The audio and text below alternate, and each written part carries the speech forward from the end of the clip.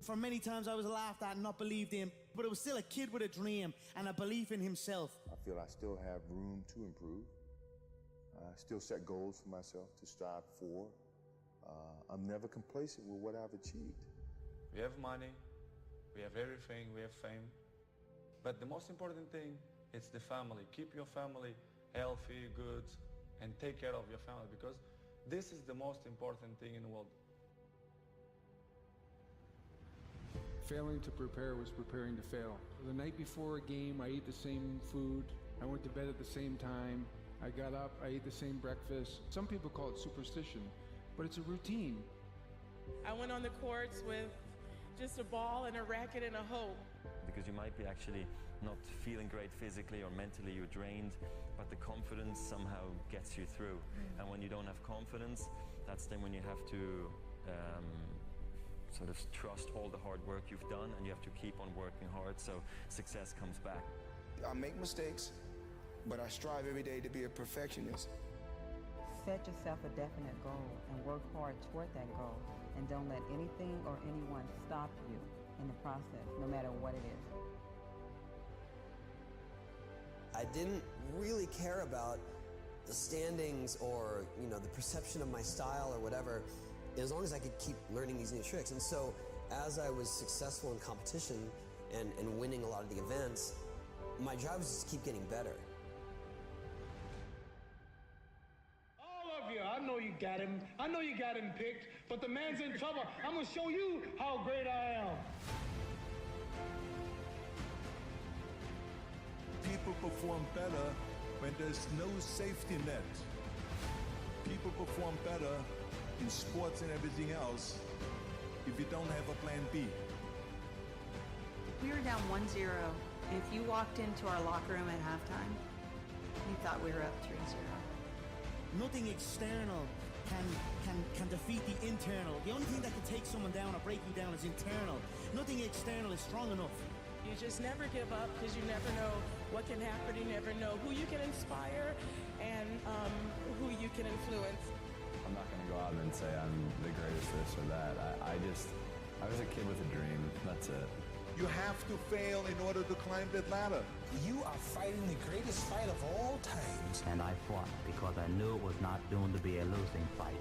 It couldn't be a losing fight. As long as you believe in what you're doing and you're doing things you love to do, then you can go out there and be the best at it. And that's, that should give you a lot of enjoyment, fulfillment in your life. Always keep an open mind that there's something out there for each and every one of you. And it's up to you to go out there and find your niche. You learn just to stick with it. I mean, there's lots of days where you don't really feel like doing it, or you don't feel like grinding it out, and you got to do it. Those are the highs and lows of being an athlete, and if you want to feel those highs, you got to go through those lows every now and then. This time when you run and you just want to stop, you just want to give up, like, to hell with this, I just want to go home. This day when you get up and you know what, you have a training today, you know it's going to be intense, and you're like, oh God, I don't want to go today, but you got to go. When you play sports and you're committed to something, the commitment, the responsibility of showing up to practice on time, to being there for your teammates, to listening to your coaches, it's a responsibility that you have when you're playing with a group, that you have to hold your end of the bargain. When you have to make a putt, you make a putt. You have to hit the shot, you hit the shot. You just sort of like drop into another zone, and you block out everything. Sometimes the will can outdo the skill. And sometimes a fella's will is stronger than the man who's actually better physically, and the determination weakens the other man just to see him so determined. I still feel I have a lot to prove, not just as a player, but as a person, as a father. When I get to a point where I feel I can improve as a player, I walk away from the game. I am the greatest. Hard fucking work. You put it in, you believe in it, you will succeed. Everything was done to try to learn how to become a better basketball player. Everything. And so when you have that point of view, then literally the world becomes your library to help you become better at your craft. Some of the best athletes, the greatest athletes in the world, do things when they're uncomfortable. You just have to stay calm, because it's not finished until the last point, no matter how close you get. I've been working so hard all my life to be here, and I was determined to get this. You gotta start from way down the bottom. You gotta let it grow up with you. And if you're successful and you try hard enough, you're bound to come out on top. Just like these boys have come to the top now. Mentally, we have a vision, we have a finish that we have to attain, and sometimes you have to do it when you're old and you're tired, and I think it's the test of your will to succeed.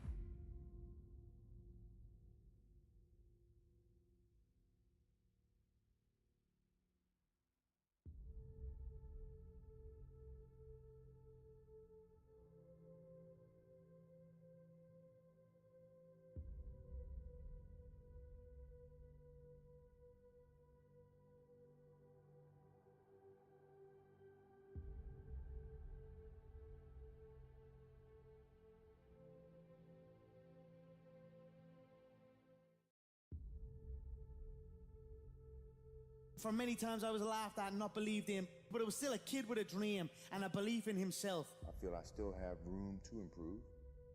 I still set goals for myself to strive for. I'm never complacent with what I've achieved. We have money, we have everything, we have fame. But the most important thing is the family. Keep your family healthy, good, and take care of your family, because this is the most important thing in the world. Failing to prepare was preparing to fail. The night before a game, I ate the same food. I went to bed at the same time. I got up, I ate the same breakfast. Some people call it superstition, but it's a routine. I went on the courts with just a ball and a racket and a hope. Because you might be actually not feeling great physically or mentally, you're drained, but the confidence somehow gets you through. And when you don't have confidence, that's then when you have to sort of trust all the hard work you've done, and you have to keep on working hard so success comes back. I make mistakes, but I strive every day to be a perfectionist. Set yourself a definite goal and work hard toward that goal, and don't let anything or anyone stop you in the process, no matter what it is. I didn't really care about the standings or, the perception of my style or whatever, as long as I could keep learning these new tricks. And so as I was successful in competition and winning a lot of the events, my job was just keep getting better. All of you, I know you got him. I know you got him picked, but the man's in trouble. I'm going to show you how great I am. People perform better when there's no safety net. People perform better in sports and everything else if you don't have a plan B. We were down 1-0. If you walked into our locker room at halftime, you thought we were up 3-0. Nothing external can defeat the internal. The only thing that can take someone down or break you down is internal. Nothing external is strong enough. You just never give up, because you never know what can happen. You never know who you can inspire and who you can influence. I'm not going to go out and say I'm the greatest this or that. I was a kid with a dream. That's it. You have to fail in order to climb that ladder. You are fighting the greatest fight of all times. And I fought because I knew it was not doomed to be a losing fight. It couldn't be a losing fight. As long as you believe in what you're doing and you're doing things you love to do, then you can go out there and be the best at it. And that's, that should give you a lot of enjoyment, fulfillment in your life. Always keep an open mind that there's something out there for each and every one of you. And it's up to you to go out there and find your niche. You learn just to stick with it. I mean, there's lots of days where you don't really feel like doing it, or you don't feel like grinding it out, but you got to do it. Those are the highs and lows of being an athlete, and if you want to feel those highs, you got to go through those lows every now and then. This time when you run and you just want to stop, you just want to give up, like, to hell with this, I just want to go home. This day when you get up and you know what you have a training today, you know it's going to be intense, and you're like, oh God, I don't want to go today, but you got to go. When you play sports and you're committed to something, the commitment, the responsibility of showing up to practice on time, to being there for your teammates, to listening to your coaches. It's a responsibility that you have when you're playing with a group, that you have to hold your end of the bargain. When you have to make a putt, you make a putt. You have to hit the shot, you hit the shot. You just sort of like drop into another zone and you block out everything. Sometimes the will can outdo the skill. And sometimes a fella's will is stronger than the man who's actually better physically, and the determination weakens the other man just to see him so determined. I still feel I have a lot to prove, not just as a player, but as a person, as a father. When I get to a point where I feel I can improve as a player, I walk away from the game. I am the greatest. Hard fucking work. You put it in, you believe in it, you will succeed. Everything was done to try to learn how to become a better basketball player. Everything. And so when you have that point of view, then literally the world becomes your library to help you become better at your craft. Some of the best athletes, the greatest athletes in the world, do things when they're uncomfortable. You just have to stay calm because it's not finished until the last point, no matter how close you get. I've been working so hard all my life to be here, and I was determined to get this. You gotta start from way down the bottom. You gotta let it grow up with you. And if you...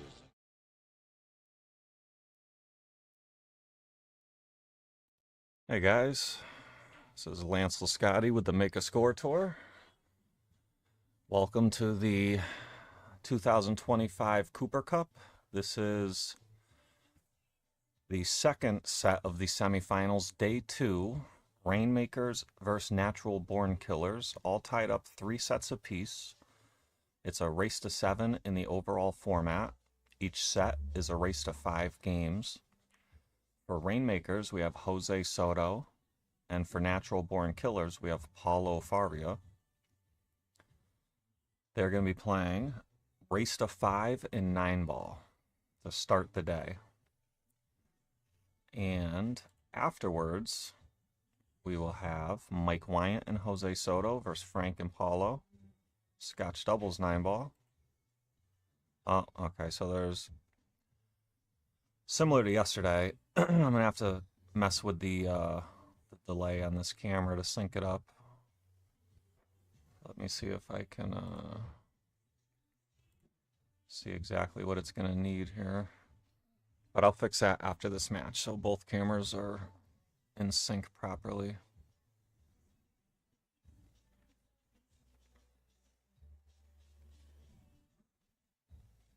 There's about a 5-second differential.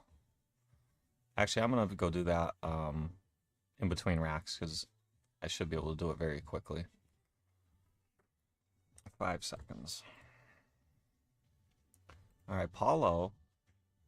Pretty good looking layout here. He's got a good chance to break and run these. And he would love to start like that.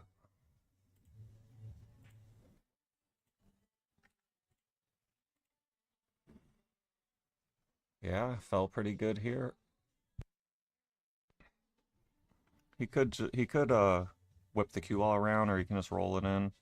Yeah, I like that shot there. Rob, thanks for liking the stream. Oh yeah, Paulo taking care of business here.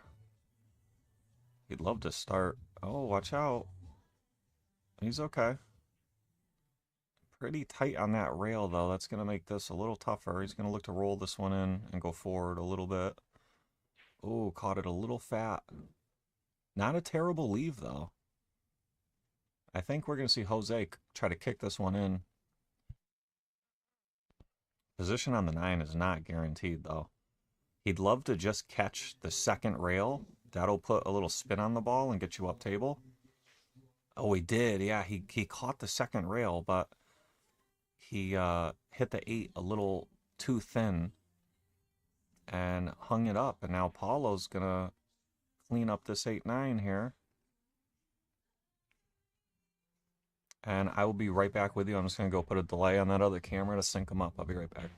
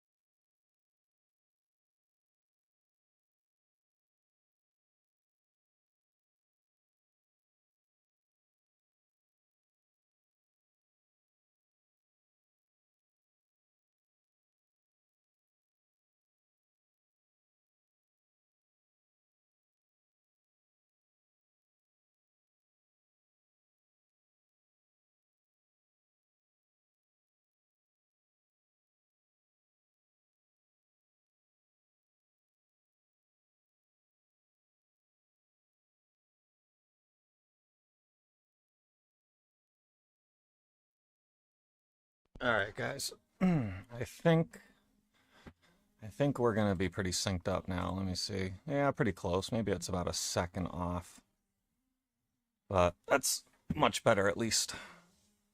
All right, so Jose broke and made a ball, but no look on the 2. So quick safety play.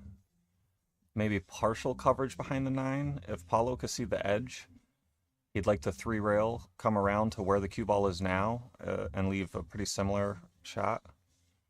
Oh, he's going to go this way. Might make it. Wow. Wow, that ball, if that ball fell, he had a great look on the 3 with the 4 right there, too.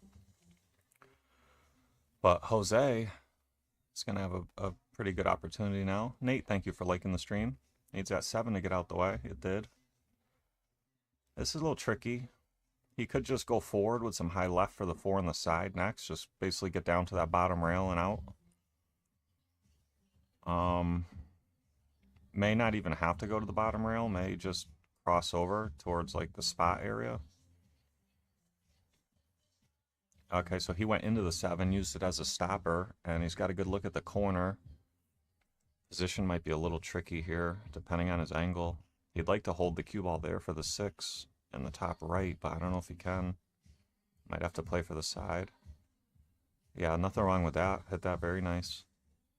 Now he's working good here. So you roll forward a little bit, and you want to get straight on the 7, and then the 8 in the top right, 9 in the top left. Looks pretty good from here. Alan, thanks for liking the stream. Good morning. Yeah, he felt really good on these. So stop shot, stop shot. And Jose looking to tie us up at one rack apiece here. First set of the day, you know, both teams would really like to win this point and start with some momentum.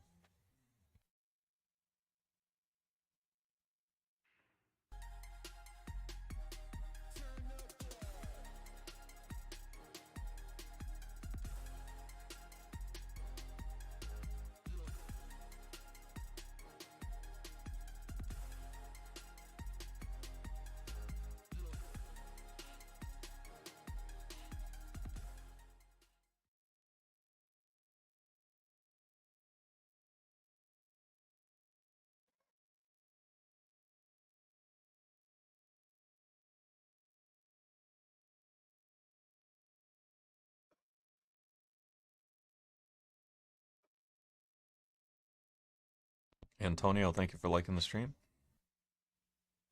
All right, all tied up, one apiece here. Paulo to break. I think he broke and ran the first one. Oh no, that's right. He missed the 8, but he did end up winning the rack. And pretty good looking break there.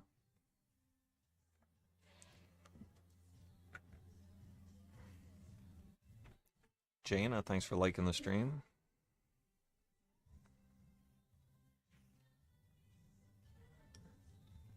Tough opening look here on the 1. He can definitely make it in the top right. It's position you got to worry about. And the more you got to do with the cue ball, the harder it becomes to make the object ball. He put some like right or some low right on that and hit it really good. Hit the 1 hit like center pocket, and he's got a real nice look at the 2 here. Probably use some follow, go to the bottom rail, run into the 4-ish type of area. Overhit it a little bit. Yeah, he's not going to like this.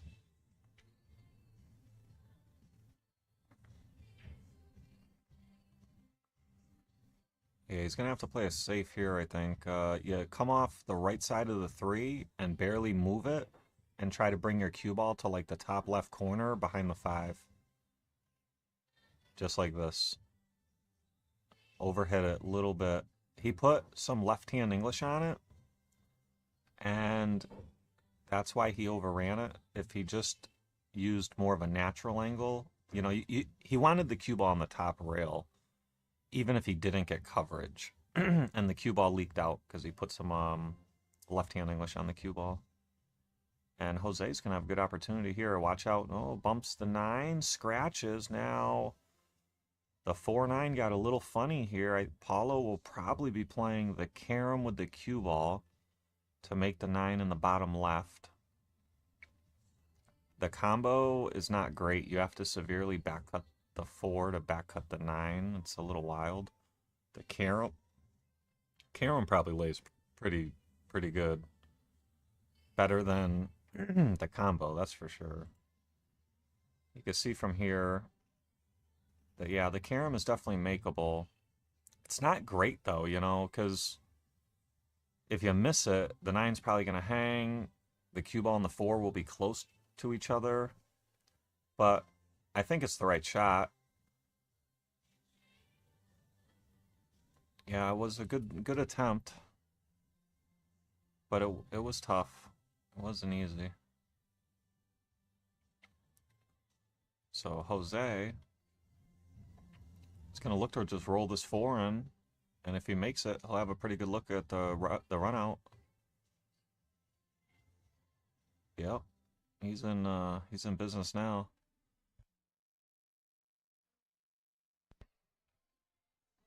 Basically, you just stop this. You don't have to get like greedy with your position. Just draw back a little if you can. Yeah. Joe, thanks for liking the stream. Yeah, so 9 ball's pretty much hanging. Just make the 8. Just roll the 9 in. He decided to come up table a little bit, make it a little easier. Nothing wrong with that. And Jose runs those out and takes a 2-1 lead.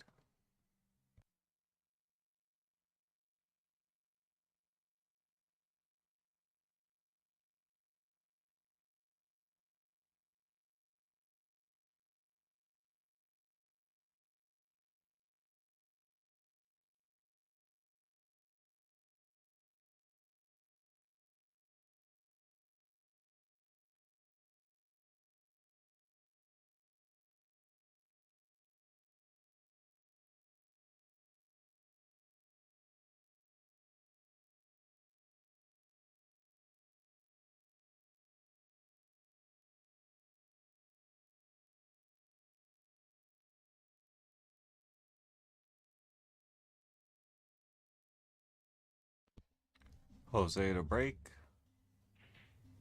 Makes the wing ball. Oh, look. Oh, the 1 ball went. He wanted it to hang. And it just fell in last second. And he cannot see the 2 ball either.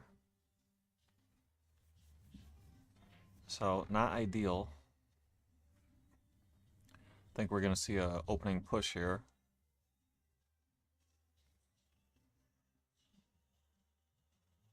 Any predictions in the chat on which team is going to book their trip to the finals?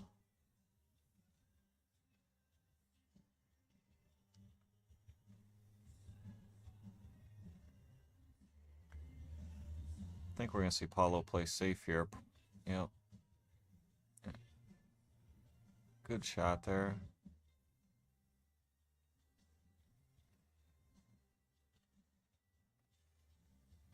Jose can see the ball. He might try to roll up cue ball behind the 7. And he's going to give up a look, but Paulo really can't do much with it. Maybe Paulo draws 2 rails underneath the 7 with the cue ball. Actually, he can just thin the left side of the 2 and go cue ball up table, but if you overhit it, you give up a shot. Oh yeah, he used the 8. That was a good decision to bump it off the 8 to kill the momentum. And Jose may be able to get to that bottom rail if he can miss the 7 with some reverse, some left-hand English. Oh, he could see it directly. That looks like a good save. This might not be a bad jump shot, because if you make it, you might get a nice reward position on the 3-4 combination. The kick's not terrible. Okay. Kicks it in off the 7, but pretty nasty roll there behind the 9. This is This is a tough kick here. He can go 2 rails out of the top right corner around the 5 ball, basically, but it's tough to judge. But it's really, like, all he has. So he's trying to do, cut the point.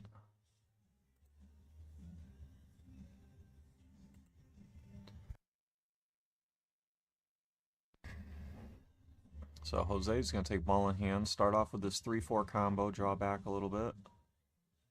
He got pretty straight here, did not want to be straight, but he can still work his way out of this. You can punch this one in, cheat the pocket a little bit, just to get off the rail a hair like that. He wanted to be off more, but he's just happy. He should be happy he's not stuck on it. It does lower your chances of making the 5 the closer to the rail you are. And he overcut that one and is going to give Paulo a look in the side. So the tables have turned here.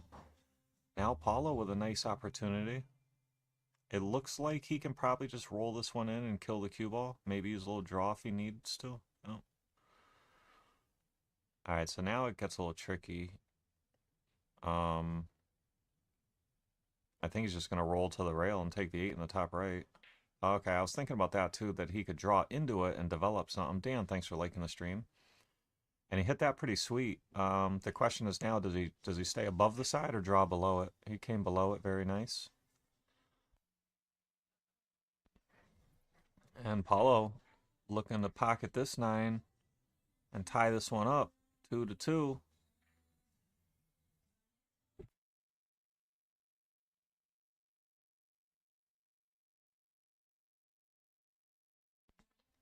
Yeah, Dan, this is a good one, buddy. We got a good one, 2-2. Both players playing pretty solid. Early matches are tough. I've never been a fan of early matches. I don't even feel like I should be in a pool room before like noon time, 1 o'clock. So some people like it though, you know. I see some guys that like they can't wait to play that first match. I usually get stronger as the day goes on, but we all tick a little differently. But both these players seem pretty fresh and playing pretty well here. They've both been breaking breaking real well too. Let's see what Paulo's got here. Wing ball goes right in. And one ball a little funny. Sarah, thank you for liking the stream.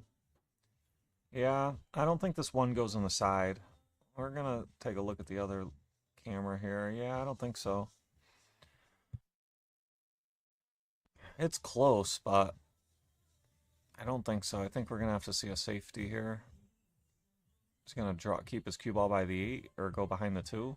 Behind the 2. Oh, makes a ball though. I think it was the 4 ball. Cue ball ran into the 4 and 4 ball went in. He can pocket this one bottom left. There is a potential scratch bottom right. He's gonna call the 9, which I don't hate it. I don't hate it.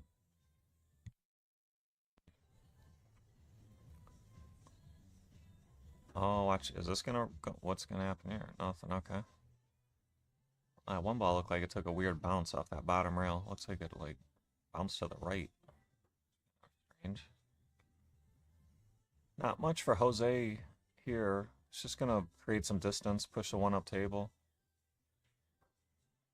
He would have liked it to go beyond the 5, but he ran into it. It's not terrible though. He didn't give up much. I think we're going to see Jose. He could back cut this one in the top left, or he could play safe. I'm sorry, this is Paulo that's up. There's a similar safe as well like that. Sharkstream Fan Club, thanks for liking the stream. I still want to know who you are, Sharkstream Fan Club. There should be a MakeaScoreTour Fan Club. Sydney, thank you for liking the stream.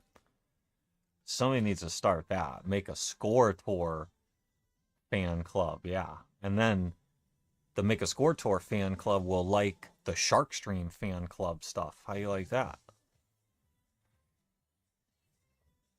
I think we're going to see a safe here. Yeah, he could have taken a swing at that one, but it was tough. It was tough to control the cue ball, tough to make the object ball. So, well executed safe. Maybe a window or a jump, but even if he can see this ball, it's hard to just roll it in and make it. And then you got a long tester on the 2. So he did his job there. Looks like Paulo can see the window, maybe jumping a little bit. Brandon, thanks for liking the stream. Boy, that cue ball did something funny there. Might have a little bit of polish on it still.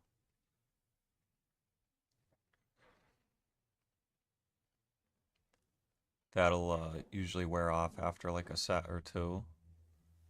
And then the balls become a lot more predictable. Yeah, ran into the 3. And not going to like that. Tough kick here, too. I think he's going to have to go 2 rails off the right long rail. Aim for about the middle diamond.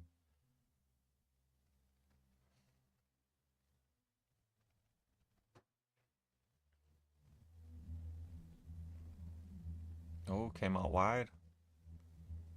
And Paulo's going to have a nice opportunity now. Ball in hand.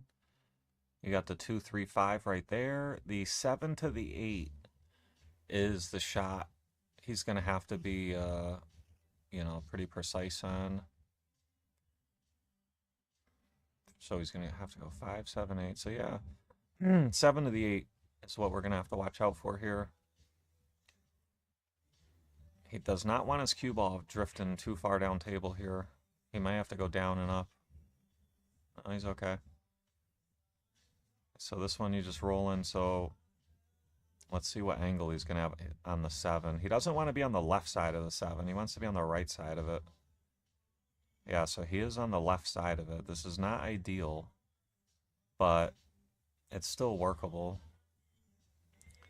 If the 8 ball's frozen to the top rail, which it appears to be pretty frozen, he could just come across with his cue ball by the 9 and then spin the 8 in, but it's not ideal. Let's see what he's going to do. He could really whip this one. Oh, he was trying to go 2 rails out of that corner, and he finds the corner. And Jose is going to step up a ball in hand and clean these up. He's really going to be thankful for this one. Yeah, especially at 2-2. It's a big rack. Yeah, Nate, the 4-railer around the 9, yeah. Yeah, he was in a... That 7 to the 8, it looks so easy because you're like, oh, the 8's up table, close to the pocket, blah, blah, blah. But I could tell that 7 to the 8 was going to not be easy. And Jose cleans those up, and he's taking a 3-2 lead.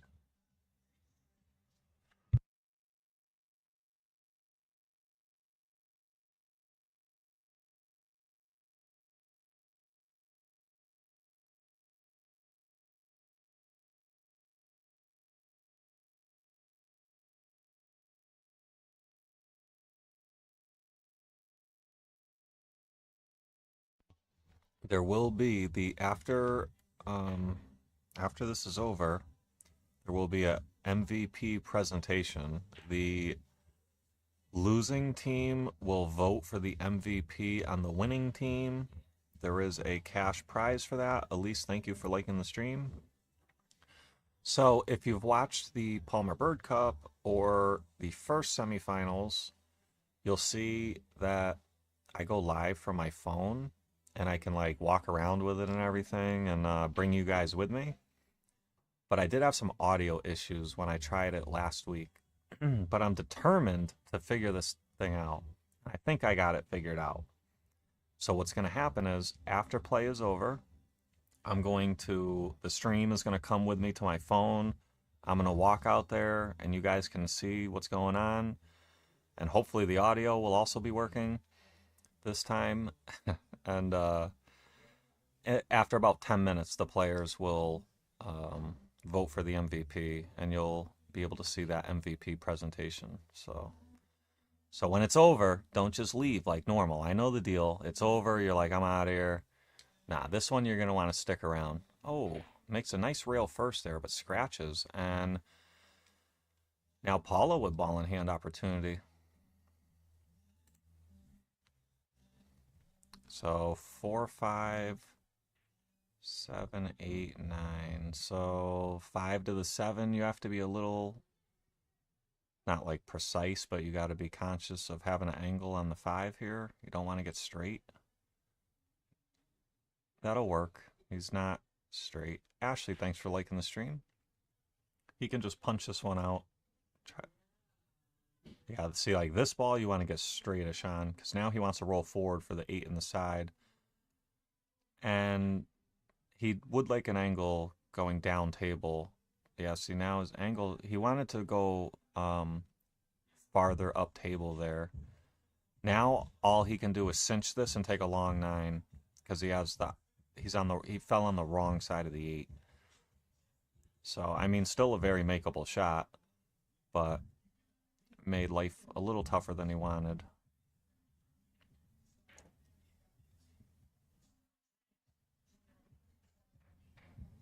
Great. Watch how cue ball. He's all right. Watch how cue ball.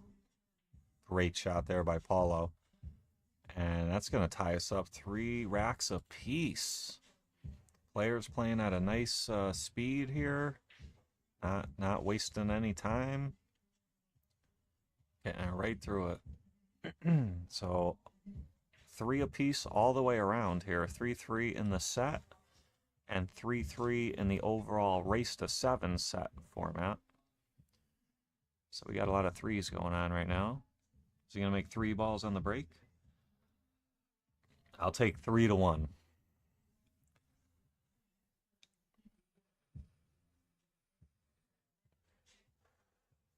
Both players been breaking pretty good. He at 3-3, this is, you know, pretty big rack, you know. You want to get on the hill first. And if you're Paulo, you really want to win this rack because Jose will be breaking the next rack. You know, if he was to lose this rack, Jose could get up and break and run. So this rack, I would say, is just a little bit more important for Paulo. He breaks, makes a ball, but does not have a look at the 1.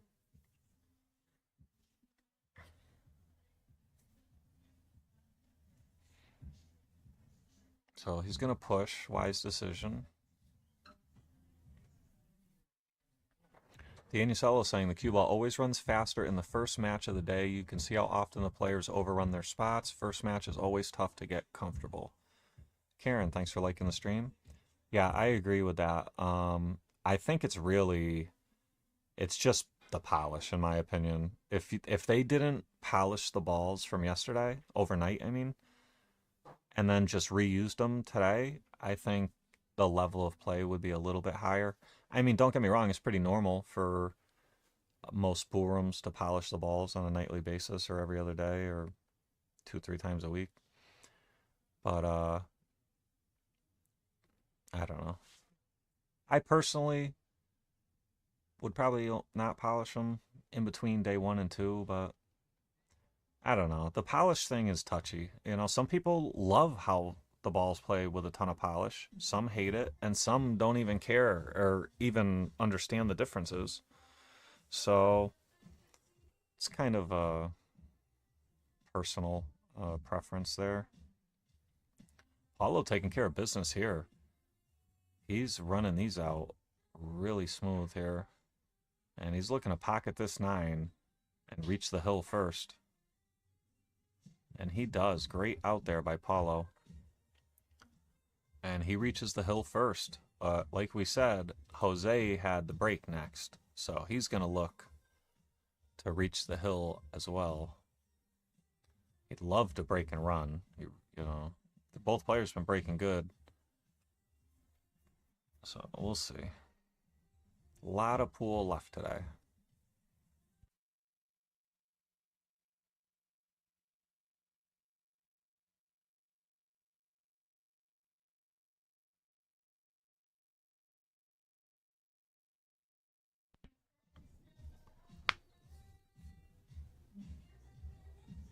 All right, here we go. Jose to break. I like to call him No Way Jose. Oh, 2-ball. 2-ball. No good. He does make a ball on the break. Makes 2 balls on the break.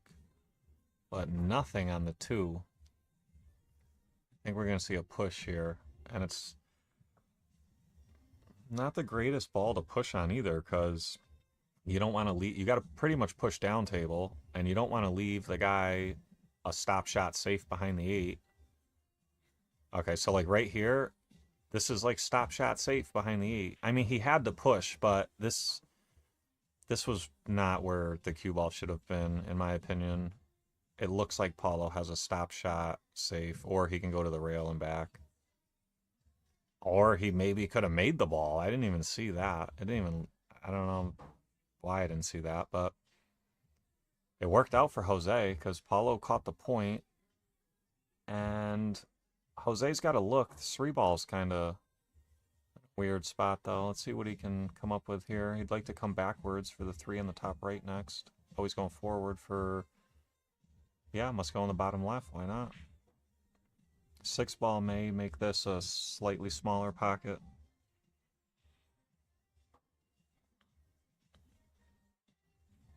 And he's going to have to draw back as well for position on the 4 in the bottom right next. Hit that good.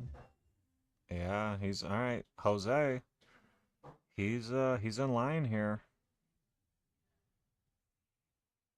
Nothing terribly tricky here. The 5 to the 6 is, yeah, this is just going to be like draw back just a hair. Yeah, I don't know about getting all the way over there. That's a little scary.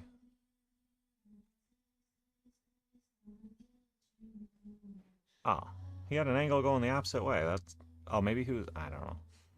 He had pointed on the table, like, I thought that's where he wanted his cue ball, but that was the opposite angle that he had. Maybe that's for his next shot, for the position on the 8. The 8 ball should be played in the top left or the side next. He played for the side. Overran it a little bit here. He's kind of on the 50. He should have a back cut in the side. Yeah, he can play this one in the side. And you go 2 to 3 rails around the 9 ball for the 9 in the top left corner. It's pretty natural. If the cue ball was to go 2 rails and run into the 9, it could push it to the bottom long rail here. So that's about all, you know, all that's the worst that could happen. I expect him to make the 8. It's just the position is a little tricky. It looks kind of natural, like you naturally get around the 9, 2 rails. Let's see. Camera angle can be a little deceiving. Yeah, no problem. Great shot there. Good speed. And Jose looking to force this one to the double hill and runs those out. Hill, hill, here we come.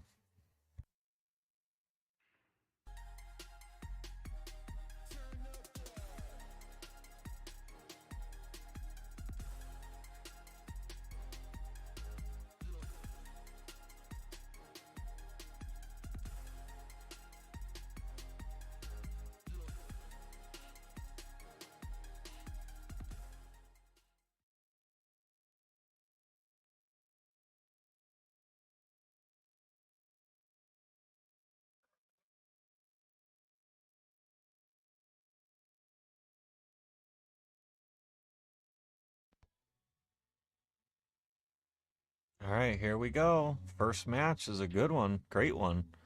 4 to 4. Doesn't get much better than that. Now, let's see what we got here. Oh, wow, that last kiss on the 1 and the cue ball. Watch.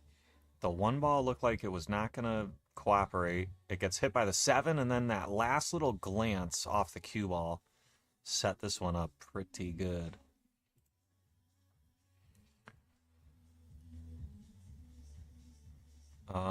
Let's see. Can he draw straight back to the 2?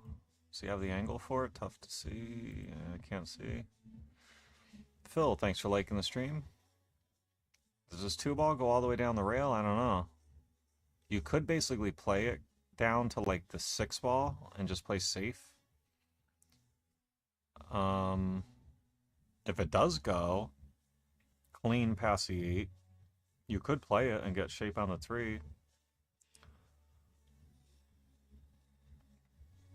And I think Jose is going to be able to see this ball.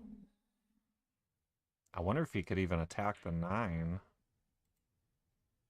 This angle shows us a little bit. I don't know. I think he's just going to play safe, bank it up towards the 6.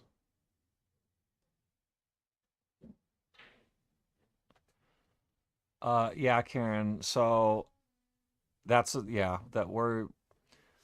I basically told him if he could try to wait like 10 seconds, that'd be ideal. So sometimes it might be a little, whatever. Trying to get it as good as possible. The way we're streaming, there's like a delay on the video. And if they type in the score, it gets there quicker than the video. So we're trying over here. We're trying. Ryan, thanks for liking the stream. All right, Jose with ball in hand. Let's see. The out 2 to the 3 with ball in hand is not bad. 4 balls there. 5, 6.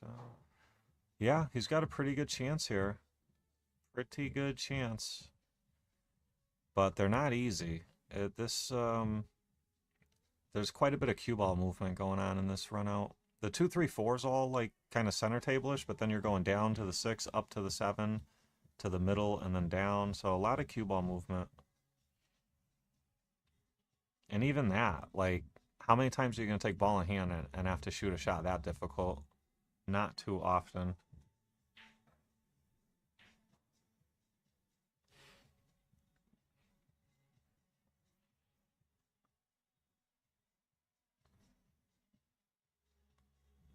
And Jose taking care of business here. Mark, thanks for liking the stream.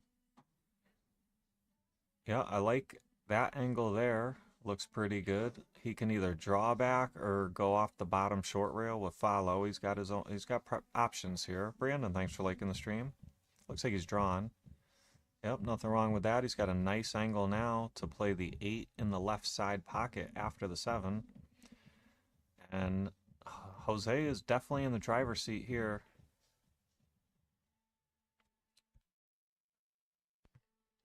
Oh, overrolled this one a little bit. Now things are getting a little funny. Let's see what the camera view here looks like.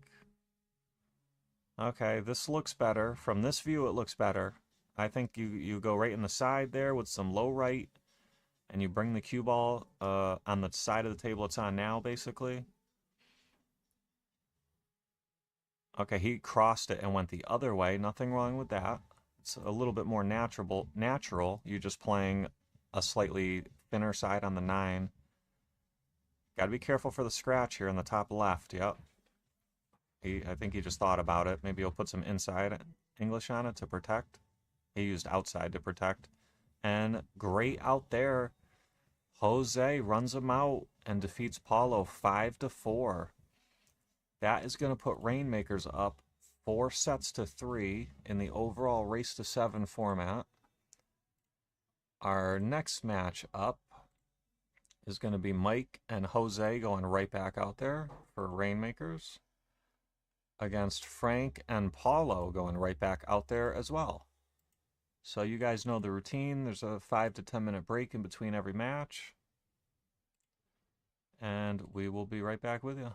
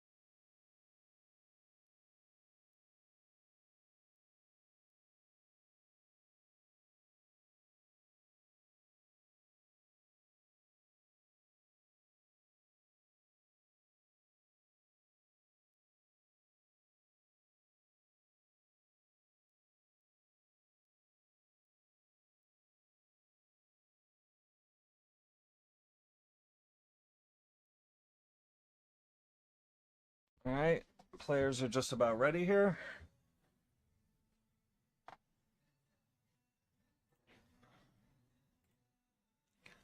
So we have Mike and Jose for Rainmakers against Frank and Paulo for Natural Born Killers. Race to 5, Scotch doubles 8 ball. Rainmakers has a 4-3 overall lead in the race to 7 format.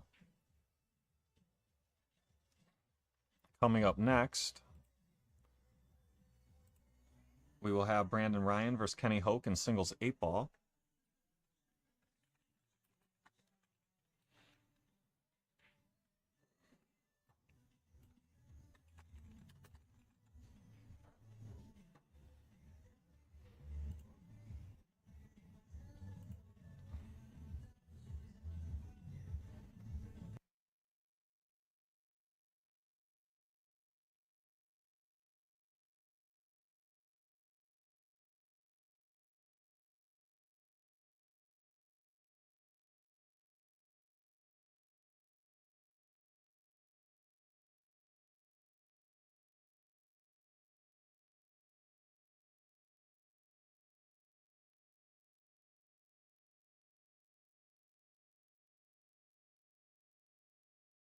All right, guys, joined by Joe Kearns in the booth. How are we doing, Joe? Doing pretty good, Lance. How about you? Good. So we had a good opening Hill match, Sweatfest. Oh, that was a real sweaty one. Could have gone either way. Not a lot of mistakes, but a couple costly scratches. Yeah. And not a lot of open breaks, I noticed. It seemed like most of the time they were breaking, and either the one or the two, whatever they're looking at, was tied up, and they had to find some kind of push. Yeah, they're making balls like similar to this break. They're making balls, but just not getting a good opening look at the one or the two, whatever the first ball is.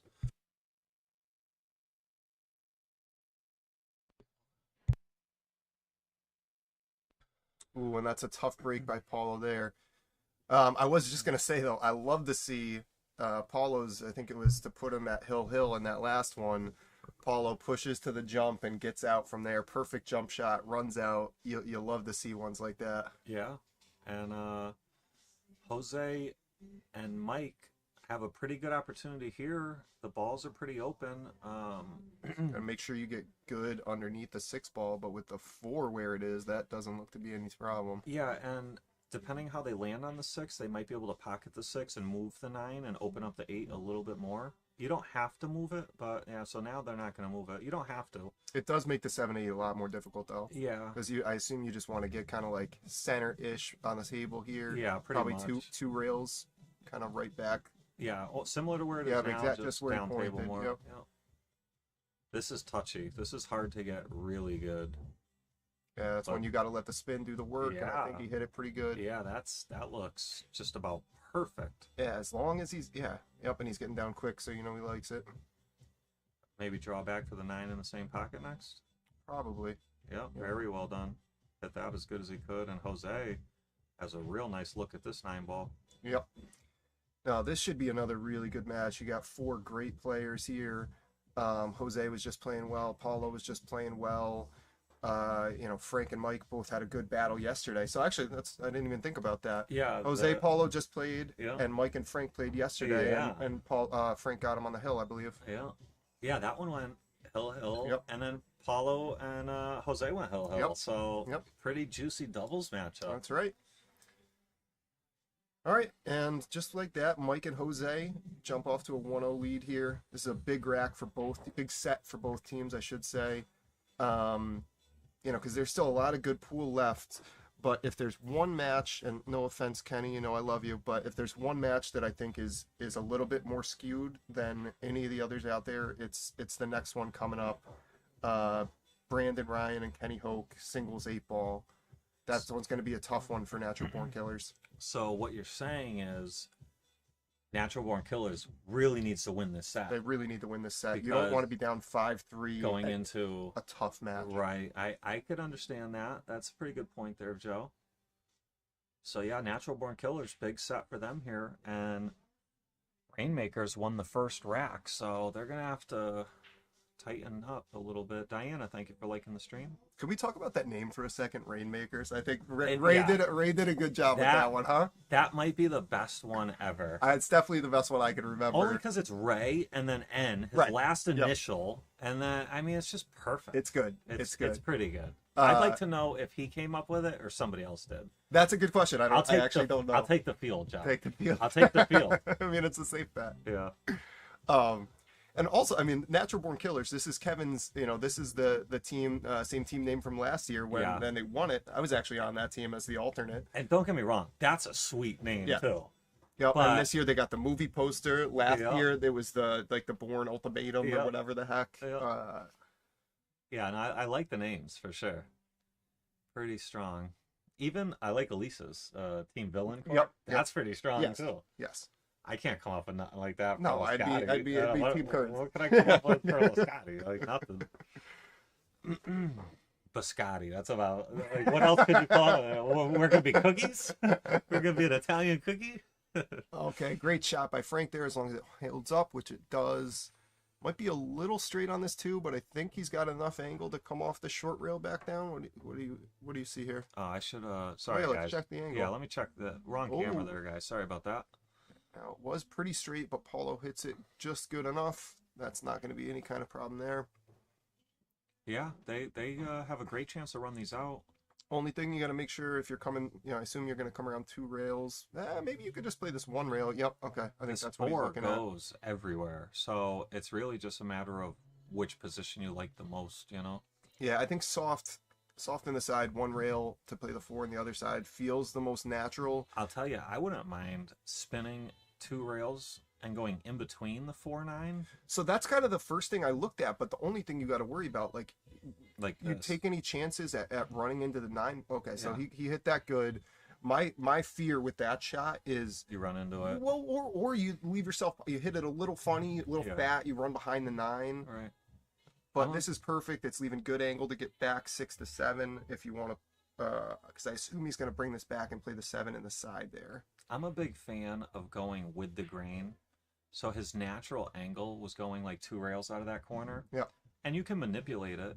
He checked it up with a little bit of inside. That's why he ran into the, what was it, the 4-ball? He ran into the 4-ball, yeah. Yeah, but Ooh, he's coming up a little short here. I can't tell. Yeah, I want to check the other angle. Let's see if he can. Yeah, I think Paulo's going to bank this one. I don't know if. Yeah, I mean, it'd be a thin cut. It's there, but. He'd like to back cut it, but if he can't, the bank is available. And Paulo likes to bank. I mean, look at his shirt. Oh. Yeah, just missed that one. Pretty good Let's swing. see where it's going to land. They're not going to like it. Oh, yeah. Yeah, big trouble. Mike's just going to roll this one in with some follow, and Jose's going to have a real nice look at the 9, and they're going to look to take a 2-0 lead here. Yep. Now, Mike is an interesting pick in this event. He's a phenomenal shot, 7-9 in the APA. I'm not sure exactly what his Fargo is. I don't think he plays like a ton of Fargo-rated events, but I'd probably have him pegged around 550. Yeah. Great shot, and he fell to the 4th round. Right. I think part of it, I think historically there's been some cases where he got frustrated and kind of gave up on a singles thing in bar box, Right. Things like that.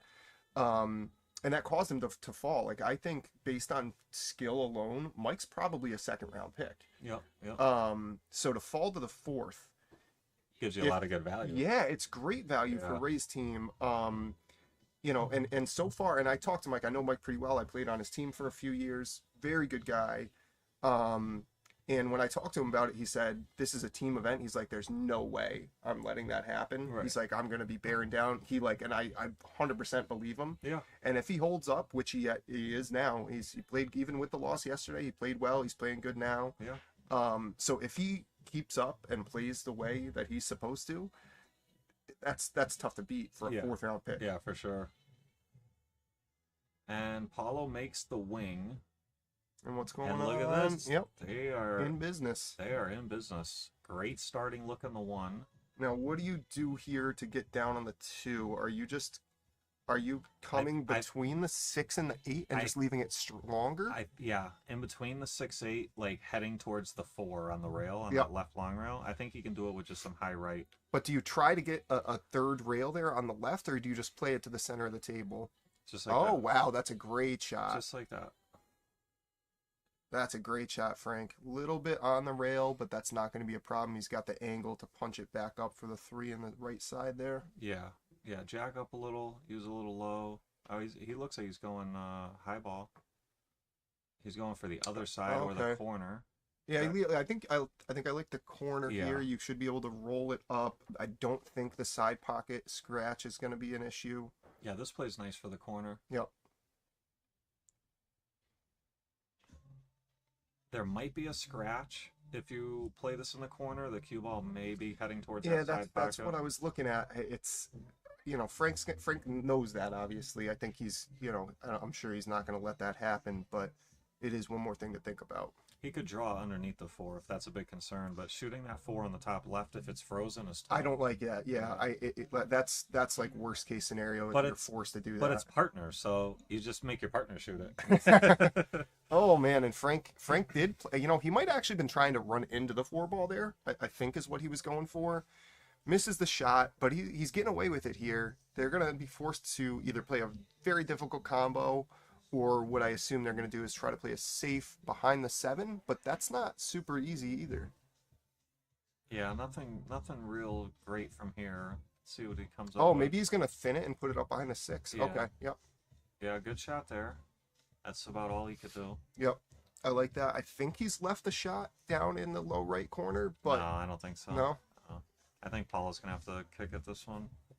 He may try to kick and stick, or he can see the edge, but I don't think... Oh, he could! You were right, Joe.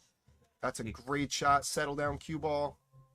That was a tough one. Dude, Paulo doesn't mind. He took on a shot like that in the last rack, too. Yeah. The last set, I should say. His single set against Jose, he took on a shot just like that. This is tough. You got to make the ball. You can't scratch. You don't want to run into the 8 and scratch. Yeah, I think you're playing low outside on this and trying to come above, right? Yeah. Yeah. You want to get to like where the 7 is.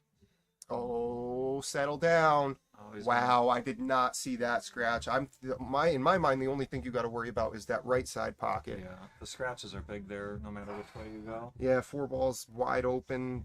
There's no way they're not getting out here. I'll knock on wood just real quick. But... Yeah, roll forward for a nice stop shot for the 7 in the bottom right next. Yeah, they're in business here. They're looking to take a commanding 3-0 lead here. And I think they're breaking next as well. I'm not 100% on that, but yeah, this is a tough one because especially both. Oh man, he just left it kind of in the same shot. That's the same thing he did to himself on the last the hill in his singles. But this is pretty natural to go to the top and back down towards the 9. No problem. Mike hit that very well. I was going to say that was a tough one because both Paulo and Frank hit very nice shots there. To scratch is just a very unlucky outcome. Yeah. And Mike and Jose take a 3-0 lead.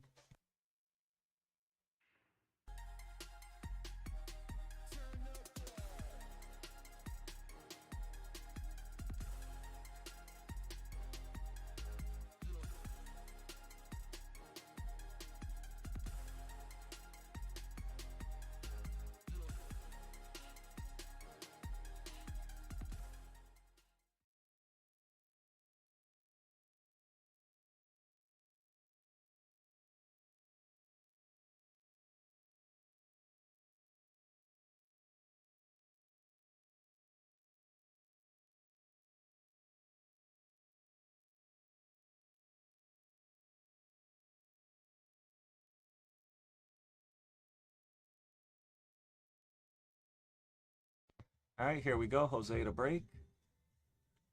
And let's see, is this going to be another one without an opening look? Yep. Yeah, sure looks like it. Now, the safe here isn't terrible, though. I think as long as you can see the outside of that 1 ball, you can push that up to the other side of the 4 and get the cue ball back. You got lots of blockers there, assuming you can see the outside of the 1, which I'm not 100%. Yeah, he should be able to come up with something here. Oh, he's got to jack up and spin a little bit. He's putting a little swerve on it. Oh, yeah, see, just that little bit of swerve made that a lot more difficult. Now he's going to leave the 1, and he should have the angle to come off 1 to 2 rails for the 2 back in the right side.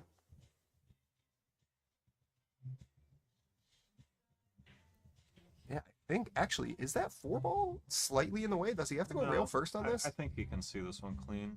Put some high left on it. Try to, yeah, just like that.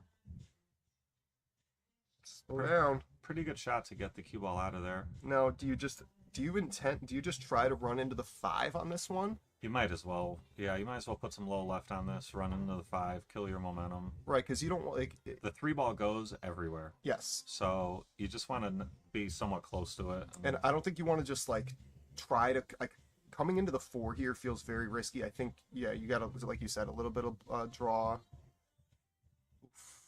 Wow, that's a great shot. Yeah, perfect.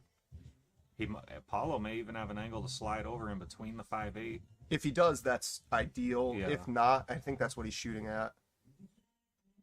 Oof. Yeah, see, that's a tough one, because you could have just rolled that in and played the 4-ball in the low right there. Right. But this is okay, because it's thin, but Frank's so close to it, it makes I'm not concerned with Frank pocketing the ball. It's more with this thin of an angle, the cue ball's flying, you know? Yeah. He's drawing the ball. He might be playing safe behind the 5. He did. Yeah, that's a smart shot. I really don't hate that. I mean, they're going to get a hit on this, but he'll have to hit a really good one to get a return safe. Yeah. I like to go 2 rails here. Yeah, as long as the 5's not in the way of the 2 rails, he might have to go 1. I can't tell from here. If he can get to the second rail and just stick it, that's the perfect shot. That's exactly what you want to do. Send the 4-ball down table, just create some space there. The 2-railer keeps your cue ball up table exactly the majority of the time, unless you hit it on our left side view. Okay, he's still going this way. That's not... Oh, he played 3. And where is he landing? Wow. He's going to like this. Yep. The 4-ball locks up with the 7. And no easy safe here. Paulo's going to be forced to play safe, and there's nothing really easy here. Yeah, what do you just tap it and try to get the cue ball kind of behind the 9 there? Like, because you're going to run into the 7 as well, I think. That's what Frank's pointing at. Oh, Frank's telling him to shoot at the 9, I think. No, I don't think so. I think he's pointing out the cue ball trajectory or where to hit the 4. He could thin it on either side. A little bit too thin on the right side, and you're running into that 7 as well, which I think makes controlling everything just that much harder. Right. He's playing it full. I like that. Wow, that's a great shot. Yeah. I did not even see that off him. That's a good shot. Very nice shot, Paulo. And this is going to be a tester for Mike. You know, he's got probably you can go one rail kind of on either side. But this is a missable shot.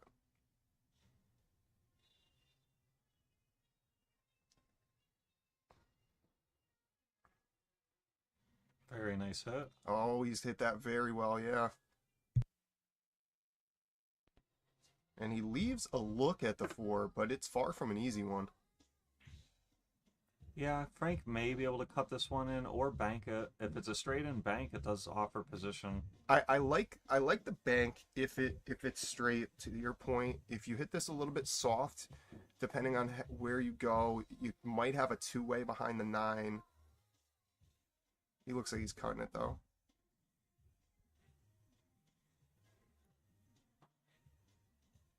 Great shot there. Yep, well controlled there. Looks like Paulo can see the 5 and make it.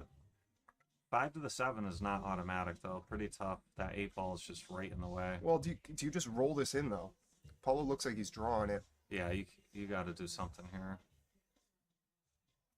That's not terrible. It might go on the side, but it's awful steep. No, I'm almost sure Frank's gonna play this in the side. It's not a hanger, but here, let's flip to the other view real quick. See what that looks like. Oh yeah, that's pretty thin. It's definitely makeable. It's just a narrow pocket. Yep. You don't have to do. He doesn't have to really worry about the cue ball much. He can pretty much. Yep. He can pretty much just play to cinch it. There is a safe too, down table. Yeah. Yeah, great shot. Great shot, Frank. And boy, do they need this one. Yeah.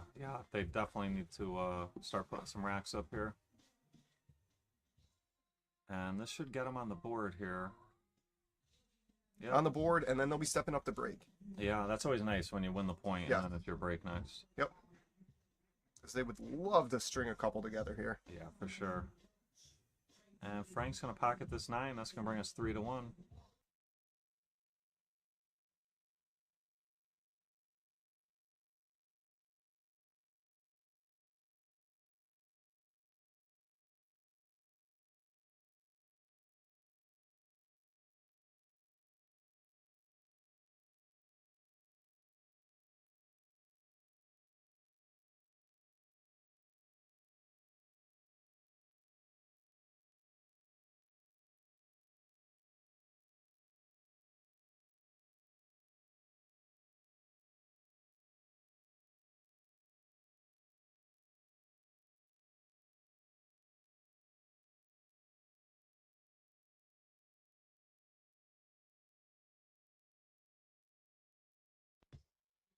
All right, Frank to break, and they are trailing 3-1. They really need to put some racks together here. Yeah, you'd love to see a pocketed wing ball and an open look.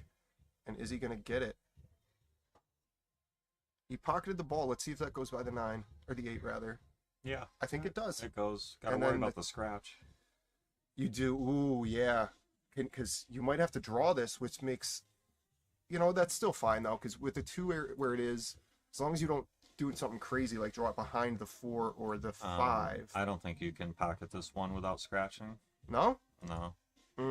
Yeah, that's tough. I don't think. Unless, can you roll it forward and hit the point? Like, I don't know. I don't think so. I think he's gonna have to play a safe. That's unfortunate. God, yeah, it's like just too much angle.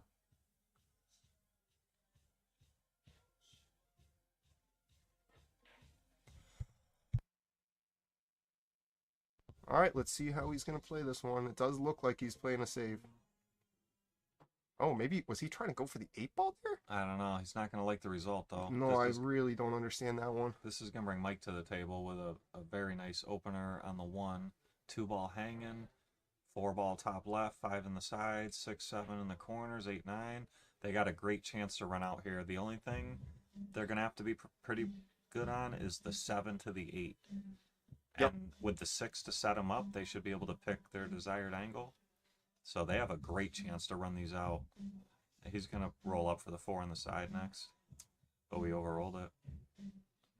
That's not, that did just get a little funny. Maybe Mike plays this in the corner now. Yeah, I think you set up Jose for the 5 in the top right next. That's what's nice about partners, right? You let your partner shoot it. You shoot the half a pocket 5 ball, buddy. Mike doesn't hate this though. Yeah, see that's. He did the dirty work for Jose. That's what I was expecting. I like to put the work on my opponent. No, Mike said, "You know what? I got this, Jose." Mike pockets balls too well. He's going to be very confident in that shot. I know he stepped up knowing exactly what he wanted to do. Because I'm not kidding, man. When Mike's on, he can be a freight train. Yeah, I've played him plenty of times, and you're 100% right. When he catches a gear, nobody has to like it. All right, so now you just go 2 rails, and then you should be able to play the 8 in really either corner. Yeah, he's going to want to play short side here. Bottom left side of the table, 2 rails. Yep. And this is the perfect angle for it. It's very natural. It's just speed. Yeah, and he hits it perfectly. Yeah. Yeah, and he also gave Mike an angle here. Yep. 8, 9 ball in the same pocket, probably. Yep, just like that. And perfect position there. Jose's going to step up. It looks like we're headed for Mike and Jose with a 4-1 lead in this race to 5. Strong lead in a big point for both teams. I know we mentioned it earlier, but this is a really big set for Natural Born Killers. They don't want to go down here, and it's not looking great.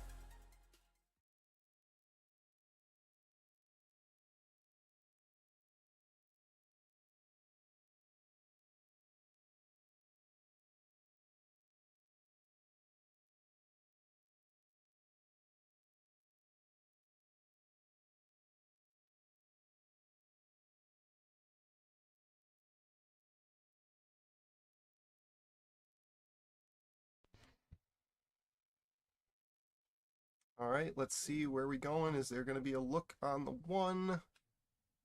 Oh, 3-ball, I think, just got in the way there. Yep. Yeah.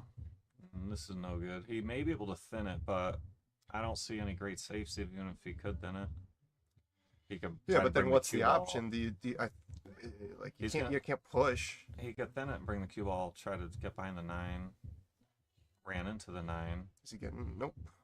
And this is going to bring Frank or Paulo up with an open look. And they need to capitalize here. Open table. It's, the 1 to the 2 isn't great here. Do you try to run into the 2-ball soft maybe? Yeah, there's a couple options here, but none of them are super high percentage. That's what he went for. And he's leaving the 1. I expect Mike's just going to play a safe here, because if you try to make that 1 anywhere, I think the 2 might be in the way of the bank and the cue balls. You're going to lose the cue ball if you do try to pocket that. Yeah, I think you just got to play a safety here. You could try to bring the cue ball underneath the 9 with some left-hand English. Oh, yep. Come off the bottom side of the 1 with some left and just try to come straight down below the 9. And you don't even have to get behind the 9 because the 1's going to be way up table. Yeah, well, and the 1's very likely going to be behind the 3, the 8. possibly the 8. Yep. Yeah, I like that safe. And there's no scratch either. The 9's protecting you from the scratch. Yeah, good shot here. Now he overhit that one. I think you want to hit that a little thinner. It's still fine. But this is why that's the shot, because of there's so many options. Yeah, there's so many ways you get away with it, and even if you give them full view of the 1, it's up table somewhere. Yep. So that was a good shot there. Because now if you're Frank, do you try to play 2? Like, do you have 2 rails behind the 3-ball? Maybe. I think he can see the right side of the 1. Oof, yeah, but then you're opening the screen. If you do that, you're going to run into the 2. Probably you could scratch. No, he'll probably miss the 2, but he'll probably give up a look at the 1 in the top left next. Let's see what's going to happen. Oh, okay, all right. Yeah. Wow, is he getting behind the 6-ball? That was all he could try to hide behind, basically. Oh wow! Oh my goodness, that was a hair away from being titty hooked, and Jose would have been in jail. Yeah, yeah. That's about all he could try to do with it. He just unfortunately scratched. Well, and especially unfortunate, that's one that probably 2 hours from now, once the polish has worn off these balls a little bit, that's sitting all day in those deep pockets. Yeah, I agreed. Hunter, kick with right spin on the left side of the 4. Yeah, I could see that. Hunter, why aren't you down here? Yeah, Tyler's here. Why didn't he stop and grab you? What the heck, buddy? All right, Jose and Mike have a good chance to run this out here for the win. He got on the right side here. Yeah, now, 6 to the 7 is going to be the only shot there. Just correct. Make sure you take the 8 out of play. You don't want to be straight on the 6 here. You need an angle. He's going to be pretty straight. But you know what? Cue ball on the rail like that, this angle could be manipulated. Yep. Ah, Hunter in Pittsburgh. Must have found a sucker down there. And this is the shot right here. And watch out, side pocket. Okay. Wow, he hit that well. Now, can Mike pocket the 7, cheat the pocket a little, and come out for the 8 on the side? He looks like he wants to stay right there for the corner, but I don't think he's got a little angle. Yeah, he's got a little angle. You could play it up for the top right corner. Yeah, play it for the top right or the right side. You get one or the other. Yep. You just don't. The only thing you don't want to do is leave it kind of on the 50. He tried to hold it. Now he's still. You see, because now you're playing the top right here either way. Yeah. Now you got to play the top right. It favors position. Yep. You draw out of the scratch. And Jose's still the favorite to make this. Oh, he didn't. He went above it, the scratch. Well done. And Mike's got a nice look at this 9-ball to win the set. Yeah, but Rainmaker's up 5-3 in the overall race to 7 format. That's just an example of trust your partner. You know, let's take the side out of it completely. Right. You know Mike's going to make that shot just like that. Yep, great shot there by Mike. Mike and Jose defeat Frank and Paulo 5-1. And that's going to put Rainmakers up 5-3. Our next match coming up is going to be Brandon Ryan versus Kenny Hoke in singles 8-ball. You guys know the routine. There's going to be a quick little 5 to 10 minute break, and we'll be right back with you.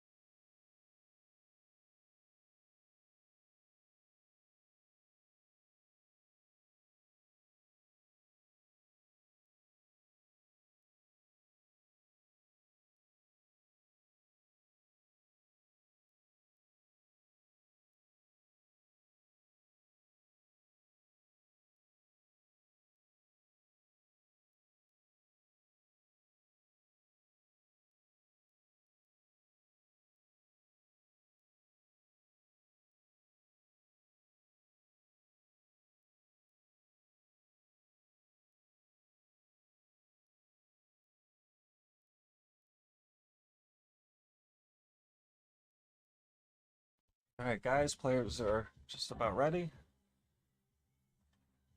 We have singles 8-ball for Rainmakers. We have Brandon Ryan, and for Natural Born Killers, we have Kenny Hoke. This is going to be a race to 5 singles 8-ball. Looks like Kenny's going to win the lag in the first break. So, Rainmakers are up 5-3 in the overall race to 7 format. This is a pretty big match. You really don't want to go down 6-3. If Kenny could win this match, it would bring us to 5-4. And that is much different than 6-3. So, pretty big match here. I know these players have played each other a couple times, but I don't think they've played, you know, they've probably played each other like 5-6 times, something like that. Probably on the list here at Rax is the majority of their matches against each other. All right, here we go. Kenny to break. Is he going to second ball break? Yep. And wow, they all kind of clustered up at this bottom bottom long rail here. And it was a dry break. Let's see what Brandon's going to have to start with here. Big cluster with the 11, 14, and the 1.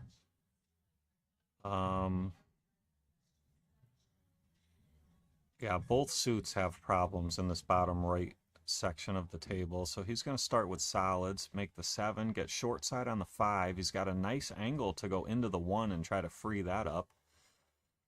He's probably going to want to hit this pretty firm, though. You don't want to hit the 1 and get trapped behind the 14. He could actually just go into the 14 and not even touch the 1 if he wanted to. Move this, yeah, just like that. Move both stripes. But, okay, so he could shoot the 1 now. All right, so he's still okay. That 2 to the 3 up table is a little tricky. He'd like to clear the 3 off the... He'd like to get a look on the 3 at some point, and then the 6, and then the 2. He's got to figure out how to get to that point. Oh, watch outside pocket. Oh, he's going to scratch, and that's going to give Kenny Hoke ball in hand. I'd like to see him start with this 11-12, maybe just play the combination. He could pocket the 10 in the bottom right corner and use the cue ball to break those open as well.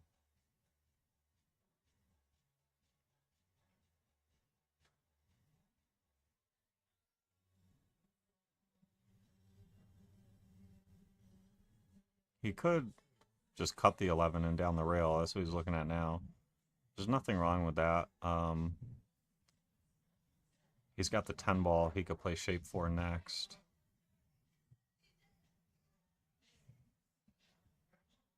Okay, 14. Now he's got the 14. He bumped into the 4 as a stopper. So probably the 4. So now he wants to really get rid of that 12 as soon as he can. He could go 10 and then 12 from here. Shoot the 10 in the bottom right and then the 12 in the top right next. Roll up table for one of those 3 stripes up there.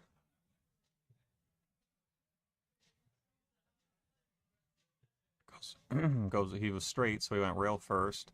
He fell real nice on this ball to be able to roll it in with follow and get his cue ball up table. He'd like to hit that gap in between the 9 and the 13 so that he could pocket the 15. All right, he wanted to keep going a little farther. He could back cut the 13 in the top right corner. And cue ball probably goes 2 rails and hits the 3. Maybe even gets around it. Hitting the 3 would actually be pretty good. It would probably give him a good look at the 15 next. See what he could come up with. Went all the way around. Is he going to have the 9? Might have... He'd love to have the 9, but if not, he does have the 15. Position on the 9 from the 15 is not going to be easy, though. Yeah, he's going to have to play the 15, but let's see what position's going to look like. This is going to be tough. Yeah, misses the 15. Would have had a window on the 9 to at least see it. But that's going to bring Brandon up. He doesn't really have a good starter, but he could play safe. He could come off the 4 ball and leave the cue ball in the bottom right corner area. And that would be a pretty good safe. Maybe he could see the 3 ball. That would be super ideal. He could go 3, 4, 2. Yep. Okay, so he could see the 3. Ray, thank you for liking the stream. Captain of Rainmakers. Thank you for sharing the stream. Yeah, guys, if you could do me a favor and share the stream, it'd be greatly appreciated. Let's try to get this out there for everybody. So I think he's going to go 4, 2, 6, 8. Oh, he missed the 4. Yikes, big mistake there. And Kenny's going to have... I don't know actually if he's got much here. Can he? I don't think he can see the 15 to make it. He'd love it if he could pocket the 15. But I don't know if he can. If not, he could probably back cut the 9 in either corner. The top right or the top left. I think he's going top left. Position's going to be tricky here on the 15. Oh, he pockets the 9 and scratches. He would have had a good look at the 15 in the side had he not scratched. That was a little unfortunate. And Brandon's going to come up with ball in hand. Pretty sweet opportunity here. He could run these out many different ways.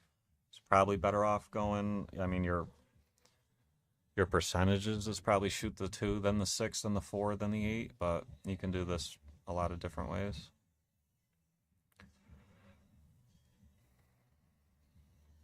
And Brandon's going to look to run these out and get on the board and take a 1-0 lead here.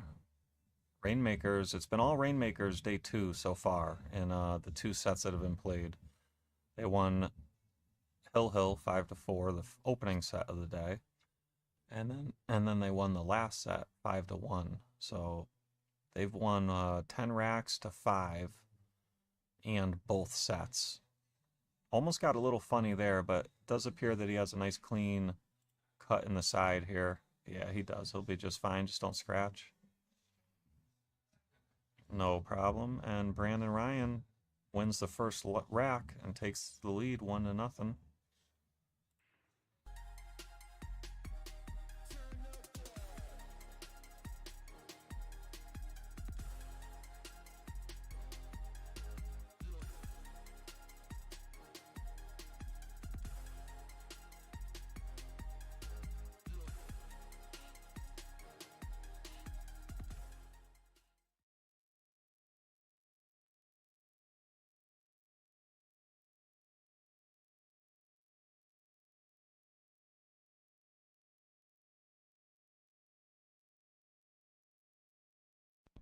All right, Brandon to break with a 1-0 lead.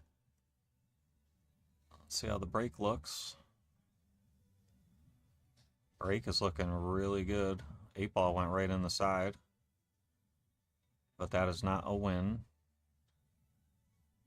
No money balls on the break, but man, he crushed those.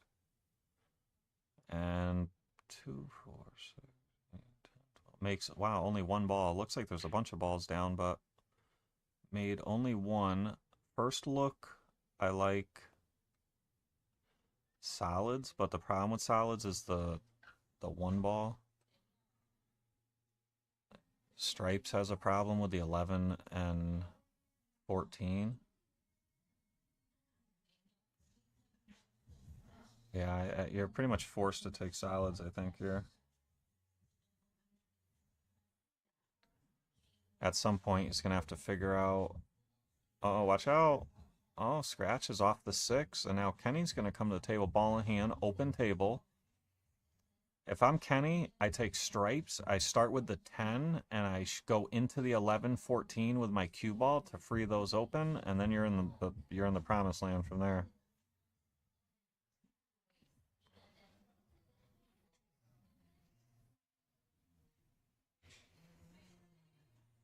He's going to take solids, which after you get rid of this 1 ball, do lay pretty good. You do the 1, then the 7. And then you work down table.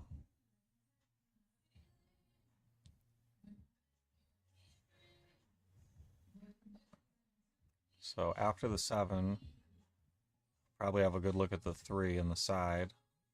Okay, so he's got the 5 ball, the 6 ball maybe? Or back cut on the 3? Or maybe cut the 3 on the side? He's got some options, but none of them are great. Maybe he's looking at... Okay, back cutting the 3.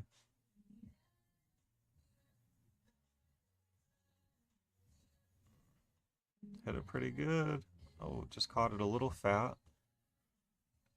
And so Brandon's stripes, he's still going to have issues with that 11 and the 14. He's going to have to use the 10 to break those open, I would think. Maybe he also could use the 12. The 10 or the 12, one or the other. Run these 2 down table and then go up table. 8 ball does look like it goes in the bottom right if he could get there. Yeah, 8 ball definitely has a pocket, so he's got to... He could maybe go into the 11, 14 now, cut this one in and hug the right long rail, break them open. I wouldn't hate that. Yeah, he went after it but hit the point. He's still okay though. Now he can use the 10 right now. He's fine. You don't want to slam this because you don't want to hit the 11 or drive a ball down table. You just want to open them up. Yeah, that's good speed right there. Watch out. Yeah, I got a little funny. So he's got to go 14, then the 12, and then the 11 in a side pocket, and then finish up with the 8 in the bottom right. He should, with what he's facing here, I'd like to see him bring his cue ball to the top short rail and give himself a nice angle to go from the 12 to the 11 next. So he's stunned out to get off the rail. He can just cut this one in and float down. It's still a very nice angle. Probably catch the top rail and the left long rail here. You probably catch both. You don't have to catch the left one. I mean, he could even just use low left, but I like to cut this one in and have the cue ball go top short rail, left long rail, and back towards the 11. It's going with the grain, you know, it's going with the natural angle. If you use all low left and draw straight out, the spin can really get away from you sometimes. He might be drawing out. Let's see. Yeah, he did. And he hit it really sweet. He needs to get off the rail. Yeah, he hit that sweet. Now he's just going to jack up and draw back a little bit. And he should have a pretty good look at the 8. Don't want to overdraw this one. Yeah, that's good. Well done, well controlled.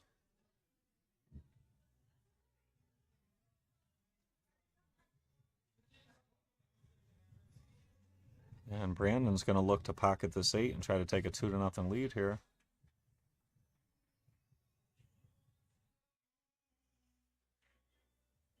And Brandon runs him out. And has a 2-0 lead. Kenny's break.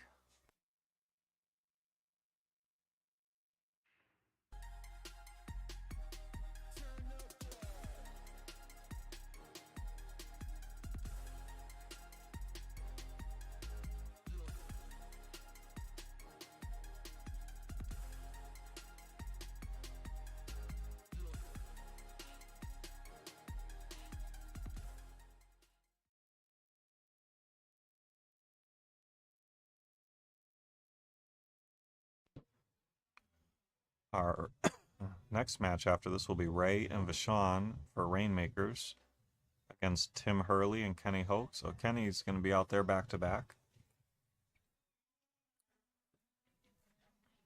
I think it's always easier when you play singles and then play doubles immediately. You're already kind of loose. It can be tough to get up there and play doubles cold.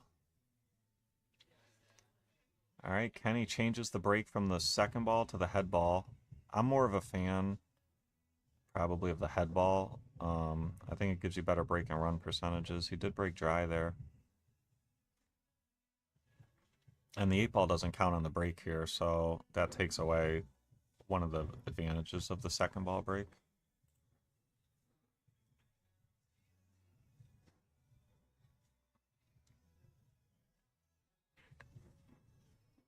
Cluster by the left side pocket. 6-3, 11-12. A lot of congestion over there. He does have a starter on the 1 in the side or a stripe in the bottom right corner. So he can pick either suit. I think you're probably better off picking stripes here. There's some balls you can use to open them up, like the 15. Even once he gets rid of the 9, he can shoot the 10 in the top left. It's just that 11 ball. And the 11 might even go in the top left or bottom left corner. He might not have to move any of these if he runs them out in like the perfect order, which would be the 14 next. And he's got to get rid of the 9 as soon as possible to free up the 10. 10 may go in the left side pocket. I don't think so, though. Yeah, I don't know if the 10 goes in the side.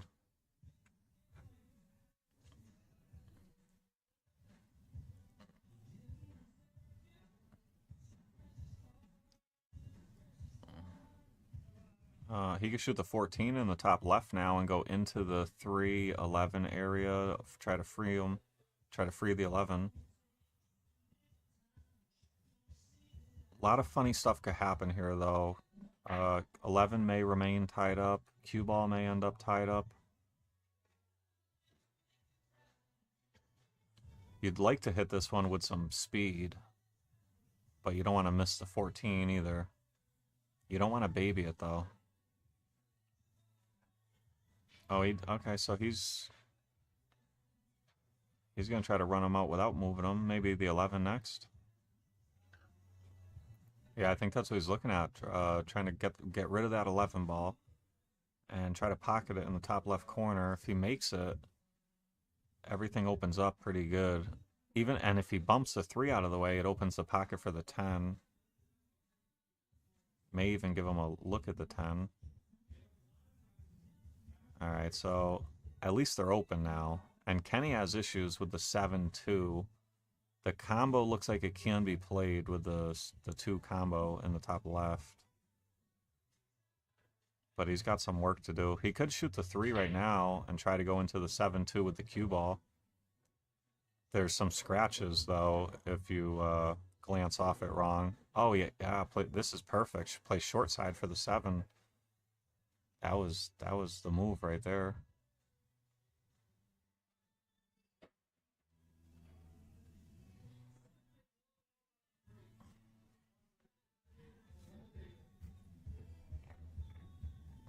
Now he's looking at the 1, huh? I would think he would have played the 7 and freed that, but the combo does go.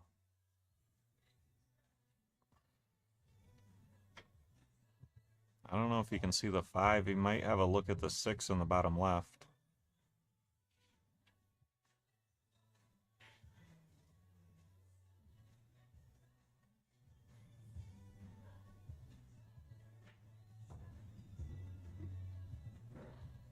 It's a good shot.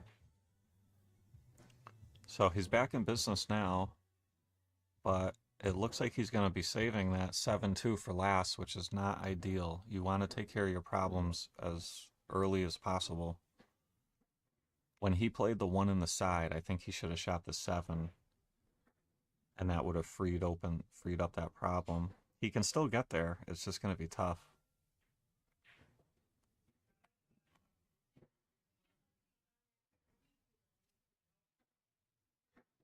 He's going to need an angle from the 4 to get up table. So, yeah, good. He's got a good angle. Now he can come and play short side for the 7, basically by the 11 ball area. Or he can try to put some inside on this and go in between the 8 and the 12 and go up table for the 7-2 combo. I think from this angle, you're better off playing the short side for the 7 in the top right. Try to get the cue ball by the 11. That's what he's going after. He'd like to hit the 2 ball. All right, he did. May be able to pocket the 7 in the side or a back cut on the 2 in the top right corner. It looks awful steep. You could definitely cut that 2-ball in if he can't see the 7 in the side.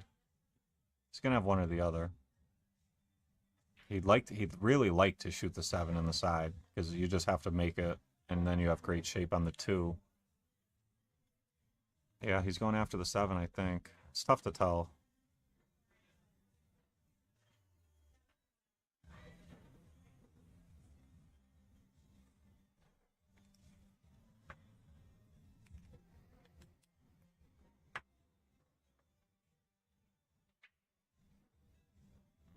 If it's this close, you should probably just back up the 2.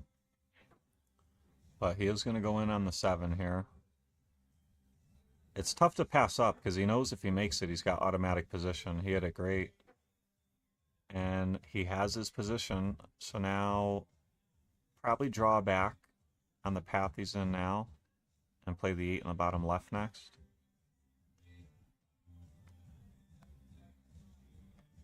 Watch outside pocket. He's okay. That was a little dangerous, but he's going to come out looking real nice here on this 8-ball. And Kenny runs those out and gets on the board. Brandon with a 2-1 lead.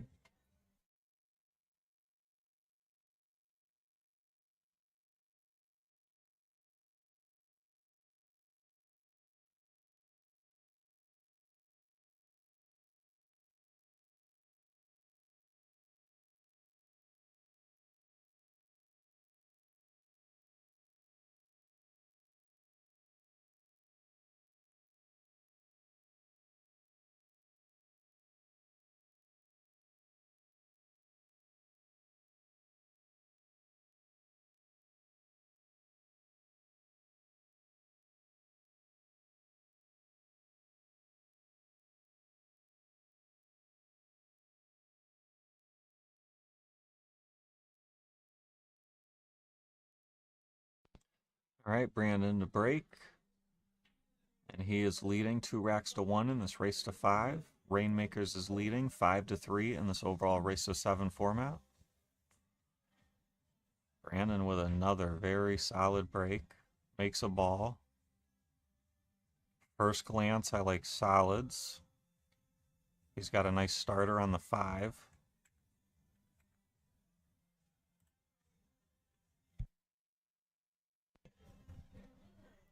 Stripes are not terrible, but I think you got to go solids here and start with the 5.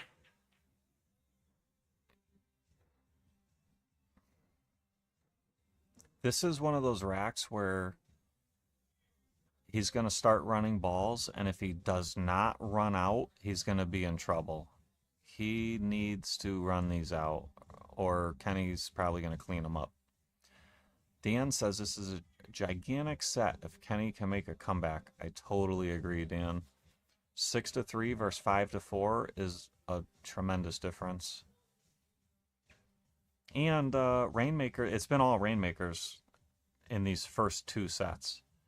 You got to stop their momentum, you know, and that's what Kenny's going to try to do. But if Brandon Ryan breaks and runs here and keeps him in the chair, there's not much he can do about that. And Brandon has a very good opportunity here. So now he's going to go 4. And then he could probably draw off the 4 for the 1 in the top left next. He'd like to save the 1 for last, but you don't have to, really. And with where the 15 is, saving the 1 for last might not be the best. Let's see what he's going to do. Yeah, he wants to save the 1 for last. From where he lays here, I'm probably playing short side of the 1 for the corner he's at now. That's what he's looking at. Because if you try to play it for the top left and you fall on the left side of the 1, your cue ball's going to the top right corner, which is like not where you want it to go. So you got to play short side here. And Brandon managed this rack really well. He's going to clean these 2 up here, and this is going to be a break and run to go up 3-1 in a very important set.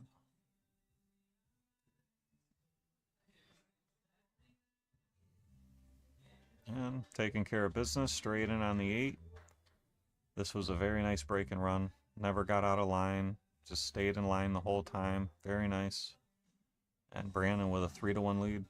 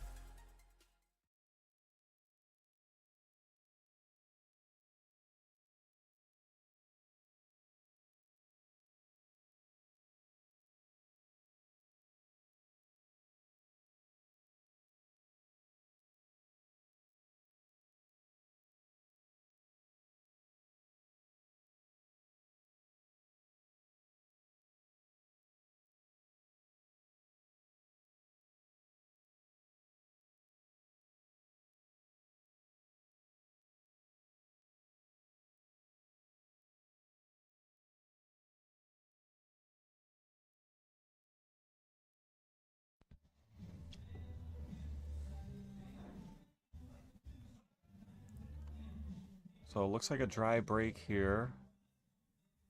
Quite a cluster going on. This is not going to be a quick rack. 7 ball's a good ball to break them open with. Yeah, he could start with the 4, go up table, and then cut the 7 in the side and smash them all open. Or he can dig into the 5 here with left-hand English and try to start breaking them open, but I don't know if he could get enough of it. Jose, thank you for liking the stream. Alright, tough spot, but he may be able to play the 6 into the 7 and play the 7 in the side. That's all I'm seeing. He's got to try something.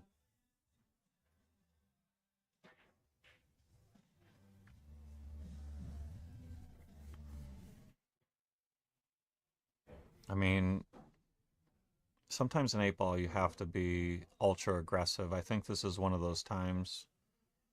There's not like too much safeties to be played here. And he went in on it, made a good hit, and left Kenny pretty tough here. Kenny's just going to nip that 10 ball, bring the cue ball down to like the 13, and give up nothing. He's looking at the 11. I don't think this is the time to be aggressive here. Let's see. The problem with nicking the 10 is you're still going to have a cluster, but he could use the 13 later to break them open. He looks like he's going to play offense here. Should go after the 11. Alright, so what's he got for problems to run out here? The 15 and the 9, 12, 10. He may be able to pocket the 13 now and go into the 9, freeing those a little, but the 10's probably still going to be jammed up with the 1. You know what? Just shoot the 15 now in the corner and let your cue ball smash them all open. That's what he's calling. Just do that. Just take the tough shot and try to smash them open. Okay, I like the shot, but you got to hit that at a firmer, you know? You got to get those balls open. That cluster got worse now. He could shoot the 14, but then all he's going to have is like a no good shot on the 13. He's not really going to have a way to develop these balls here. He may be better off playing safe right now. Go off the 10 and leave your cue ball on the right long rail and just protect against like the 7, I think was the only ball that went. He could still do it now instead of running balls here. He could just come off the 10, try to open them up a little bit, put your cue ball down here by the 13. Yeah, just like this.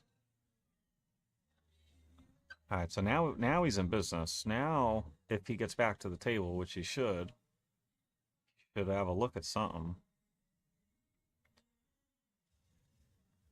I don't know, if Brandon could see the 3, he'd like to go off the 3, because it's in a terrible spot. He'd like to move that ball. But I don't know if he can see it. He could kick at the 2 ball, soft. And if he makes a good hit and gets a rail, he should be okay. Yeah, he's going to go off the 3. He wants to move it. Oh, he whiffed at it. I think he had to jack up and spin at it a little bit. And did not make contact with the 3. And Kenny's going to have ball in hand. He's going to...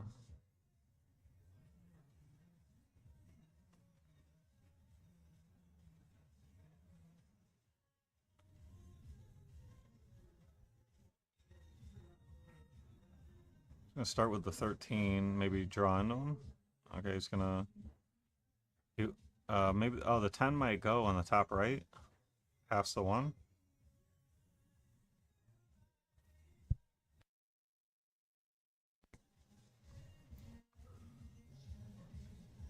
He might have enough angle to put some high left on this and drive the cue ball to the right long rail and then go into the 10-12.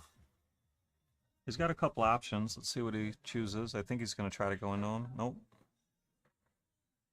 Maybe the 12 goes top left. Yeah, it must. He played shape over there for something, so it's got to be the 12 in the top left.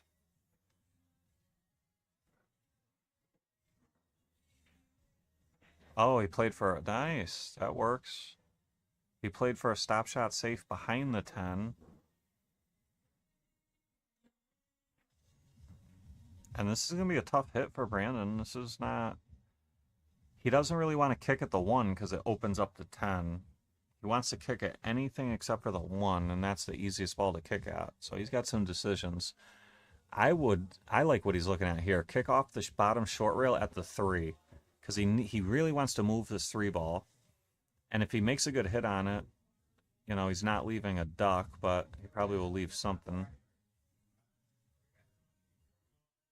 And he's going to give up ball in hand. And Kenny's going to have another opportunity here. He'd love to run out here, make it 3-2, battle back a little bit.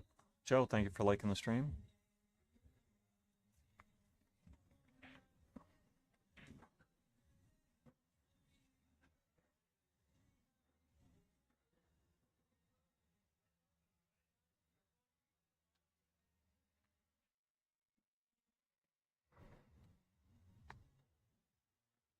Pretty tricky for ball in hand with only 2 balls remaining. This is actually kind of tricky. It's because of the 10 ball. He'd like to start with the 12, but it's hard to leave the 10 for last. He'd have to get like to the bottom left of the 8 ball for position on the 10 if he starts with the 12, which is what you kind of naturally want to do. Now, going this way, you have to go down table, up table, down table. There's more movement.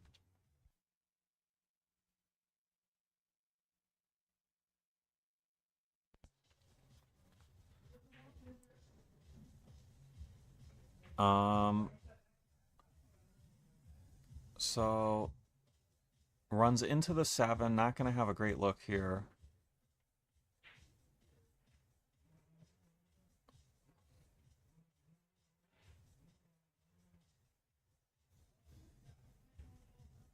Yeah, I mean, this is all he could really do is kick at this one. You got to call it. You want to hit it with some speed, so if you make it, your cue ball gets out of there for the 8. That was the right speed. Okay, so Brandon's in control now, but like we talked about earlier, that 3 ball is treacherous. If I'm Brandon, I'm shooting the 7 off the 3 in the side right now, and then it's your rack from there. He could start with the 2. Yeah, you don't want to go after the 3 here. You might scratch on the side. All right, so the 1 ball? Does he have the 1 now? If he's got the 1, I don't know. That 7 ball was really the key to moving the 3, and now where the 7 lays, it's not very good. So if I'm Brandon, he might just play safe behind the 6 right now. Just touch the 6. He's gonna need. Well, I don't know if he needs ball in hand to free it open, but it would be helpful. Anytime he wants, he can pretty much play off the 6 and hide the cue ball behind the 3. but it's kind of just buying time, you know, unless you get ball in hand, which you probably wouldn't get. And Kenny might even jump that 12 ball in, so yeah, maybe not a great time to play safe. Maybe he'll try to rub the 7 off the 3 here.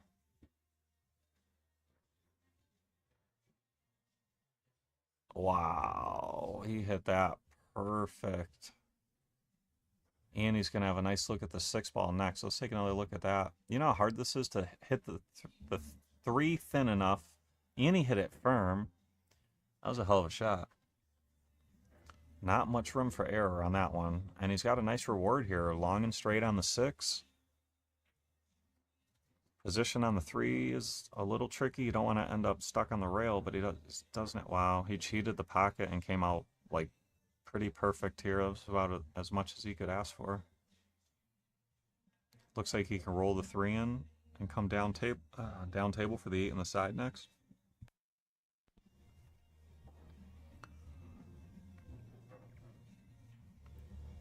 Brandon's hitting the ball pretty good. He's getting his cue ball right where he wants it. He's pocketing balls real well. He's playing real strong right now. And he's going to pocket this 8 and take a pretty commanding 4-1 lead here. Rainmakers are on a roll day 2 so far.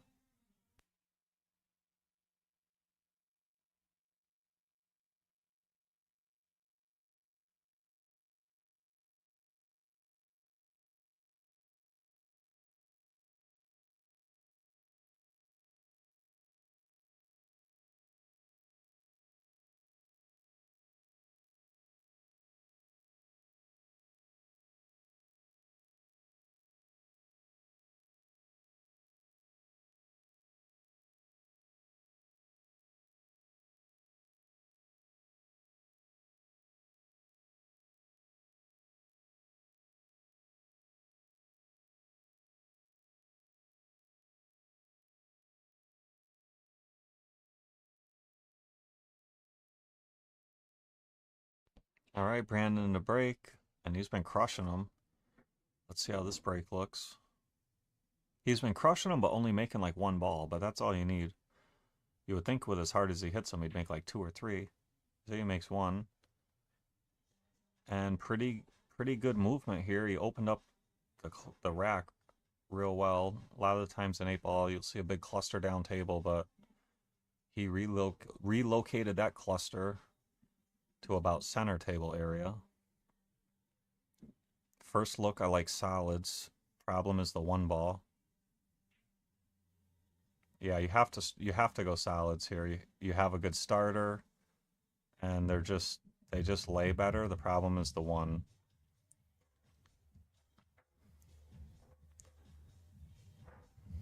I mean, the 4 ball's a little tight to the 8, but I think it can be made in the bottom left.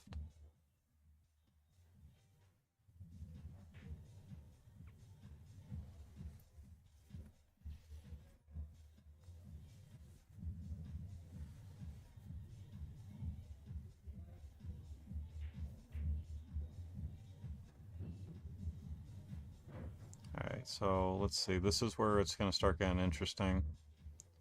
I think he wanted to go a little higher for the 2 on the side next. He still has it, but I think he just wanted his cue ball a little higher up table.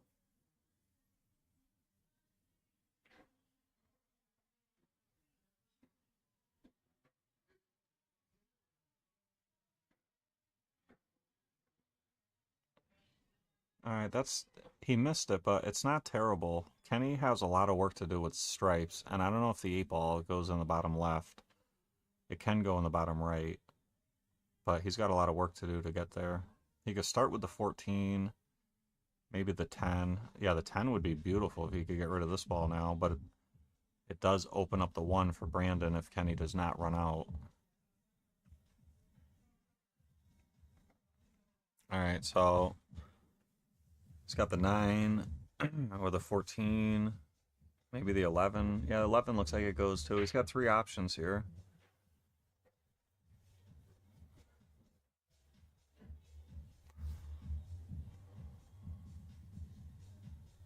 I like the 11 if it goes. You're a little jacked up over the 14, though. Oh, no, he could level out. Yeah, you got to shoot the 11, yeah. Oh, he missed it. You know what? Not a bad leave, though. Ian, the one ball's in a terrible spot for Brandon now. So he did miss, but not a bad leave. Brandon should move the one ball now and just put the cue ball towards the top left corner.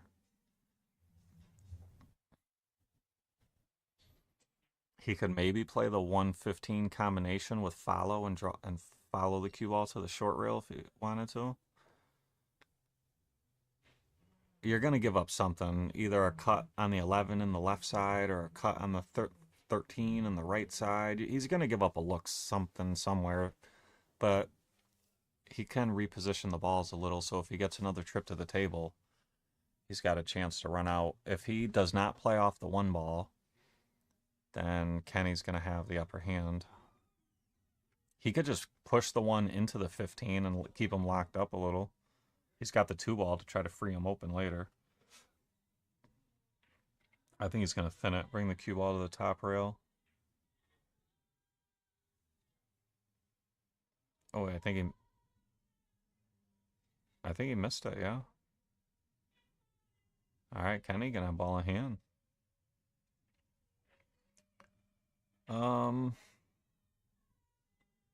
If the 8 ball doesn't go in the bottom left, you want to save the 11 for last. So if I'm running out, assuming I'm saving the 11 for last, I'm probably starting with the 14 in the bottom right or the 15 in the top right, either one. Anything in the middle of the table, you have many options, so you don't mind really saving those. So he's going to go 9, 14, then probably, or he's going to go 15 now, yep. Or the 14, then the 15. Either way, you just want to get rid of these 14, 15s as quick as you can. That's not great. Maybe a back cut on the 13 in the side. Off the 2 ball. I don't know if the 2's blocking the whole pocket. That's what he's looking at now, I think.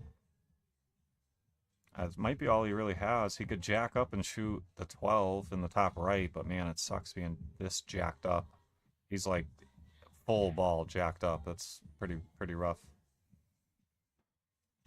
If the 13 goes, I'd rather shoot that, personally, because even if you miss it, you might get away with it. You push the 2 ball to the rail or something. There's room for error if you miss the 13. There's not much room for error if you miss this ball. It's kind of how I'm looking at it. But if you make it, it doesn't matter. Great shot there by Kenny. He was fully jacked up on that one. But he swished it. Nice shot. So now what? 11 doesn't really lead you anywhere great. If I'm assuming the 13 maybe doesn't go in the side because he probably would have shot it earlier. Oh no, it must because he's playing shape for it. Yeah, so you roll this one in, maybe off the 2. If you know you're going to contact the 2, you want to be real gentle here because you don't want the 2 ball to come out and block you on the 14. So you would like super slow roll this one in. And that's assuming the 8 ball goes on the bottom left. So he's shooting the 14. Good shot there. Now we're going to find out about that 8 ball.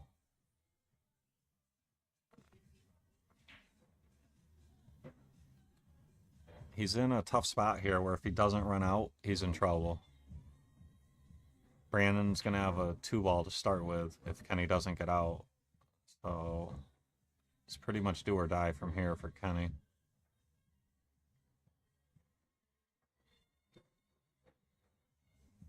Look at this shot. Wow, that was a great shot just to give himself a chance at this short side 8 ball. We don't have the overhead will on this table. And Kenny pockets the 8. What a great out there. He was in a tough spot there. That was a great out under the pressure. And that's going to bring us to 4-2. Brandon's lead, Kenny's break.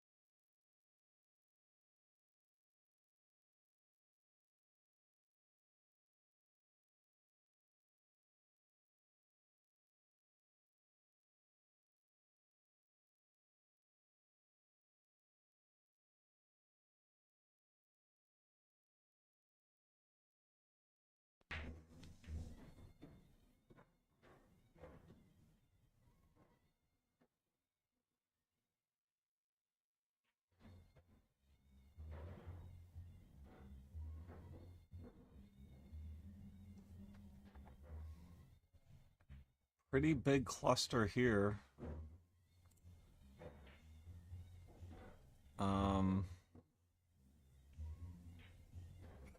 First look, I like solids, but the 2-ball is in a bad spot. 7-ball's in a bad spot.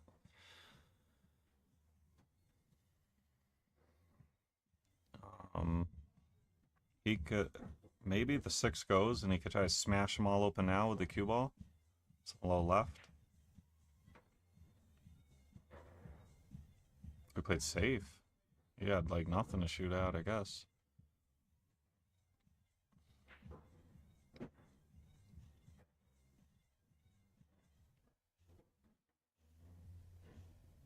Kenny might be able to shoot the 6 in the top left corner. Doesn't have too many options. He's gonna play safe. Alright, now solids is better. Now solids all go. And Brandon probably shoot the 5 in the side.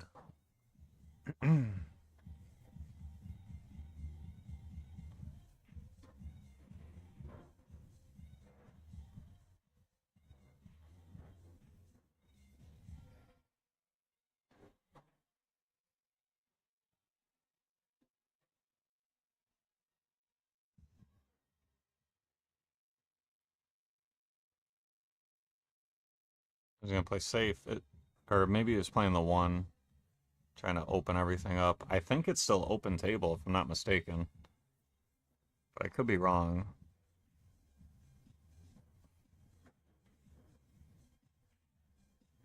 Yeah, it's still open table. So Kenny's gonna shoot the 4 and take solids. The only issue... Oh, we missed it. And now Brandon is definitely gonna shoot at solids, I would think. The one can free up the 7. 7 also goes in the bottom right without even freeing it up, moving anything.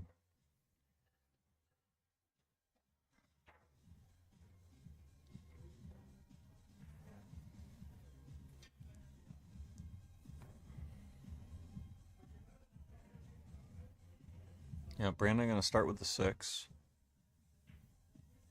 The 3-1-7 is the issue that you want to start dealing with as fast as you can. You can't really do much with it yet, unless he plays off the 3, which is not advisable.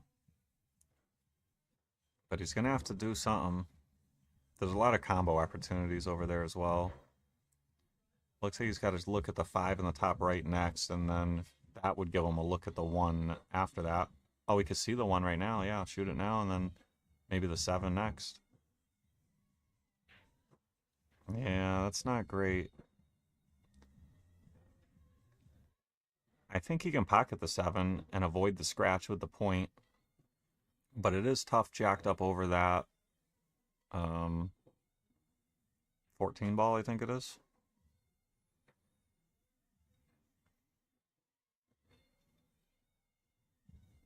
Not a bad attempt. So he missed it, but at least he solved the problem. So now if he gets back to the table, you know, he's not going to have any problems unless Kenny creates one. I don't know if Kenny can make that 14. If maybe he has a shot at one of these stripes down table. I don't know. Okay, so it looks like he's going to attack the 14. And now he's got the 15 next. He's going to have to deal with those 2 stripes by the side. I believe the 13 does go clean on the side. But the 7 ball is a nuisance, blocking that bottom right corner.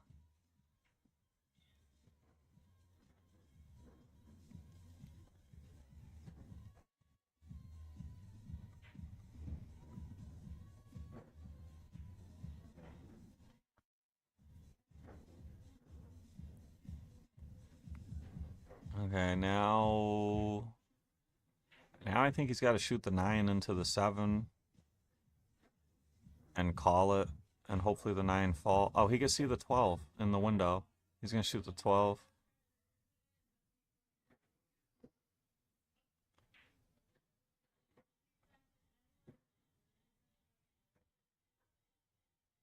Oh, not a bad attempt. let's see, Brandon would like to start with the 3, but because that 12's hanging, that's not going to be great for his shot after that. He might have to start with the 7 rail first. But I think the 10's too much in the way. So yeah, I got to start with the 3. Maybe he can stay there enough for the 4 next in the opposite side pocket. Yeah, I think he can still cut this 4 ball. It's thin. The problem is, if you cut the 4, cue ball might push that 5 ball somewhere bad. He'd like the 5 to go close to the 7. Hit this soft, try to control it. Oh, he didn't even... Okay, so cue ball missed the whole 5. Might be able to shoot the 5 now. Actually, no, why? So you could just shoot the 7. You go rail first on the 7. Play the gap in between the 10 and the 11. Yeah, or just shoot the 5 now, and then the 7. And probably the 8 in the top right. Probably draw back just a hair here. Yep. And now he's in the driver's seat. I think we're going to see him try to play position for the 8 in the top right next. And Brandon is going to try to run out here and win this match and try to put Rainmakers on the hill in the overall race to 7 format. And a little long here, but it's a good look. And this would be for the win.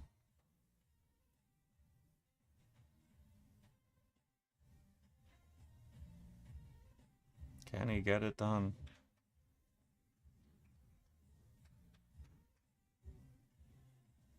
Great shot there. Brandon Ryan wins the set. Defeats Kenny Hoke 5-2. Our next match coming up is going to be Ray and Vashon for Rainmakers versus Tim and Kenny for Natural Born Killers. You guys know the routine by now. A little 5 to 10 minute break as the players give the players a little breather. And we'll be right back with you guys, 5-10 minutes.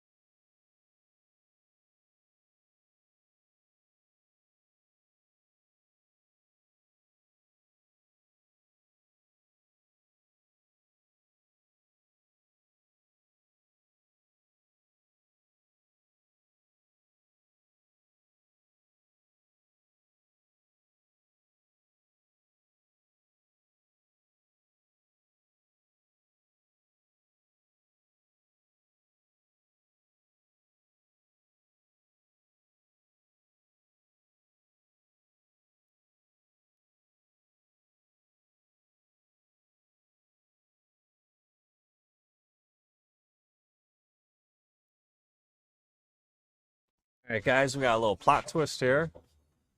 We got Heath Desso coming in for Kenny Hoke. Heath is the alternate on Natural Born Killers, so it's going to be Tim and Heath versus Ray and Vashon.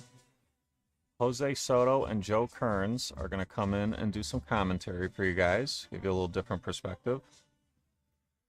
Jose is on Rainmakers, so you could get a little bit of his experience in the Cup so far with his team on the hill as well.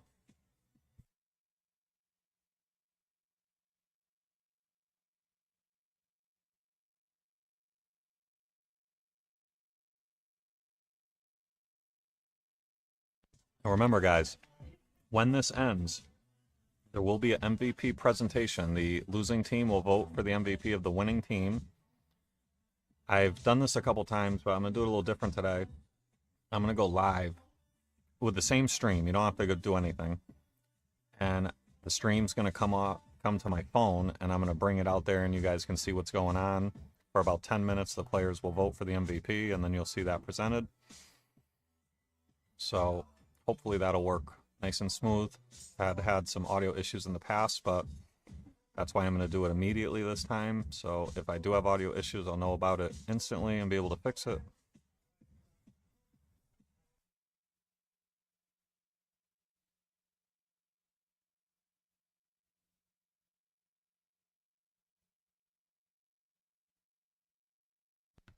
And Joe and Jose are on their way. They'll be here shortly for some commentary. Ray's going to break. This is Scotch Doubles, race to 5 8-ball.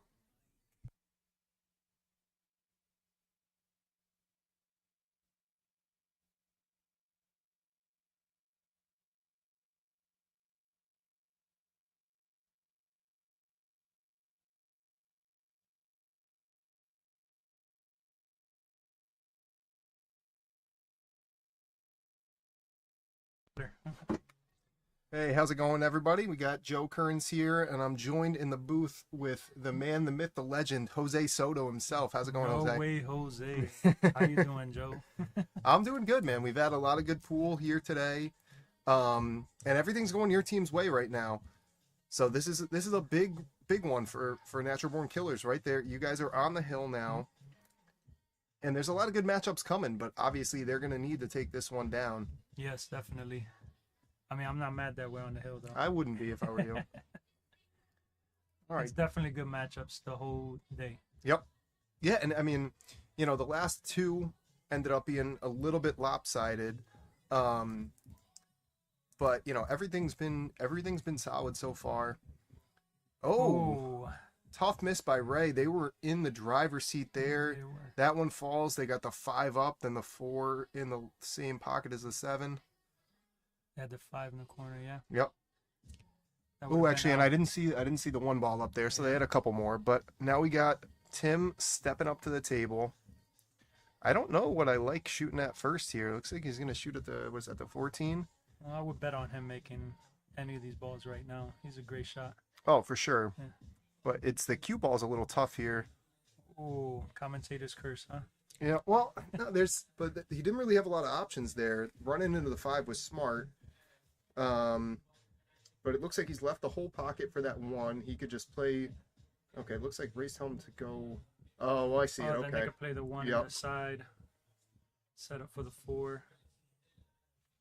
Can we change the view? Yes, Mark, we can. Hold on, I got you, buddy. That's a good call. This is definitely the better view. Uh-oh, you see this? Mark Almeida, Barbox wannabe Jose Soto. That was the name of our team back in the day. Oh, is that right? Okay, yeah. Okay. He was the captain back there. Mark's a good guy, too. I like Mark a lot. All right, and pretty good shot there. It's very he wanted steep, to leave. though. Yeah, he wanted to leave the angle to come back so that he's got the 7 in the same pocket. But this is not an easy shot here. It looks. I mean, he could cut the. Oh, he's playing the 7 first. and Okay. Come up with center ball, right onto the 10. Oh yeah, that's a very smart shot. Because if you're playing that 7, or sorry, if you were to play the 4 first, you're coming back across, going to run to either the 12 or the 13. He needs to play this towards the middle of the table right now. Just Little bit like of bottom right. wait, you think he's going to draw this one? I almost think you. Okay, yep, that's what he's looking at. Should, yeah.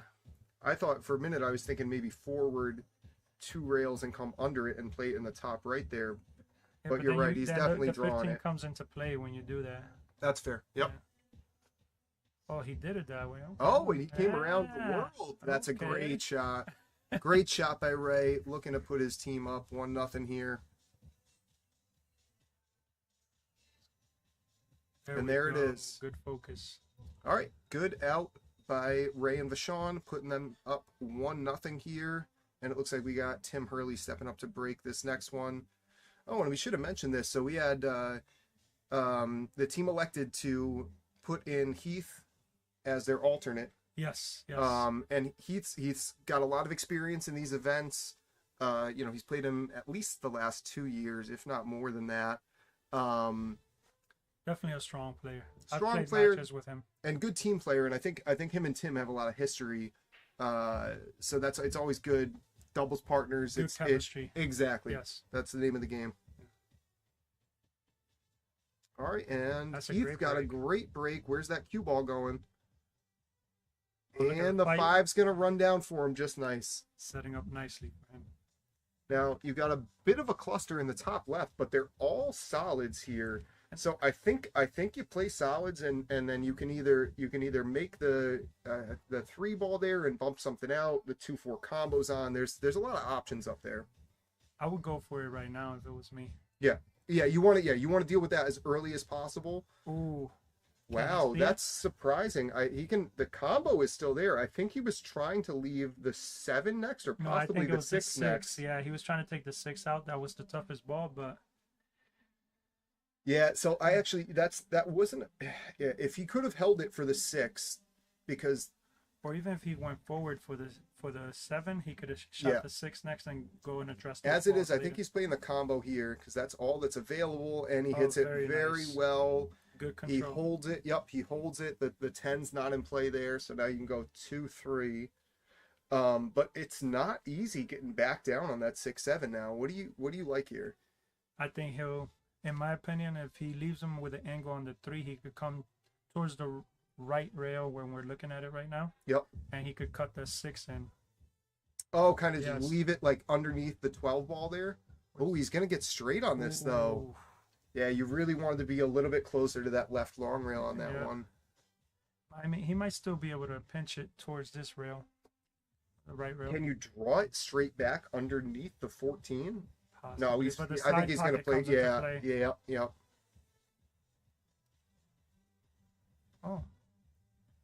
Oh wow, he hit that pretty good. I think he's left the 6 ball in the low left, but then what do you do with that 7?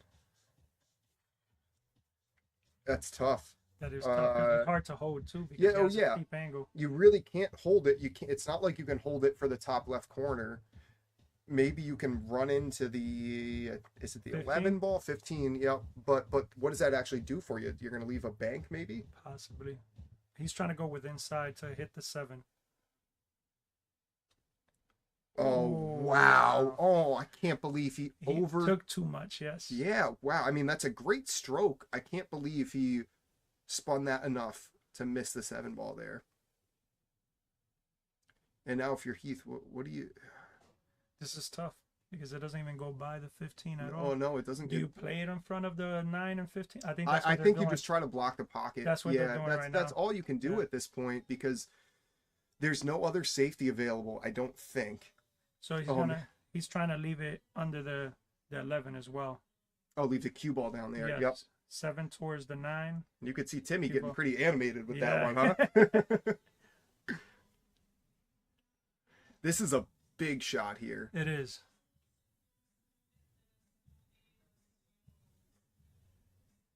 And all the pressure's on them right now. I mean, for you and Team Rainmakers, you're on the hill, up 6-3. They're down 1-0 here. You need to hit a good one. Okay. And that actually is not the worst thing that could have happened. It's not what he meant to do. But he wanted to leave it in front of the pocket. Yeah. But now like the what is that? The 14, the 15 is a little tied up on that 7 now. He could attack the 11. He can get to the 9 after come around. Oh, he's going for the 14 first. Okay. Yeah, I was thinking about the 11, but it's so far in the pocket. It's right there. I don't mind leaving that for later. If he could see the 9 now, I would definitely go for the 9. Yeah, you get the 9, get the 9 out of the way now, Yep. and then that 15 is no longer a problem at all. Exactly. I think that's what he wanted to do. I think the 7 might just be in the way of it. It's hard to tell. He might play 14, 10, then 9, possibly. Excuse me, that's not 14. That is 14. Yeah, 14 center table. Yep. Because then he could come around and play the 11, 13, 15, and I just counted all 7 balls out. Yeah, well, no, but here's the thing. It's easier said I than think done. no, of course it is. Yeah. Of course it is. But I think the point is that 9 ball. That's your you have to get that out of the way so that you have a pocket for the 14, 15, whatever it is. Most definitely. Okay. Not sure what they're doing here. Yeah, because now they're leaving their problem balls for last, and it could work out well with where those sit, but you have to. Oh, they're just playing. Okay. They're playing two-way. They're Nice. playing two-way pool right now, and it's gonna work out very well. Timmy stepping up to the table with 0 real shot here. This is one. I don't know. Maybe you try to do the same thing that we were talking about before, and just roll that 7 up and block the pocket. Possibly, or he could. Definitely. I would definitely block the pocket. I feel that's what you have to. And I but think he plays it smooth enough. But the thing is, if he blocks the pocket, he's gonna leave the 15.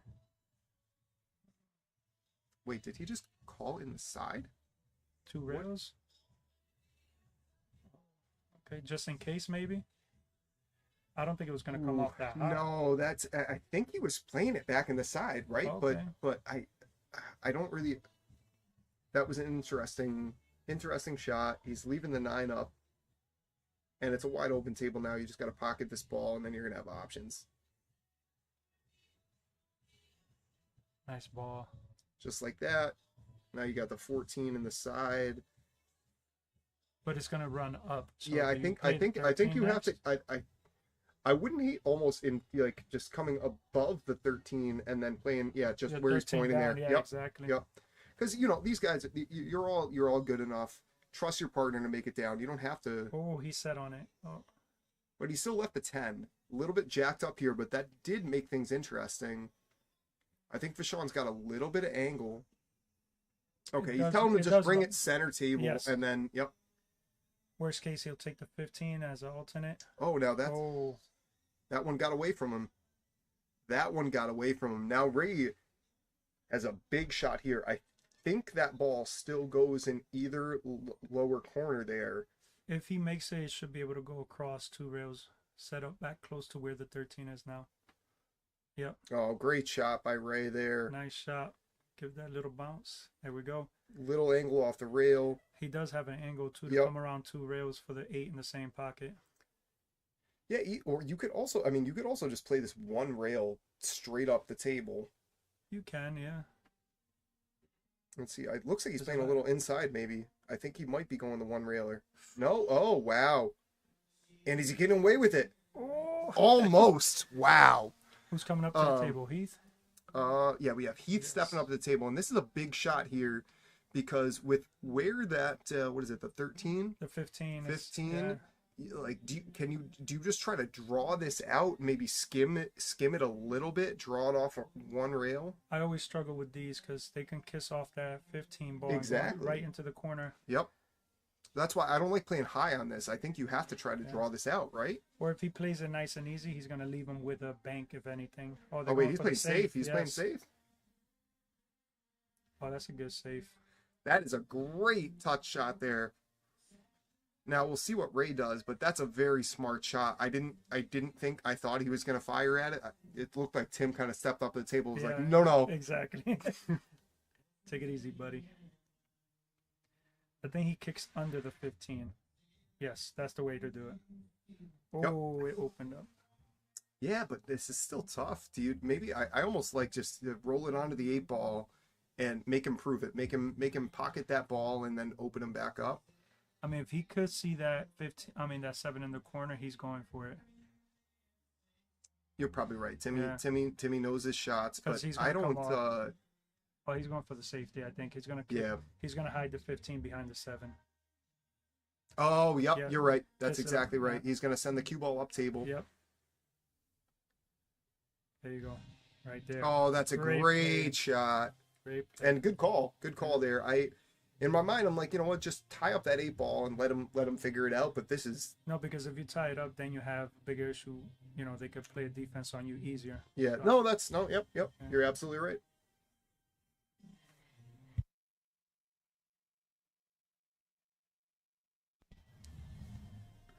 All right, big shot by Fashawn here.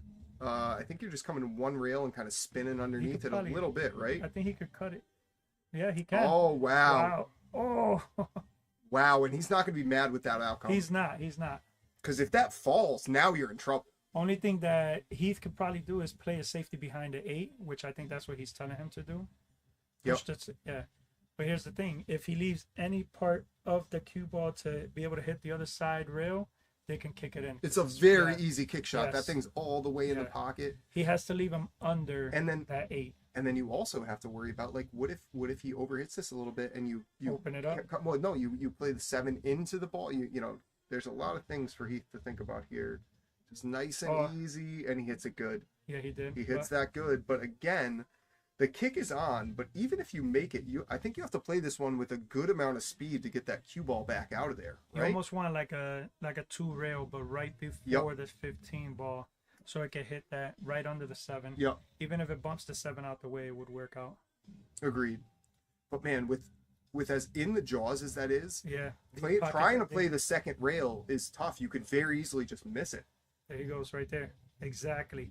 There it goes. Oh, Come on. wow. Oh. See, that's why you got to play that one with more, like, he A hit little more that so speed. perfect. Yeah, just Yeah. more speed. Just make sure you open things up, you know? Especially the way the table was running, it would have definitely opened it up. Yep. Yeah, right, because a little bit more speed. That 7's running into the 8. The 7's probably running off center table, and you're going to have the 8 up.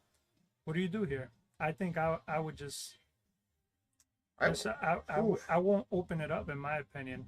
If anything, push No. his ball more onto there. Yeah, push it on, or even just give God, ball like, in give hand. it Yeah, back. Maybe exactly. just give it Yeah. back. That's what I'm thinking, Like, too. just pick the ball up right now. Because they could go for the bank, but you got to be able to get that cue ball out so of there. the thing to think about is if you do just do that, right? Yep. Now, if I forget which one of them stepping up to the table, but now I'm just gonna bump the 7, try to freeze it on the 7, Yes. and roll it up. You don't want the 8 to sit in the corner or sit in front of the side, right? Yep. The only thing you can't do there is leave an easy kick shot. This for is him. true. Yeah. All he has to do is open it up enough to get the cue Yeah, ball just in there. a few inches, and just make sure you're frozen behind that 7 ball. But like this. To do anything other than give him ball in hand here, I mean, No, at this point, then I would definitely go for the kick. Thin side of the 8 on the top side. just two One rail, rails one right now. rail, one rail. Oh, one rail. Oh, Come so across. that's oh my God, that's Yeah, so touchy though, because yeah. you have to hit it real thin. If you hit it full, you're dead. Exactly. Pretty much. It will open it up. Yep. But what do you really have here? Can you go 2 rails left long rail, top short rail? You can. It's very... Oh, okay, let me see. Jesse's going to take a look at the hit. I don't love this. Oh, okay. Oh, wait, he was calling it. Okay. So he's going for the shot. You know what? At that point, I don't hate that because if it goes, you're a hero. Exactly. And if it doesn't, I mean, you're leaving the table here, but you had so few options on that one. Well, we got to keep in mind these pockets are not that forgiving, so this shot is still pretty tough, even though... Agreed. Yeah. Yeah, I shouldn't. Let me knock on wood Yeah, here. he shouldn't have to. He shouldn't have to do anything crazy. Just stop it there, and he can make the 8.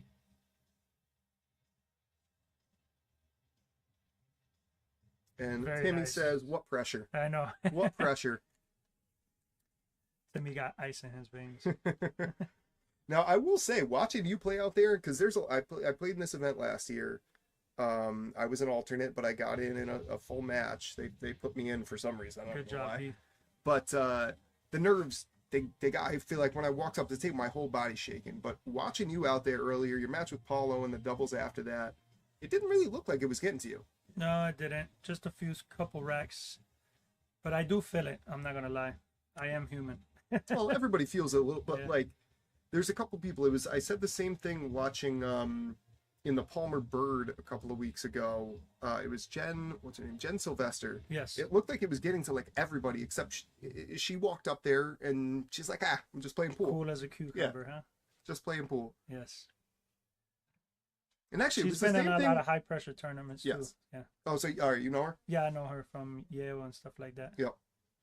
Wait, you live down that way somewhere, right? No, I live up here, East Hartford. Oh, you're East Hartford. Okay, okay. But I like to go to different places. Yep. Yeah, I mean, I mostly come here. I'll pop down to Yale every once in a while. Even less, maybe Buckland Billiards once in a while, but mostly this is my home here. I've gone down I played Masters out of Yale too. Okay. For a session. With who? With Bar Box Wannabes. Oh, that's okay. That's what it was. Okay, I got you. We played out of Snap. Wait, but hold on. But there's not bar boxes down there. No, there isn't. No. We held our own though, for being bar boxing. All right. And who else was on the team? Joel, Mark, and Derek. Derek Hart. Oh, okay. Yes. That name sounds very familiar. He shoots out of here on Tuesday, I think. Okay. Yeah. Oh, yes. Oh, wait, yes. Yes. Great shot. Yes. Yeah. Okay. Yep. Now I know who you're talking about. All right, now this is an interesting one. Don't pocket anything, but you got a lot of clusters on the table here. Nothing like completely tied up, but there's a lot of work to do on this rack. There is. Where do you go? I'm thinking now go for solids in this. Yeah, I like solids. Just take the 3 now, probably. And then the 5. Yeah, then the 6. The 6, and then the only thing is, I feel like you want to end up almost like just like a little bit high on that 6, so you can pocket the 6 and then bring it back for the 5. No, yeah, you could do that, or you could pocket the 6 and shoot the 7 in the side. Well, he opened it up. Wow. Wow. Oh, that works though. That works. I mean, he's still got it, but now look at that 8-12-4. No, but you got the 2 ball there to be able to break it out. 2 ball. Sorry, not 4. But yeah, but but now the 4 ball's up blocking that corner, so you'd have to deal with that, and then maybe the 2. Does the 2 play in the low right? I think so. It does, yes. If you can get straight, you'll have to get straight there. Oh, look at that bump. Oh. Now that's tough. That's very tough. I don't think that's what he was trying to do, but he did not. He was so close to that 6 ball. There's really not a lot to work with there. To be honest, I think he was trying to come around for the 2 ball to break out. Me personally, I like to try and open it up as early as possible in the rack if I can. I don't like to leave it as the last ball, of course. Because then that's when you screw yourself, But now you want to tie something else up here, because I don't think you're on offense on this shot here. I think he could play a safety, but I wouldn't say tie something up, because that 2 ball still helps him break out that 12 ball. What do you think? No, agreed. Oh, and I like that because now that the 4, you have options for the side pocket, and he did leave. I believe that's the 11. Yes. In the opposite side, but then what after that? You'd have to really manipulate the cue ball here to leave a good next shot. This is true. Right? If he left, because he was a little higher table, you could just roll that up, and then you have the 14 or the 10 in the side. But oh yeah, see, Ray tried to get aggressive. He tried to get aggressive, and he's not going to get away with it.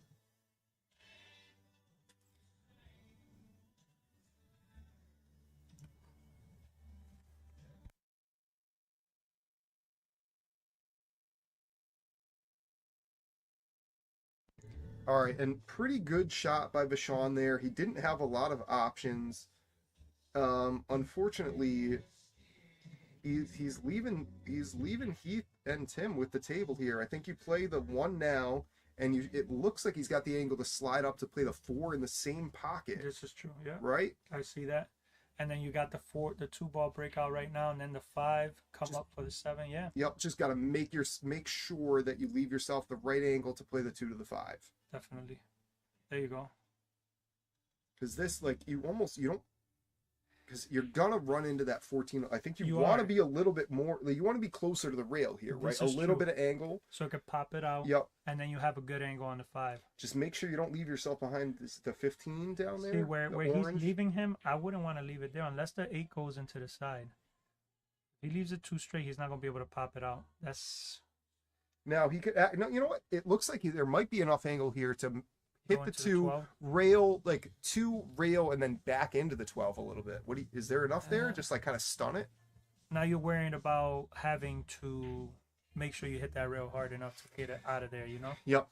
And you might That's miss fair. the 2 ball. That's fair. In Yeah, my because number one thing, pocket the 2 ball here. Exactly. Right. That's what you need to focus Yep. on. So Because even like worst case scenario, say you don't get the 8 ball out of there and it doesn't go, there's the bank is still available. So number one thing here, pocket that 2 ball. definitely.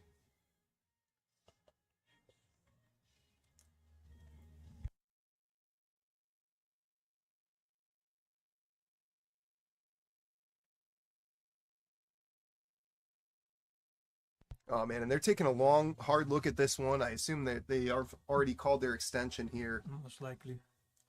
Because this, it's not an easy shot. There's a lot to think about on this one. A lot of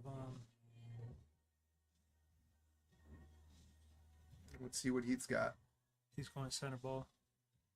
See, Oh, that's what he tried to do, and I think he got, as long as that 5 ball goes, you know, he didn't quite open it out the way that open it up the way that he wanted to, but I believe the 5 still goes, and now that, yeah, that's exactly, Timmy's just looking at the bank on the 8 and the cross side.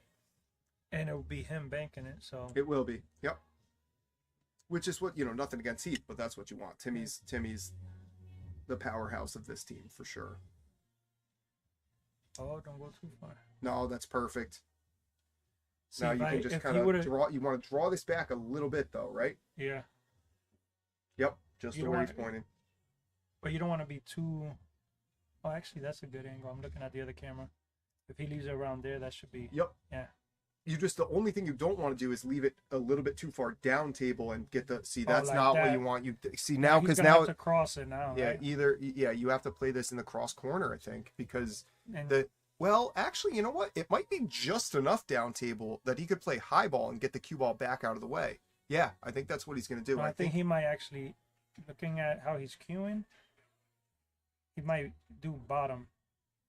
Oh wow, what a shot! Great Nice shot, Timmy. Tim Hurley, keeping him in the game, up 2-1 now in this race to 5 in a game that it's a do or die. Yes. That's why he went for the 8 ball.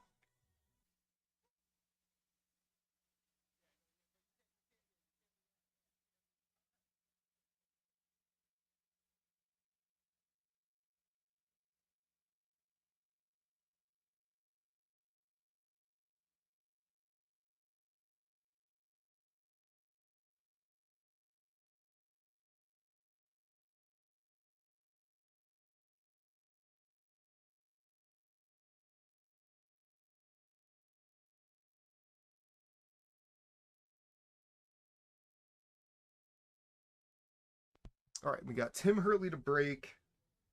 Oh, that one was a little funny. He made a ball. Oof, Yeah, I think he hit a little off center. He did. Well, and I think he's kind of trying to figure it out. I was talking to him before this one started. We played a couple of 8-ball racks on the Brunswick, and I think he was getting a little frustrated that he's spreading them all out and nothing's dropping on the break. Yeah, a few dry breaks he had while he was practicing. Yes. Yep.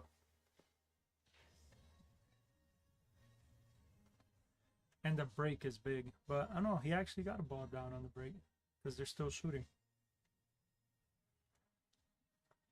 Oh no, he did pocket one. Yeah. It just they didn't spread quite the way.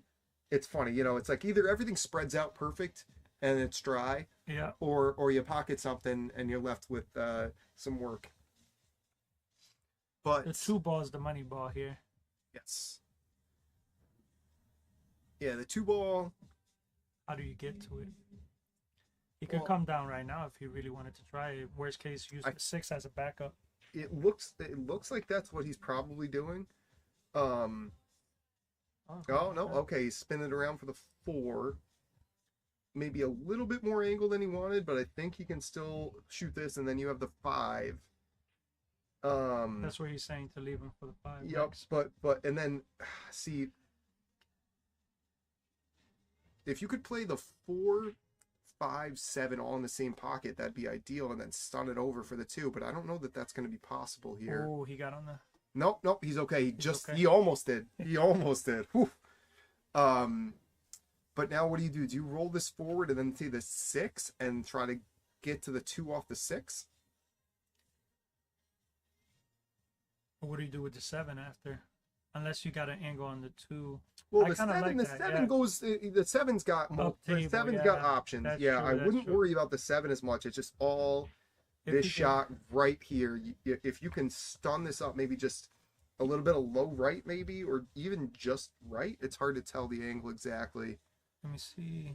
Oh, or did he Oh, not the get it? 10 Oh, the the 10 10's is in the in the way. way, Yeah, the yeah. 10's in the way. Let's look at that Um, angle.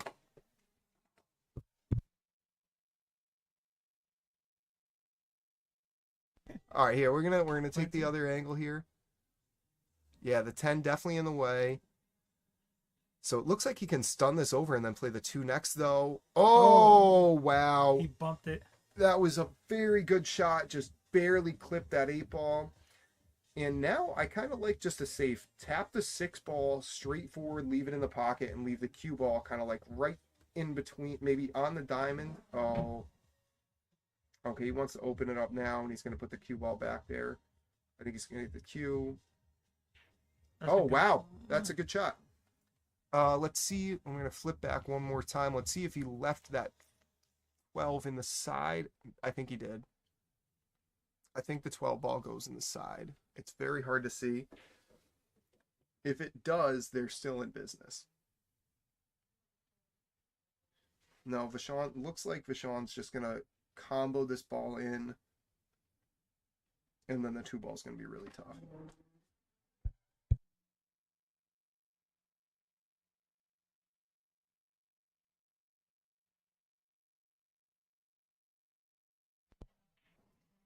Now he brought the cue up table. That's not what I expected, but it's not bad either.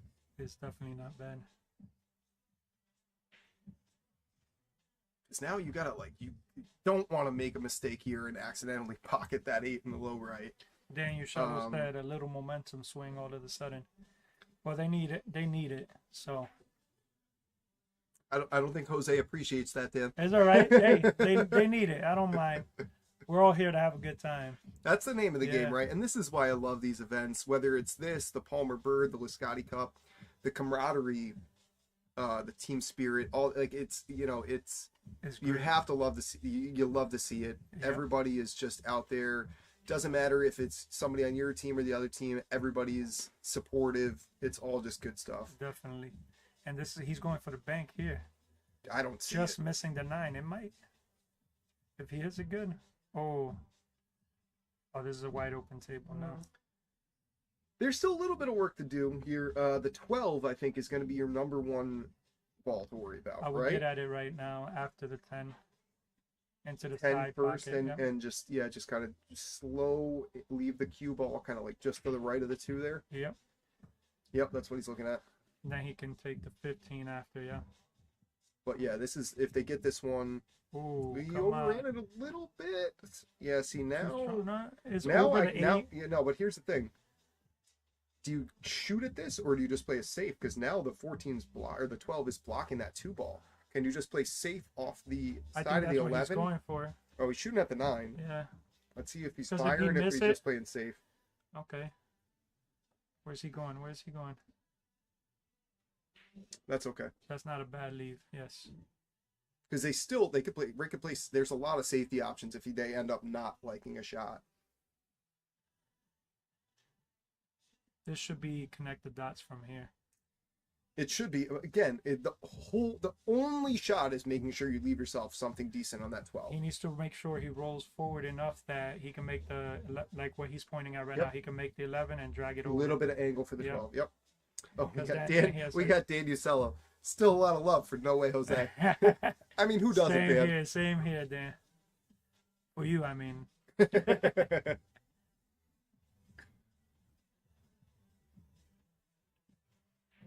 That should be. Oh, It's a little, he's it's a little going, straight, yeah, it's going away. Oof. Now, do you play the bank? I would. Because it is. I think he's. Let's see if this one gives us any other information. Nope, it doesn't. I think if he could go forward, like just a couple inches. No, I think he right? could go forward under the 8, and then he can make that. Wow. Yeah, yeah, that's where he's going. Yeah, don't go too far. There we go. That should be All just he has about to perfect. do is make it. Yep. I wouldn't do anything special here. Oh no, you just make roll it. this, Yep. roll this ball in.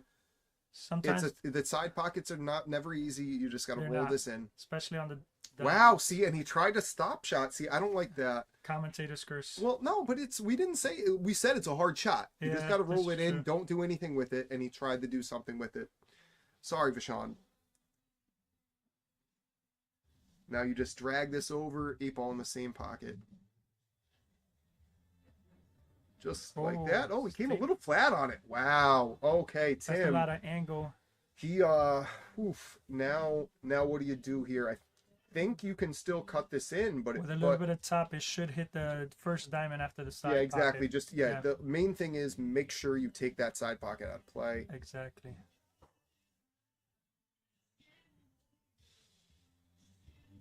And does he hit it? He was worried about the side pocket that he Yeah. overcut the cue ball. Now, and the problem with that shot, and I should have thought about this before, but you miss it, and now you're leaving him ducks. Exactly. I mean, he could have tried to miss it towards the rail, just leave it. Yeah, just leave it. Look, with where that 12 ball is, you could have just left that cue ball down on the bottom rail there, anywhere close to center, and you're golden. Yes, definitely. So I think they're going to be kicking themselves a little bit after that one. Tim, I'm sure, is not happy with the position he left Heath. But as things stand, we have a game now. They're evening it up 2-2. Yeah. Good game. Lots more to come.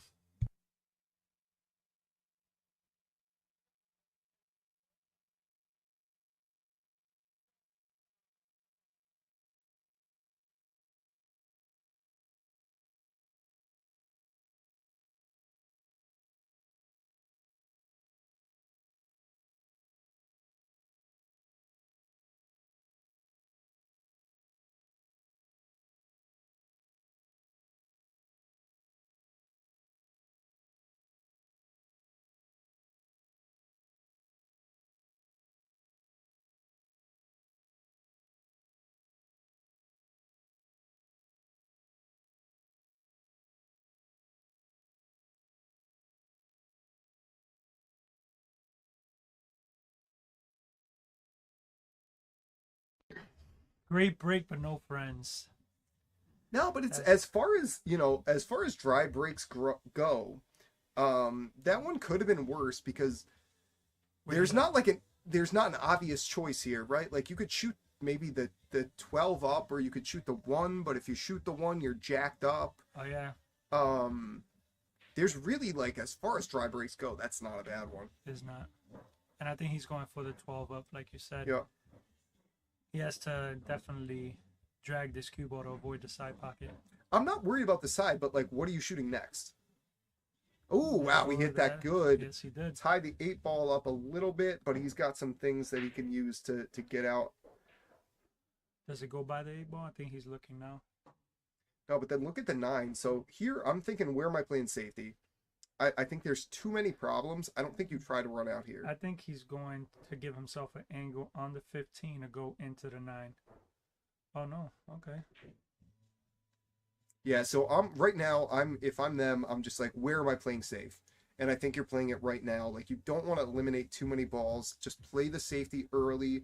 Let your opponents open something up for you. I would say he plays it under the 3 and 5 down there. But can he get thin enough on that ball to get the cue ball up there without scratching? Let's take a look right now. I think that's what he's trying. Okay, he played Yeah. into it. Wow, Yeah. that's a great shot. Yeah. That's a ballsy shot, I will say. But he knew what he was doing. But I like that a lot because now you're forced to open that 9 ball up. I don't think he's got anything else. Exactly. Like, probably you play into the 5 here. Maybe you could just tap the 3. But that's a great I mean, shot by Tim there. he could play into the 5, leave it on the 9 ball, make it difficult for Tim to make the 15 or Heath, whoever's coming in. Just make it difficult for them. He's stepping up next. Oh, okay, he tried to. Okay. That's See, not but horrible. that's still not terrible because the main thing there is don't open up that 3 because you don't want to move the 3 and open the 9 ball up. Exactly. But now I still like a safety here. Maybe you shoot into the 14 and just leave the cue ball kind of tied Right on the 8. Well, yeah, like right on the 8. But then you got the 1-up table, but it's a little bit of a funky angle. Mm-hmm. If you can, I really like just playing into the 14 and leaving the cue ball on the. Is it the 8 and the 12? What's 8 next and to there? 11. Yep. See, they're gonna. He's gonna play the safety again. But oh it's no, touchy. I don't like this. It's very touchy and. Wow. Okay, and he's gonna get away with it. He's got the 1 ball. I got to expect he's gonna shoot the 1 ball here. It is a long shot, so. Yep. Well, and it's long, and you kind of got to stun this over to leave the 5 in the side, right? You don't want to roll this up table.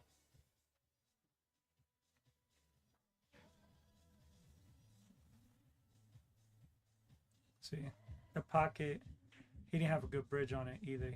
No, it's a little awkward. Yep, little awkward there. But it's still not a terrible miss. Look, because now if you're Tim, what are you shooting here? I still don't think you're trying to pocket a ball right now.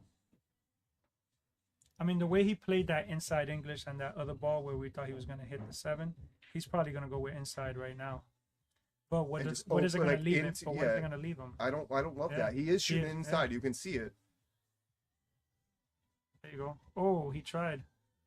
Now that's actually not the worst because now you could pocket the 10, draw it back a little bit, then you've got the 9 in the low right, but then you still have the 14-11 to deal with, and that's tough. Like the worst case scenario here is if you pocket your balls and don't leave yourself anything to get out. Exactly. And then it's wide open after that. Wide open, and he's dead straight on this 10. You almost would want to get underneath the 9 just a hair, but that's such a touchy shot. He might actually go into the 9. Oh no, okay. See, I think that's what he wanted to do because you want to get if you get just a hair underneath it, then you can open up the 11-14. But that's such a touchy shot. You have a 1/4 inch margin of error there. Yes, definitely, and that's what happened right now. I don't think he could see. No, he's not.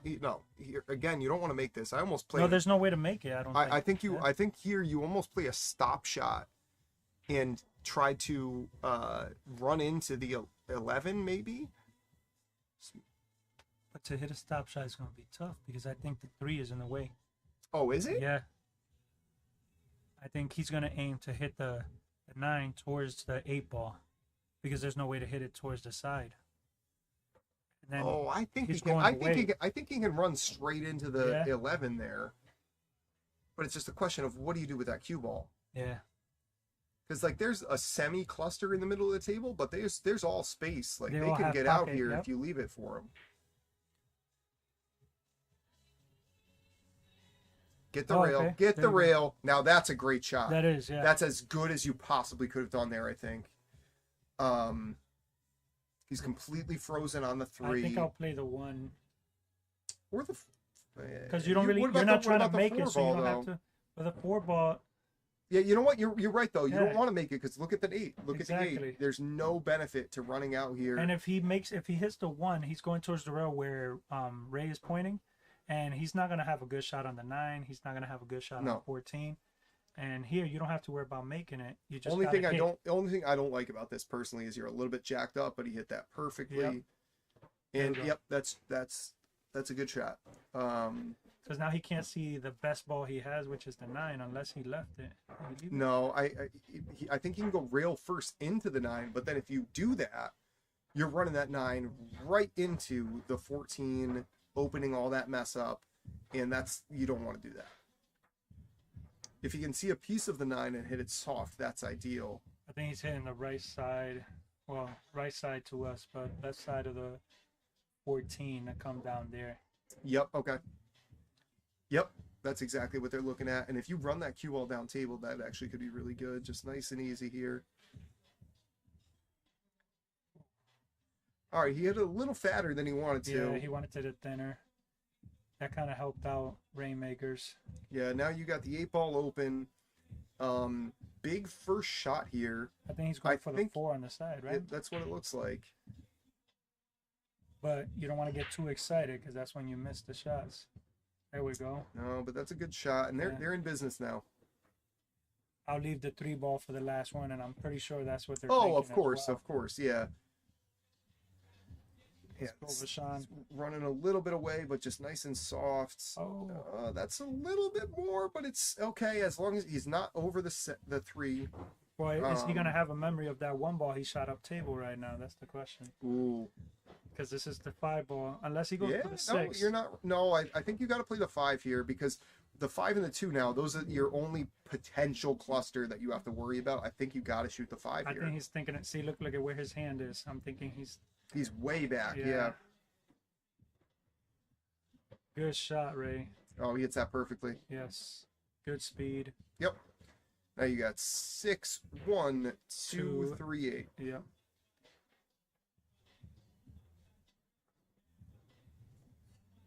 I had a lot of trouble when I used to play pool before, thinking about the last shot that I missed. It always stayed in my mind.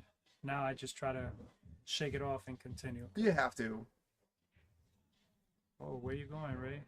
Oh no, that one really got away from him. It should still be okay. What do you do here? You go.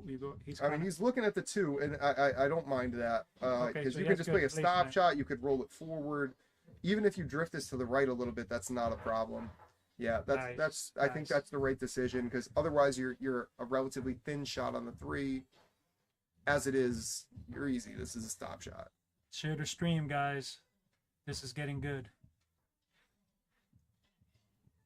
Yep, just like that. And that will put Ray and Vachon up 3-2 on a race in a 5. must-win for Tim and Heath. I'm pretty sure they're feeling the pressure. I think you're right. As things stand, we got Tim and Heath. I'm not sure which one of them is breaking, but they're at the table. That's where they need to be. And they need to get this rack here. You don't want to be down 4-2. 4-2, 3-3, that's a lot different. Yes, definitely. On a race to 5-2. Because then we'll have Rainmakers will have the next break. Exactly. And anything can happen at that point.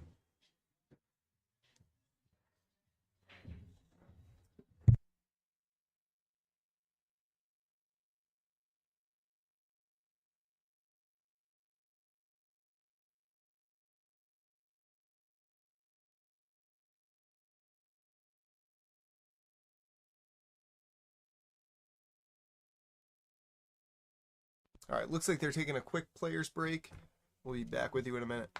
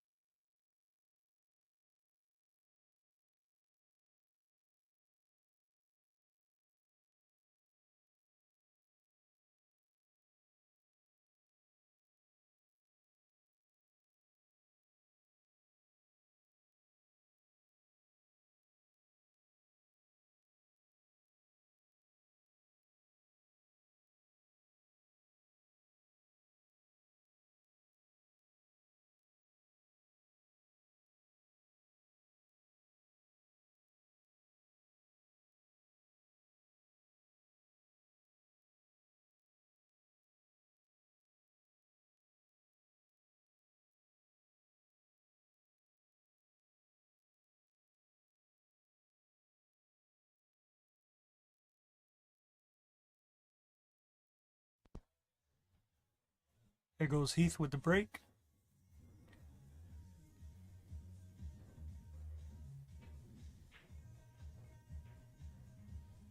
Hits them solid, makes a ball.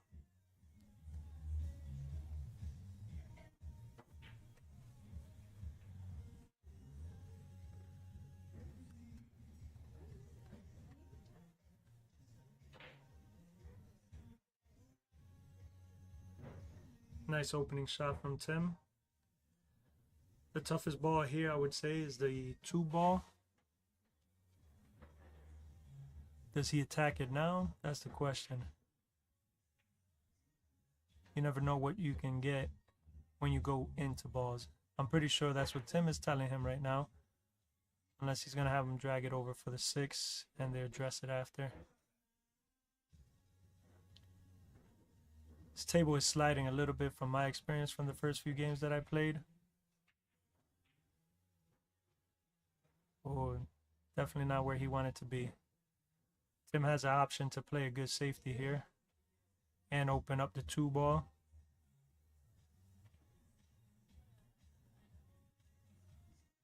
If he had a little more cue ball, if he wasn't on the rail, it would be easier, but pretty sure he could get this.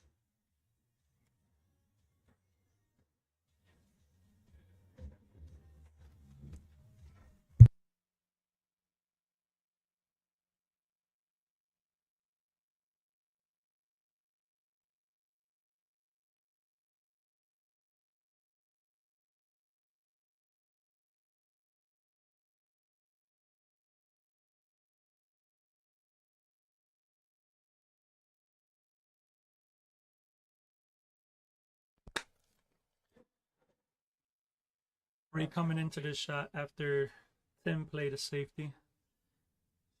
And he shot it like it was in the pocket. Great shot. Good shot. I thought he was going to try and save that, but that was the only shot he really had. Now he has to worry about having to break out the... Exactly. That's the one thing I like. You got to like solids here in terms of breakout potential. Yes. Because what do you do here? It looks like the 11 goes in the side.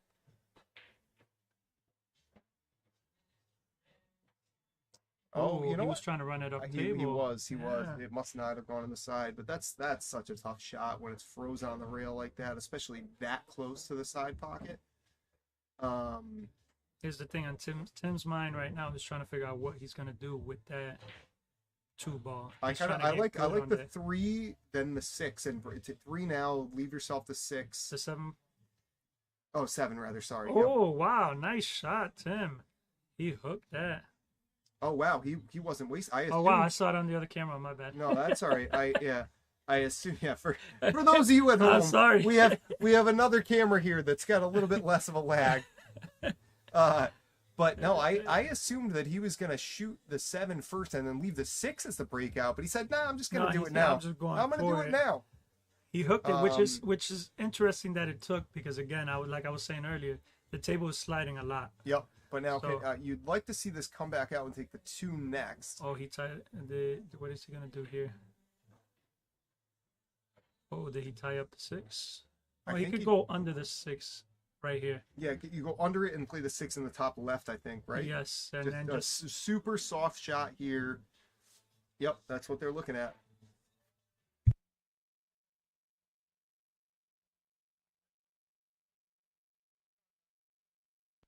All right, we got Tim stepping up to the table. You really just got to roll this in.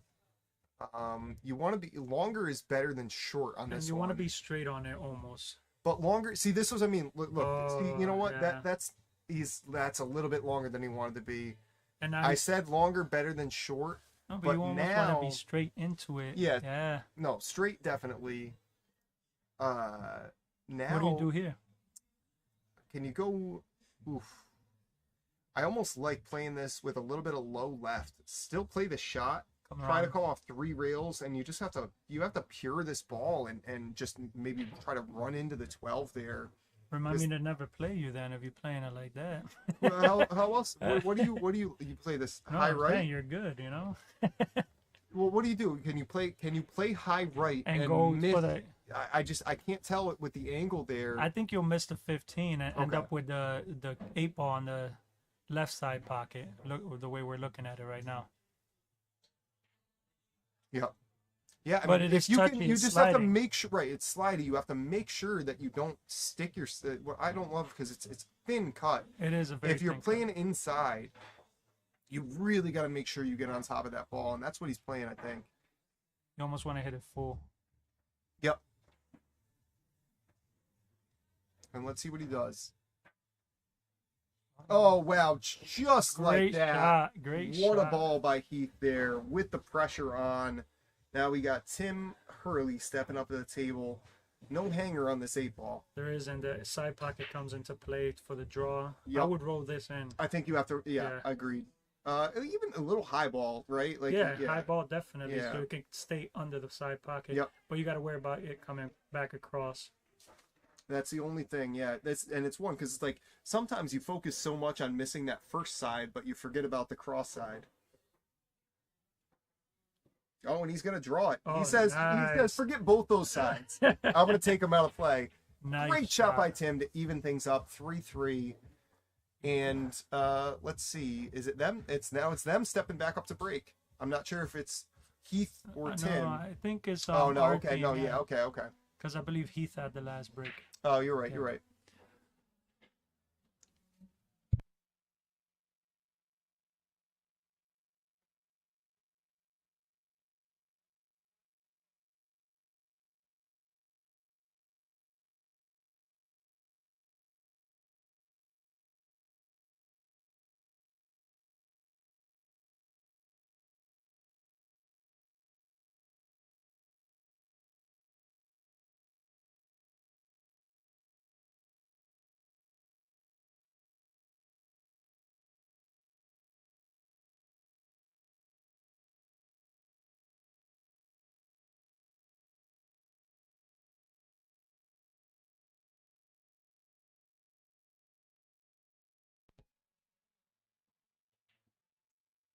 All right. Looks like Vachon stepping up to break here. And man, this has been a good one. It's been a good day in general. Yeah. Well, I mean, I know I'm on the winner's side right now, but I'm saying the matches have been really good. Yes. Good agreed. lineups. Well, a good weekend too. I like to see it. You know, Lance and I were talking about this a little bit, but so you played Paulo singles 9-ball rather to start the day. You got him. Yes. Hill. That was a tough in match. a very good match.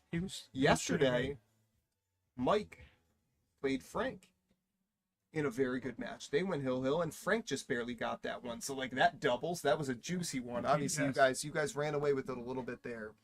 But there's been a lot of juicy, sweaty games so far. Definitely, yes. All right, and now it could be anybody's game that shows. Yep. Now this is interesting here. I think he would have liked to get a little bit lower on this.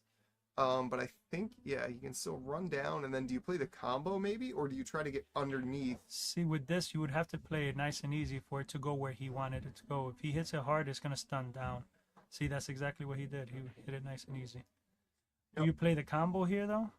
No, now maybe do you play the 14 first, and then do you, like, leave the combo? But do you want to be that far? Well, he has a steep angle on that, yeah. But you want to be that far away from the combo. Well, I don't like. He's got a good stroke. I expect he's going to draw this back a little bit, a few inches. Oh, okay. He tried to cheat it a little bit and just a little too much there. Oh, and wow, he opened the 4-ball up. No, is it open? Can he see it? I believe the 4 is available now. Oh, wow. I'm not 100% sure, but from here it looks like it. But you're right, it's very close. If it is there, it's millimeter thin. Definitely.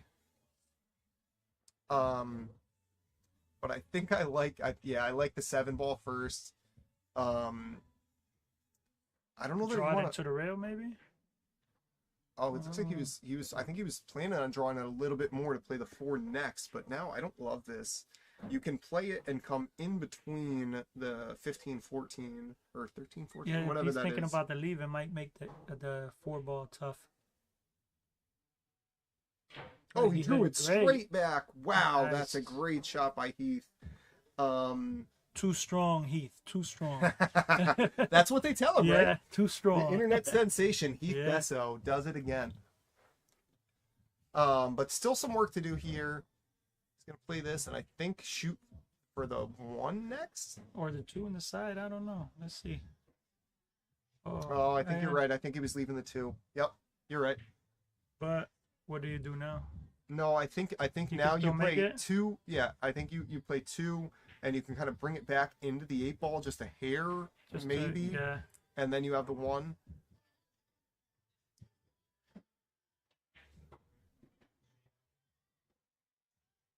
Yep, just like that. Just a hair. Oh, and actually, you know what? No, He's going maybe for the probably three, I probably think. the 3 next. Yep, yep. It's a juicy one, Jose. It is. I don't like it. I know you're sweating over here. I'm not on this team. I'm stressed out. I'm not on either team. Yeah, but whoever it goes to is definitely a good match. 100%. Oh man, he really slow rolled that one. Let's You better go. fall. Yeah. Wow, Tim. Talk about pocket speed. Ooh. Just make the would say ball make here. the Just ball, make the yeah. ball. Just make the ball. I almost don't like that Tim kind of pointed where he wanted. Like, yeah, Heath can do that, but like at that point, just make the ball. And you know, normally you might be a little bit worried about scratching in the low right here, but you got a wall. Oh, you definitely got a wall there. Yeah, obviously, you know, off the rail would have been optimal. Anything could happen when it's on the rail. Exactly. You know, Timmy's still the favorite here, but it's far from a hanger. Well, let's see what he's got.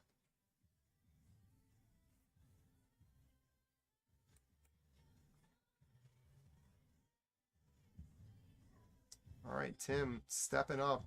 The pressure is on. Let's see what he's got.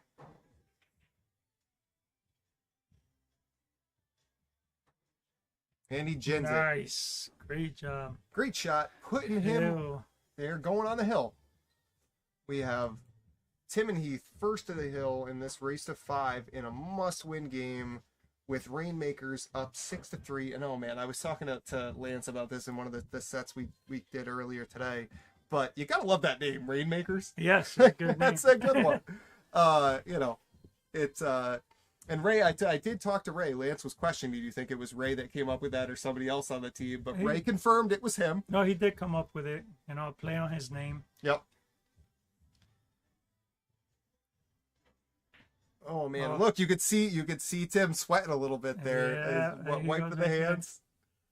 Oof, man. You could definitely feel the pressure when you're out there. 100%. It's because it's not only for you. If it's a singles game, it's different than you doing it for the team. So I don't care. Losing for myself, I don't care. It's myself. It's my yeah. own money. What's the entry in this? 150, 250, Yeah, 150. Yeah. You know, if I lose 150 of my own money, whatever. Yeah. It's, you know, I'm gonna be mad at myself, but I'll get over it. Yep. If I lose $150 for me and 5 other guys, exactly. Now I'm upset. Yeah. Exactly. And Heath is in an interesting position here because I know we mentioned this earlier on in the set, but you know, Heath was the alternate, and they team Bourn here, Natural Born Killers, elected to have him jump in instead of Kenny. Kenny had been struggling a little bit in the last one, but I think even beyond that, I think just with the chemistry between Tim and Heath, they go way back. Yep. They decided to bring him in, but there's a little bit of extra pressure there coming. You're coming off the bench now. Exactly. Oh wait, did he make anything? I don't think he did. Let's see here. What do we got? 3, 6, 9, 12. No, he did not. He did not. That's a dry break. Ray's coming to the table, so. But you know, I don't hate it. Again, this is the second time now, and this one's probably even a little bit tougher. As far as dry breaks go, this is what you're looking for. Yeah, exactly. Right? Let the other guys come in and do some of the work for you. But 8-Ball is Ray's game, so he's not, you know, he's no stranger to this. Yeah. I played him once in an 8-Ball tournament, and he just swept me. Yep. Well, and look at that. Yeah. Pockets Look the at ball, that. opens things up a little bit. Oof. Oh man, that was a great shot, but he really, I don't know what he left. Maybe you could play the 2 in the low left. Maybe that 5 definitely does not go in the side. No, the 5 doesn't go, and the 1's too far to play it off. But could you play the 2 off the 4 in the side? I could see that. With just center ball. Yep. Is he going? No, I think he's going for the 2 in the low left. Oh, and he hit it pretty good. Oh, wow. Just missed it. Just missed it. Nice try. Well, that's okay because now the 14 is tied up. The 14's in a very difficult position. And actually, a lot of their balls are. Yeah, the 10, what is it, 10, 11? 13, no, 11, 10, 13. 10, 15, yeah. Yeah, 10, 15, sorry. Yeah. Look, I'm colorblind. Don't. That's all right. I'll help you out.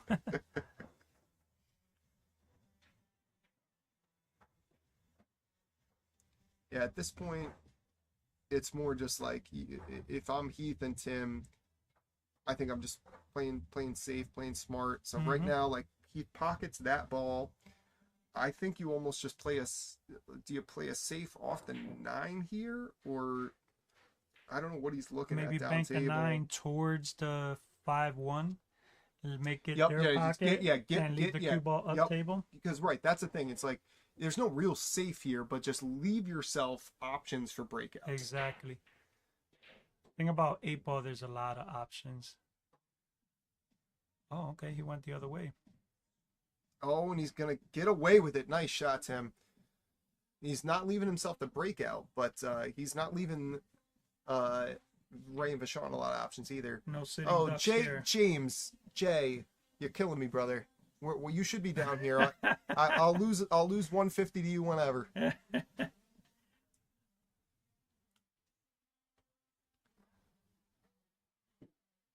Oh, he's one. Do you know James Smith, Jay? I don't know. The picture doesn't.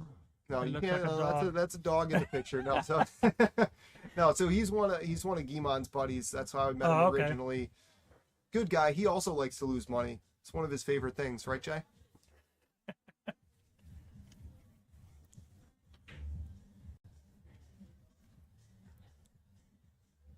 All right, now pretty good shot there too. Everybody's playing smart pool here.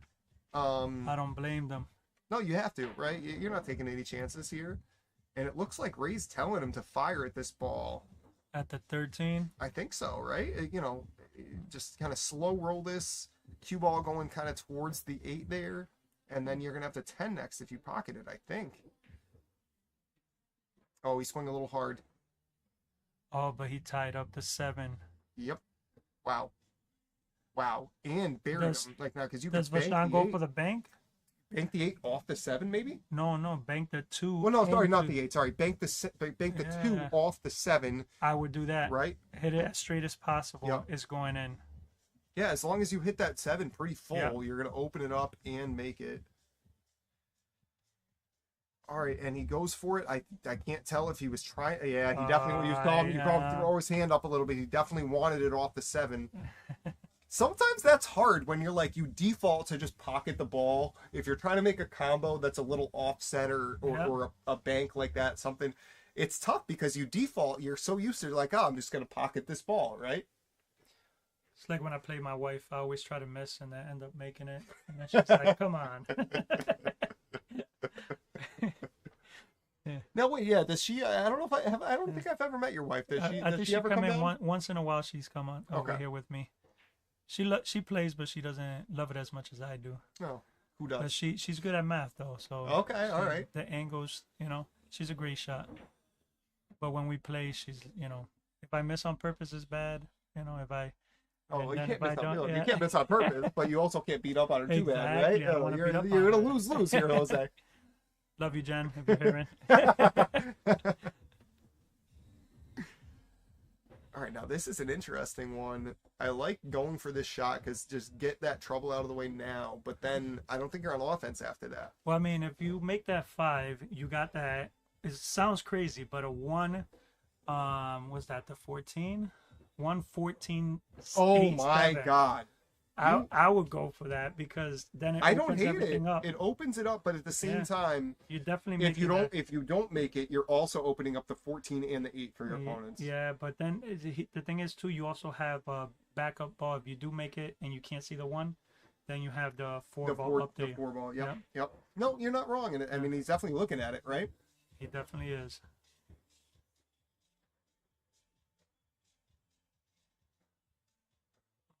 They're gonna go for it now, or? Yeah, see, I think if you're gonna fire at that, you got to fire at it.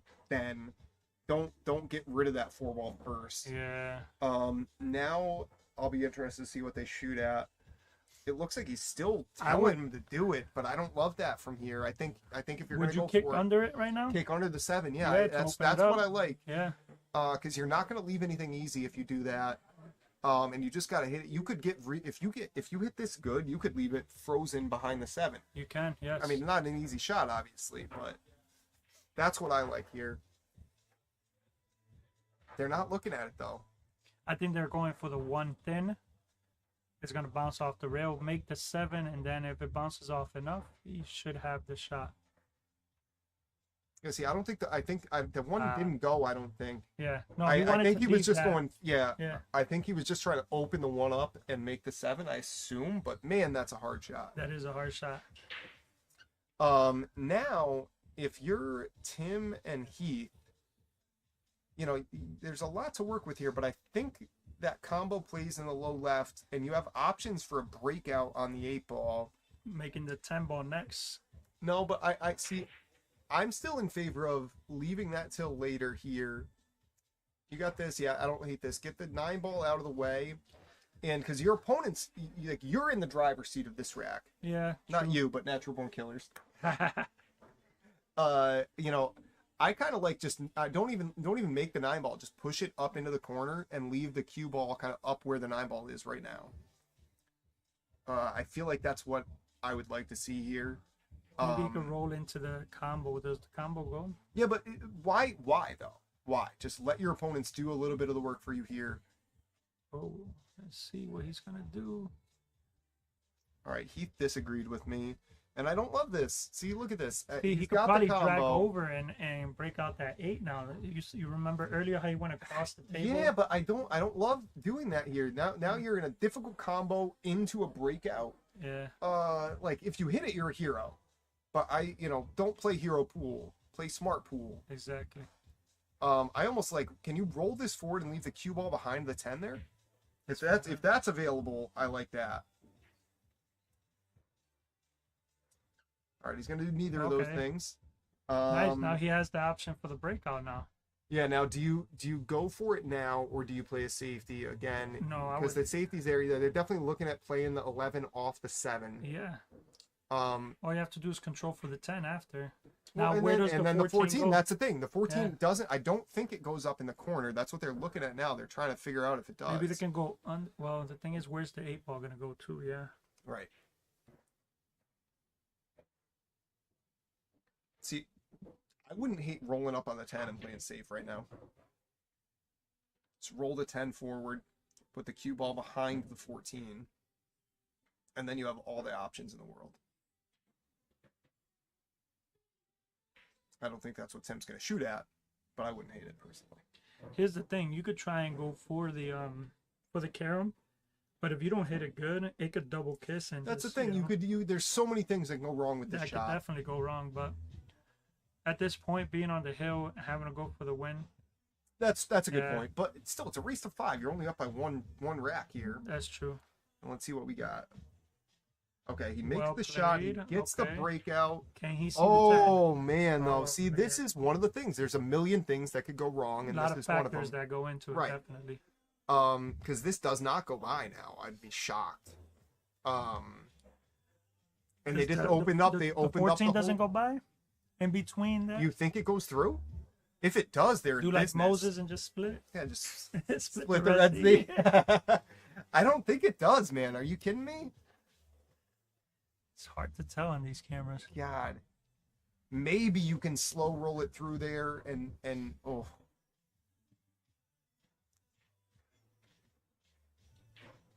Oh, he tried. No, that ain't bad though. That ain't bad at all. See, what I would do here is I would cut the 7 into the 14 and leave the cue ball on top of the 10. If it's me, I think I'm tapping that one ball up. Tap the 1 ball up table. Look. I'm a big proponent of let my opponents deal with the problem for me. Yeah, but if you leave it up table, let's say it rolls out enough that he can shoot the 10 and carry him into the 7 and make the. Oh. Yeah. Is there room for that? I don't see. I think that's what he's thinking about. Shit, you're probably right. Excuse me. Excuse me, sir. We are on live stream. Do not curse. I'm usually pretty. There's good about children listening. I'm usually pretty good about it. Now, see, I still, God, see, I see what you're talking about. I still think that's the shot, though. To tap I'm not. it in? Yeah, just tap. No, not even make to just tap the one up there, right to where Vashon's pointing now. Leave it up close to the pocket. Leave the cue ball Who's up. coming up next? Or is it Timmy or is it? I don't think it matters. I don't think it matters in this. Like, you're gonna leave a very tough shot. That's true. That's true. Yep. Okay, that's a great lead. Just like that. Yeah. Just like that. Because, geez, I mean, if he didn't leave too much cue ball either, so no, he there's didn't have not the a lot option of to cue draw or right. anything. So now I think you just tap. Actually, I was gonna say tap the 10. If you can see the 12, maybe you do that. What 12 are you looking at? All right, whatever. What was that 14? 14. Told you I'm colorblind. Oh, here comes Pete, the man, the legend, the owner of the place. Ben, thank you. Let him make the mistake. That's the name of the game. I agree, Ben. Oh, now that Ben said it, you agree, huh? Good shot there. That's smart. You did not open up the 7 ball, but you left yourself a breakout, right? Can he make the 7 and tuck it behind the 8? Make the 7. I mean, make the 14. Make the 14. Yeah. Look at me. I'm talking about you, and I'm over here marking it up. I'm like, where's that 7 ball going, Jose? Ben Parker would make it in any pocket, the 7 ball. Oh, no question. Yeah. He'll kick it 3 rails into the side. Now, were you watching last weekend? So Ben was, I mentioned the Heath coming in as an alternate. Ben came in as an alternate last weekend, and he didn't miss a shot. They steamrolled it. Oh, yeah, no, he definitely shot great. He's a great shooter. All right, now this is an interesting one. Oh, yeah, absolutely. Yeah. Made a couple good jump shots in that one, too. He's not scared of any shot. A couple jump shots in that one, too. All right, now, you're Tim stepping up the table. You just cut this one straight up, top right corner. But it could pop the 8 out and leave it's it gonna out pop three. the 8 out, but I think either you're firing or you're not. He's probably banking, I would say. Oh, you're right. That's what it looks like. Yep, absolutely. But it's kind of wide the bank, so it's wide the bank, and it's gonna leave the 8 tough, and he misses it. That is tough. Okay. I think I would go for the 7 here with right. 7. Bring it up. Yeah, get it. Hit the second rail underneath the 8 ball, and yeah. Either that or just with right and just let it float up into the middle. Okay, I see you. Yeah. Yep.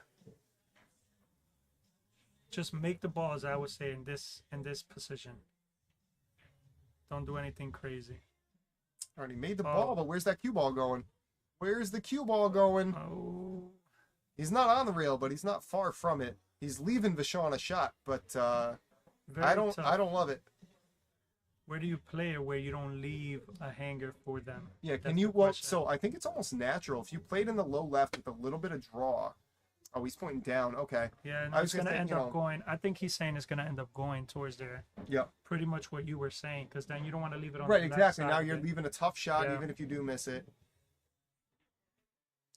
And he does just what Ray says. He is going to miss the shot, but I don't love this if I'm Heath stepping back up to the table here. It's a tough shot.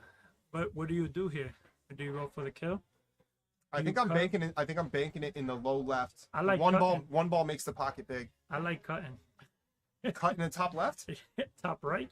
Oh, oof. Thin, yeah. Oof. Thin shot. Well, let's see. Let's see what Heath's doing here. Oh, he's banking it. One ball makes it big. One ball makes it big. Just what I say, Jose. Come on. What I say. They needed to block the Ben, pocket. thank you. That's what I said. The one ball makes it big. See, somebody's on my side, Jose, and it's not you. What a shot. Good shot. He's too strong. Too strong. Internet sensation Deso. Let's see if Tim can seal the deal on this set. Big one for Natural Born Killers. Look at that. He's excited. Winning 5-3 to get them back on the board. Still down 6-4 in match play. And now we have another interesting one coming up. We got Kevin Bourn, captain, versus Vachon. Vachon's staying at the table for singles 10-ball action. That's going to be a great match, too. It's going to be a very good one. You guys know the drill. 5-10 minute break, and we'll be back at you.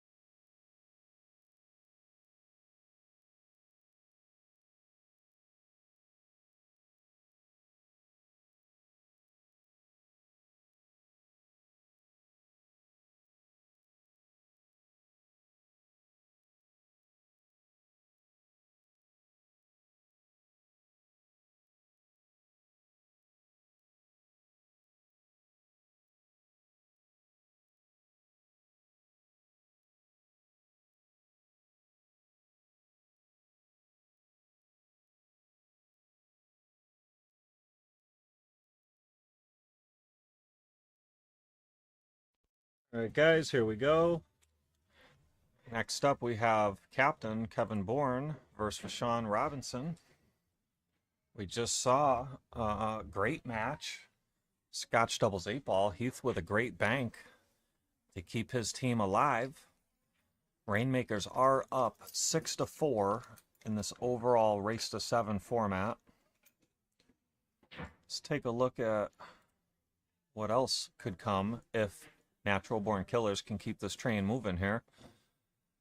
Right now, Kevin and Vashon. Next up would be Jose and Brandon for Rainmakers versus Kevin and Tim Hurley for Natural Born Killers. So, Rainmakers was up 6-3, which is a very big lead. Forces Natural Born Killers to win 4 in a row. Pretty tough to do, right? They got through 1. Now they need 3 in a row. They have Captain Kevin Bourn up now against Vashon. And, you know, Kev has a very high gear if he's playing his game. And then he would be coming right back out there with Tim Hurley, who's been playing super solid as well. If they can get through those 2 hurdles, we would be at 6-6. And then the captains, they have a captain's pick. Each player puts up whoever they pick. If Kevin, you know, to get to that point, Kevin would have to win this match and the doubles next. So I think you'd put him out there because he would be winning, obviously, and probably playing pretty well. So we could see a heavy dose of Kevin Bourn now, which I think if you're Natural Born Killers is exactly what you want to see. I've played all of these players, and I'd have to say I think Kevin Bourn has the highest gear. When they're all playing their best, I think Kevin has the edge. But, you know, you got to play your best. That's tough to do. So we are now playing 10-ball, a race to 5, singles 10-ball. Kevin with an opening safe on the 1, and it's a good one. Very good safe there. Don, thanks for liking the stream.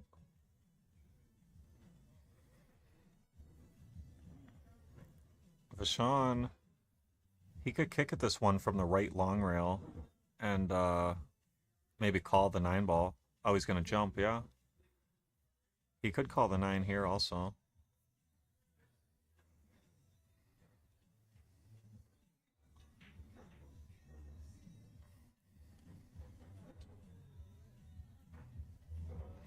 So, the stream started off with a delay on the side camera, and it looks like it's back for some reason. There's about a 5-second delay. In between racks, I'm going to go see if I can get those 2 cameras back in sync. Only takes a second. But I do have to go out by the playing area to do it. So Kev has the balls open. The 4-ball is a little tricky, though. May have to play the 4-8 combination once he gets there. And even actually right now, the 3, he may have enough of the pocket to play the 3 clean. He would like to avoid the combo if he can. Combo does not lay good. I think he can just pocket the 3, but he's got to hit it pretty clean. Good shot there. So now you're forced to play the 4-8. He's gonna roll it and try to control the 4. He does not want the 4 leaving the pocket very far because the cue ball should be going towards the end rail. Maybe the 4 goes clean. It does. Okay. Oh, he bumped the 10 though. He might have the side. If he has the side, he's just fine. And then the 7 would also pass the 8 too. Yeah, I think he's okay here.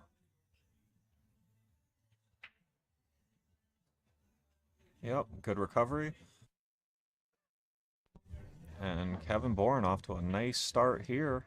Looking pretty comfortable. Running the balls pretty smooth.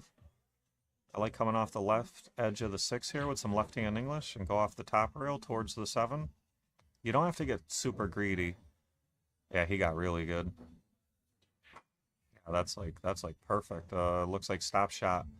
But you don't want to accidentally bump the 8 here. You really want to make the 7 clean. If you bump the 8, it could drive it towards like the chalk area. Yeah, he's okay.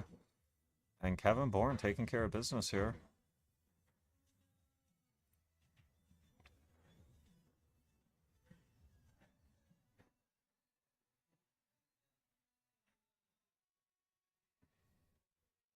Yep, he fell pretty good here. Cut the 9 in, use some high left, and come 2 rails down for the 10 in the bottom right.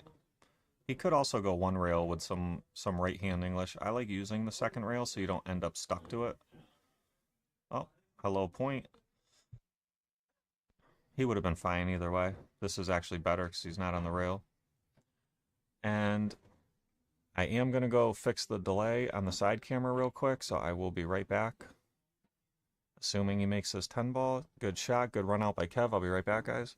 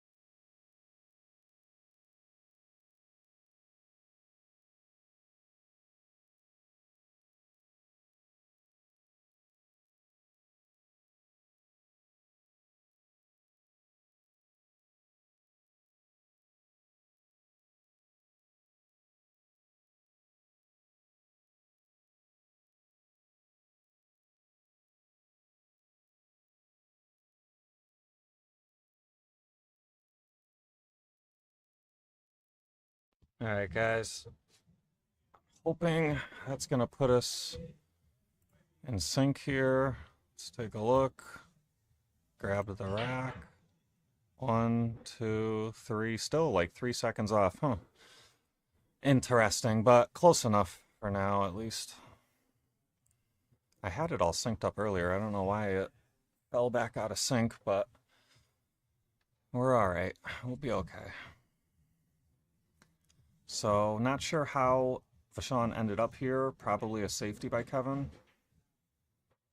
Makes a good hit. Kevin's going to have a look at the 1 now, though. Balls are open, too. 9 ball may be a concern. I don't know if the 9 goes in the bottom left.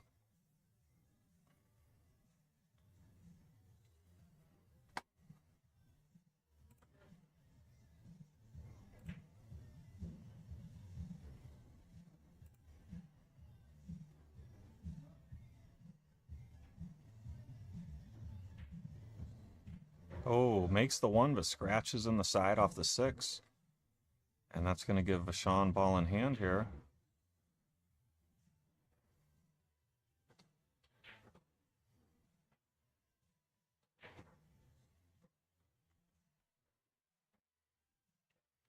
Pretty good chance to run these out.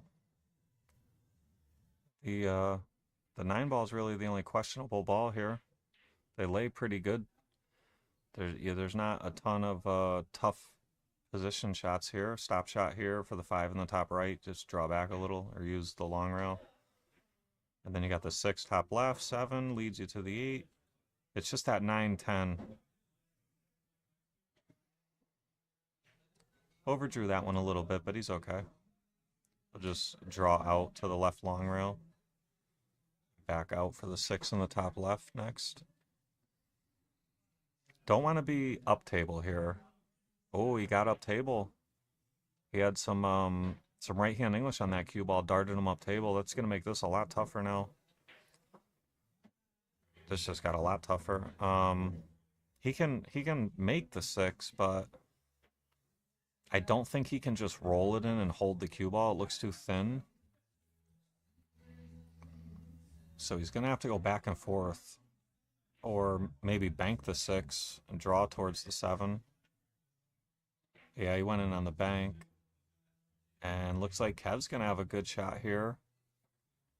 He may have to just roll it in and take his long shot on the 7, take his medicine on the 7. He'd like to juice it up and go like 3 rails, but it might be too full. Well, he got off the rail at least. He was kind of in between rolling it and going 3 rails. He just wanted to get off the rail there, which he did accomplish. This is a tough shot. He's the favorite to make it, but it's very missable. Good shot there. Now we're going to find out about this 9 ball. It definitely goes in the right side pocket. And the way he fell on the 8 here, he could play very good position for it if it doesn't go in the bottom left. Yeah, okay, so right side pocket. And he fell really good on this ball. He looks like he can just roll it in with follow and play the 10 in the bottom left next. Yeah, ooh, just rubbed the point there, but he's okay. He's got a nice hanger here on the 10. Kevin Bourn going to take a 2-0 lead. Just like that, 2-0 Kevin Bourn.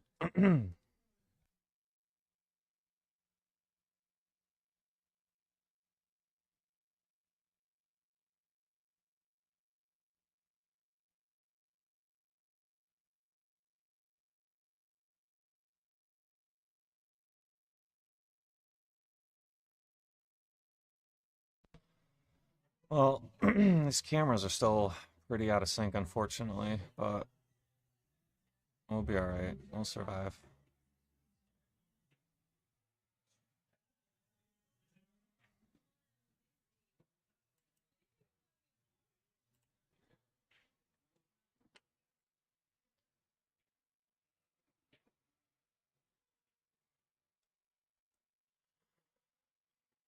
This could get juicy. Kevin Bourn off to a 2-0 lead here.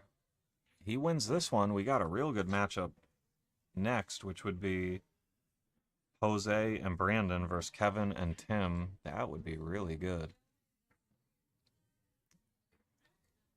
Watch out, cue ball. And in the drink. And the balls look like they lay pretty good for Kevin Bourn here. Let's see, one to the 2. Little tricky, but he's got ball in hand to do it. 3 balls right in a pretty reasonably good spot too. So 1, 2, 3 looks pretty good. 3 to the 5 is going to be a little tricky because he might not be perfect on the 3. What is that? Oh, can he shoot the 2? Yeah. Okay, this works out. He's going to want an angle here. Doesn't want to be straight on the 3. Yeah, he's got an angle. He can go high right here and get around the 10, going towards the 5.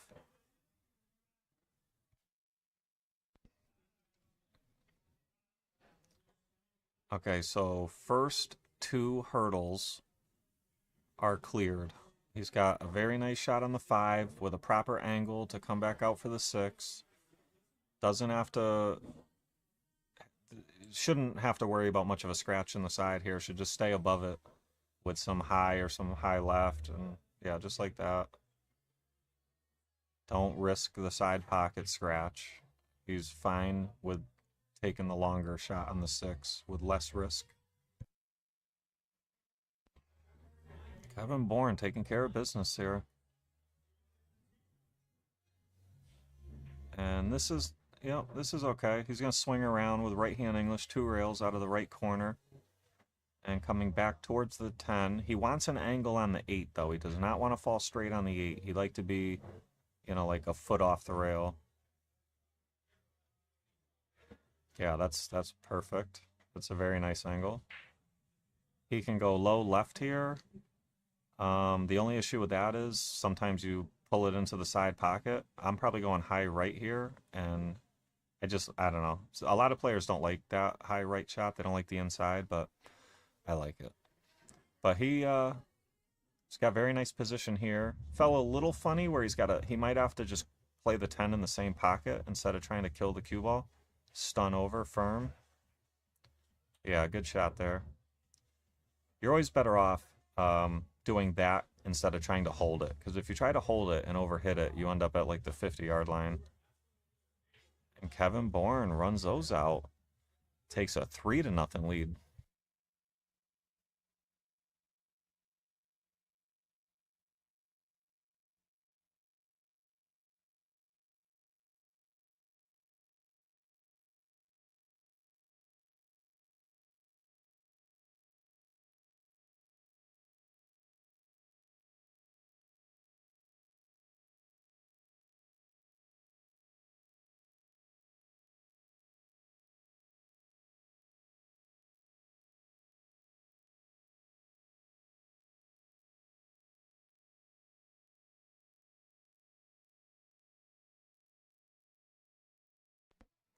All right, Kevin Bourn rolling right along here.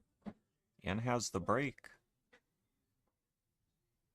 Let's see if that 7-6 go towards the side pockets.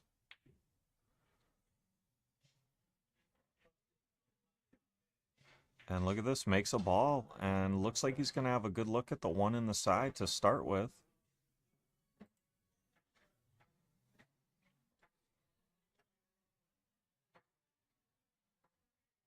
There was a comment I missed. Must have been on YouTube, so I don't see it on my Facebook chat. But Kevin Bourn got a great chance to break and run these. 3 to the 4 to the 5 to the 6 to the 7 all look pretty reasonable. 7 to the 8 is going to be the key here. Everything before the 7 ball is looking like a formality. This is pretty much stop shot. You can draw it back a little if you want. Yeah, nothing wrong with that. Now some high left English. Go 2 rails towards the 5. Just don't bump the 9. You don't want to end up trapped behind the 9. He can go low right as well. Low right or high left. He drew last time, so we'll probably draw again. Yeah. Oh, fell really good here. Yeah, and has an angle to get off the rail. So Kevin Bourn in business here. 7 to the 8 is going to be the key. Josh, thanks for liking the stream. All right, so we're about to get to the juicy part. He can stay up table and take a back cut on the 7 and come down for the 8 in the right side pocket or top right corner.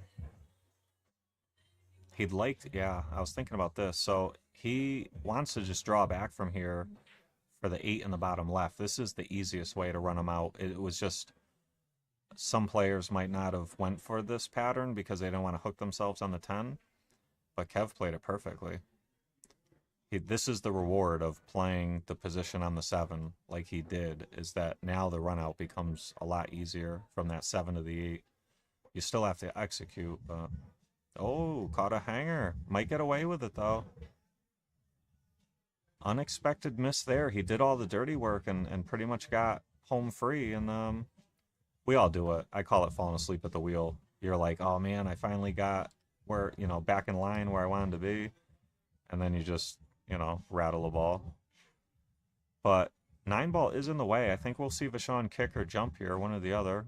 The jump's not bad, but it might be tough to get the cue ball out of the corner.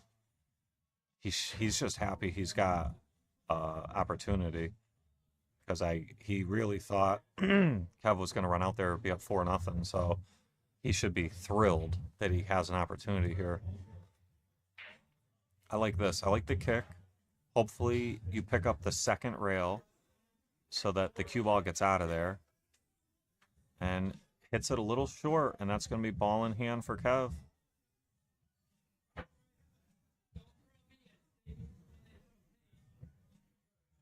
So if I'm Vachon here, I just pretend like Kev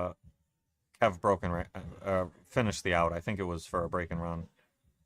I'll just be like, you know what? He was supposed to make the 8. I'm just going to pretend like he made it and ran out. Whatever. No big deal.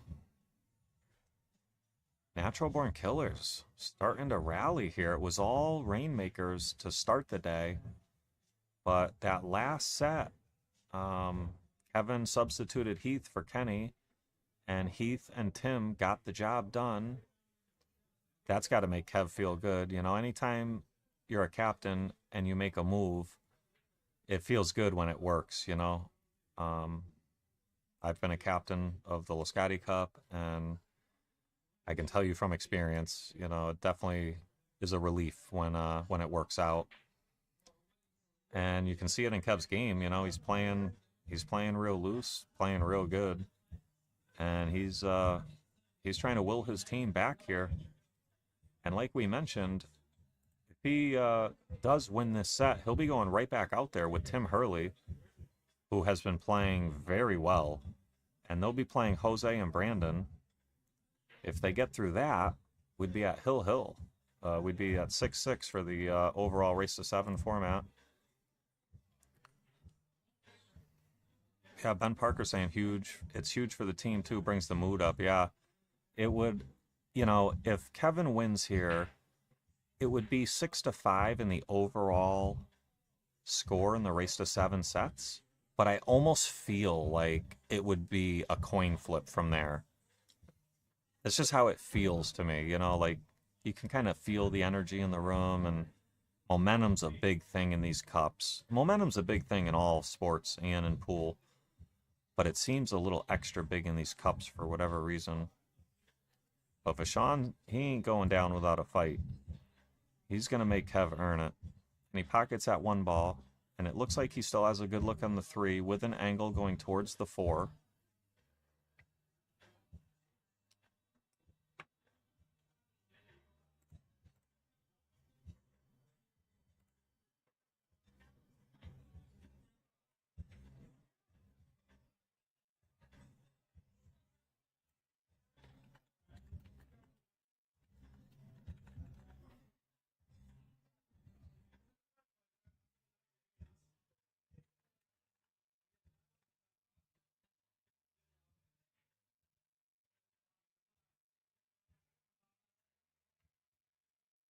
Vachon, looks like he's got to play a 5-9 combo here. It lays okay, but man, combos are tough. He hit it really good. Very good shot there. Combos are super tough. And he's got an angle too. He could pocket this 5 ball. Some low right, come 1 rail to about center table.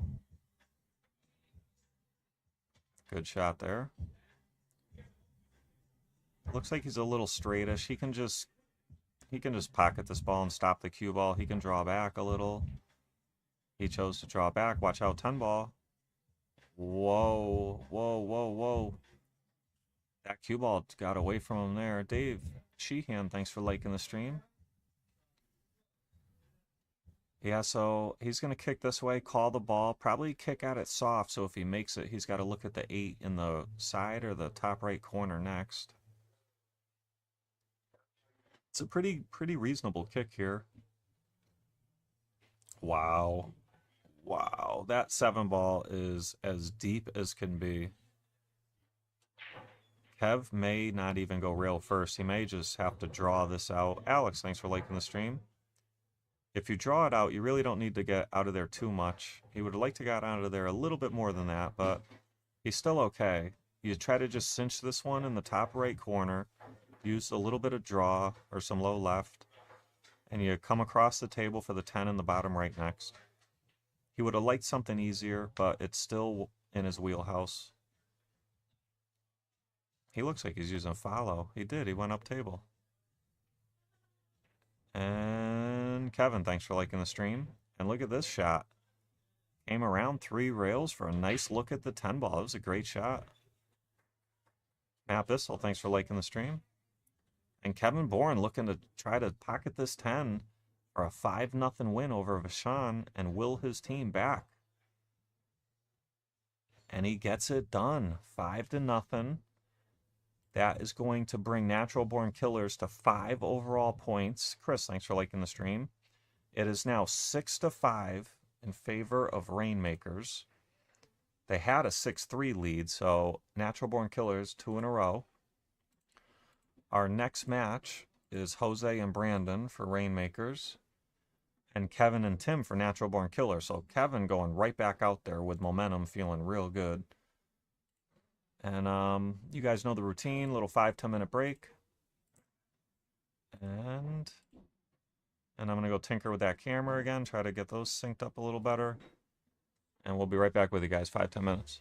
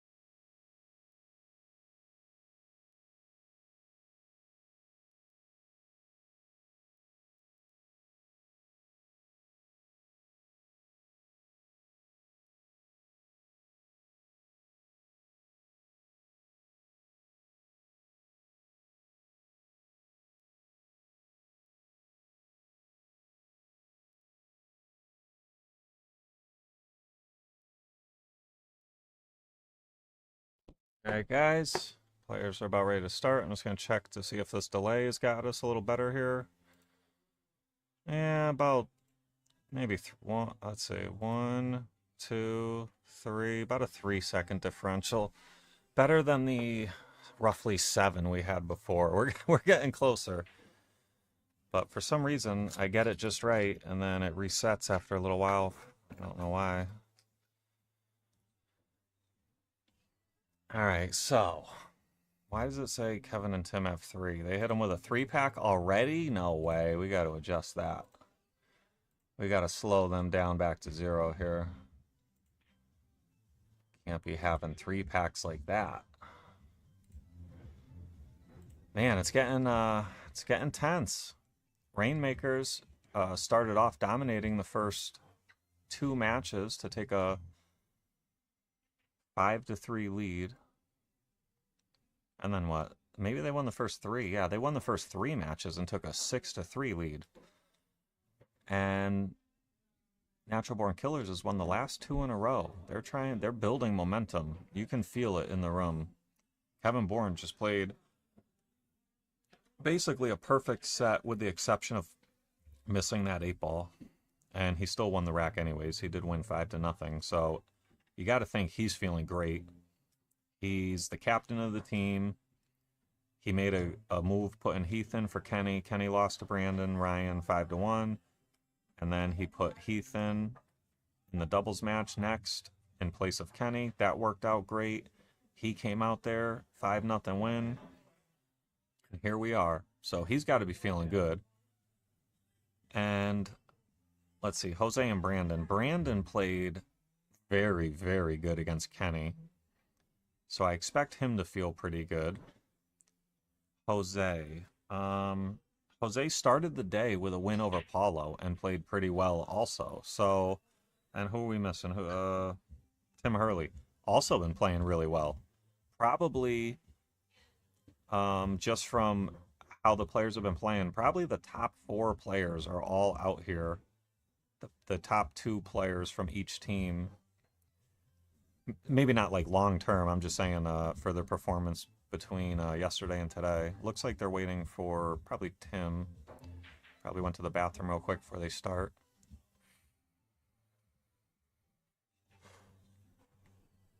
Here we go. Looks like everybody's ready. This should be a great match.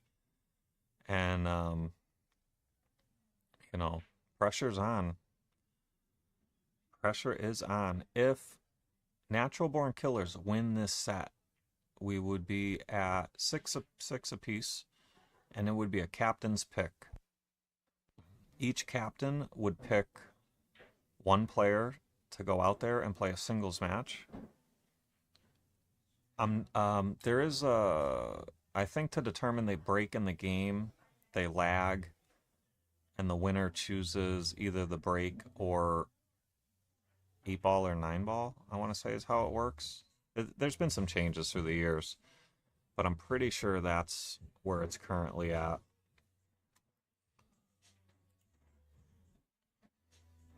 So Brandon has a look at the 1. He'd like to cut it in and play shape for the 2 in the top right next. I don't know if it goes past the 8. It's close. What's going on?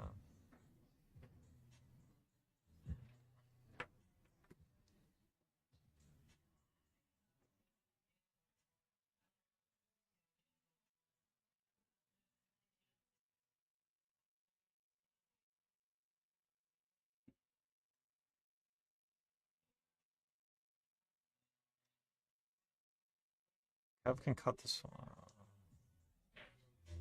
Hold on 1 second, guys.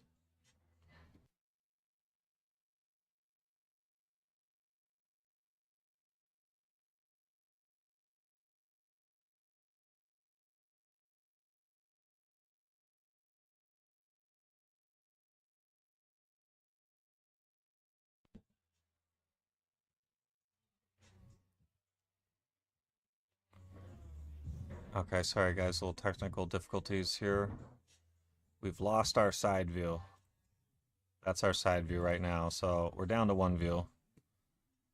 I'll do my best in the background to try to get that fixed. Never had that issue before. Usually don't use the secondary camera that we have set up, so little hiccup here, but we do have this main view camera still, so we're all right.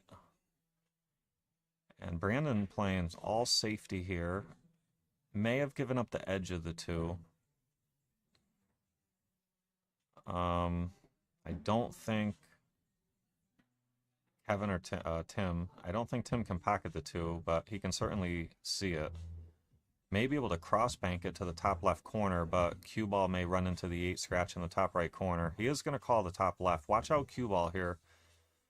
Cue ball looks like it's going to track towards the 8. If it does hit the 8, it's a big scratch. He's going to try to draw. He's going to draw out of it. That's why he jacked up. Oh, he had to jump. So he couldn't see the 2. He had to jump over the 10. Okay. And that's going to be ball in hand. And I think that's going to bring Jose up. Yep.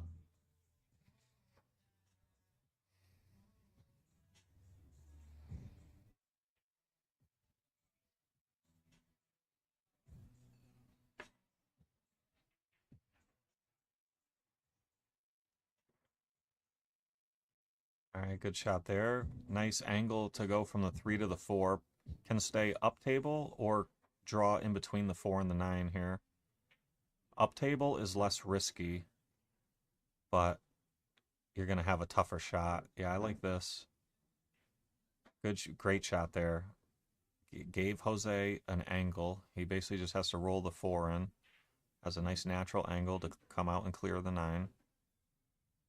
Good shot. Now, looks like roll forward a little bit for the 6 in the right side pocket.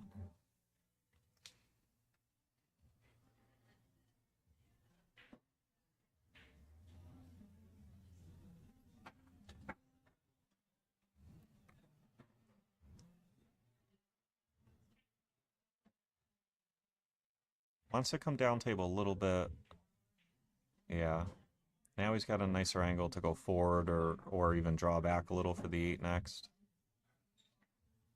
Let's see what he's going to do. Forward or... Yeah, he's going forward, I believe.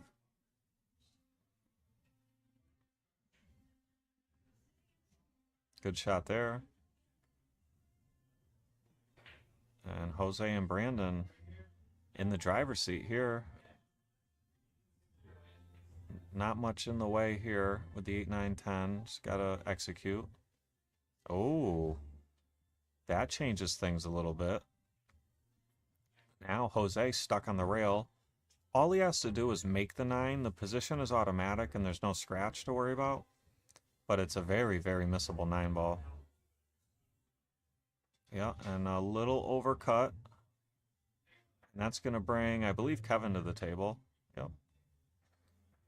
Tough shot here. This is definitely missable also. I don't think you have to worry about the scratch. I think you can just put follow on this cue ball here and just cut the 9 in. Position should be automatic, but definitely a missable ball. Kev hit it great. He put a little bit of inside on it as well. And Tim's going to have a nice look at this 10 ball.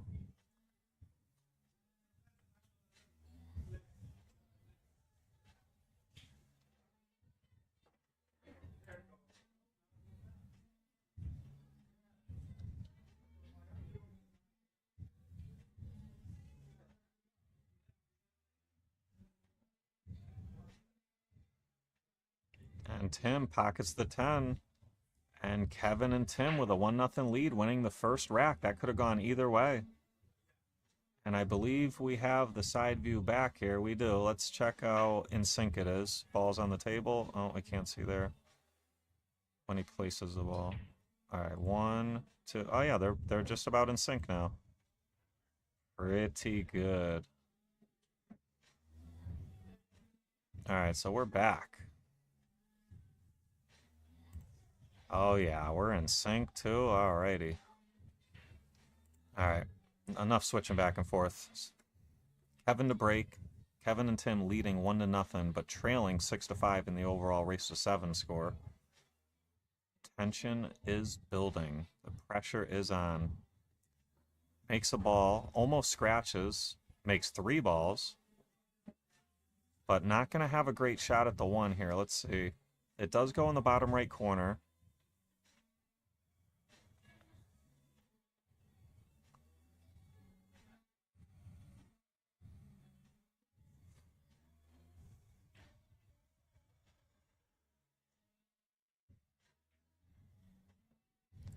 If he does, potential scratch in the left side pocket, if he tries to pocket the 1 in the bottom right, I think he's going to play safe, try to put the cue ball behind the two rails. It's a little tough because the side pocket's right around where he wants to hit with the cue ball, and doesn't want to accidentally make the 1 in the side either. Alright, so he's going to call the 1 in the side. Cue ball is going to be tricky here. Let's see what he's going to do.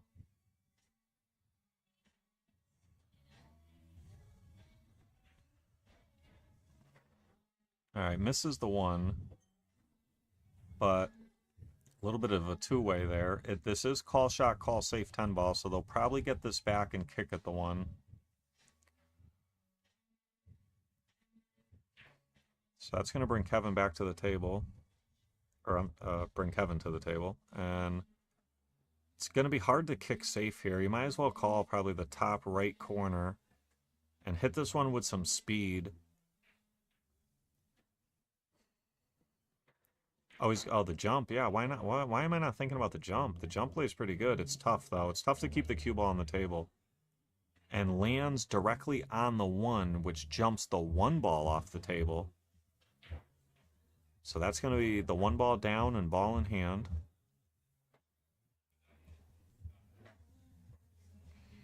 Sydney, such a good day today. Really good matches, yeah. And it's shaping up for a great finish here, one way or another.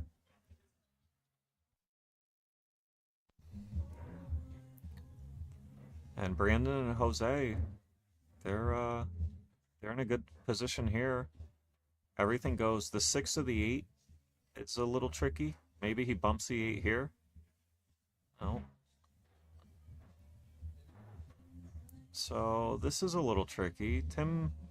Jose, if he rolls the 4 in, maybe the cue ball comes back to where the 4 is now, and they play the gap in between the 8 and the 10.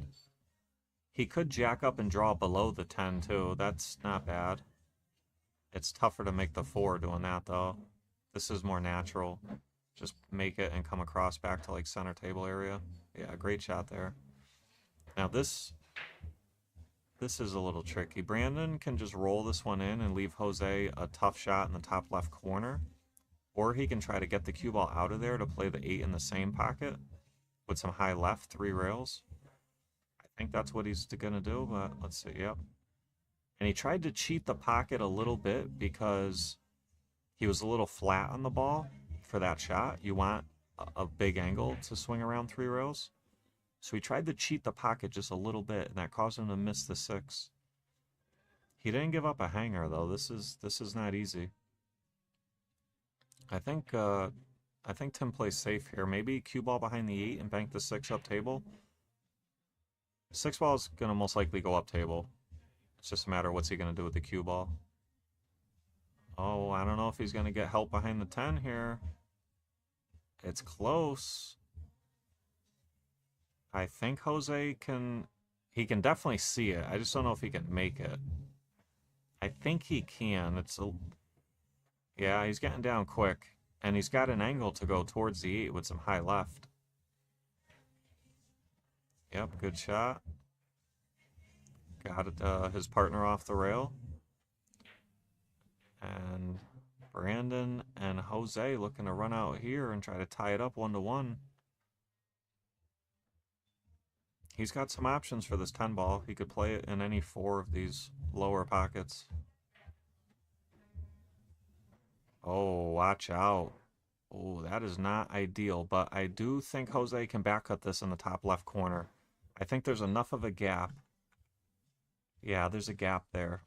He can cut this one in, but it's tough. And this is a do or die shot where if you miss it, it hangs, you know, so it's do or die on this one.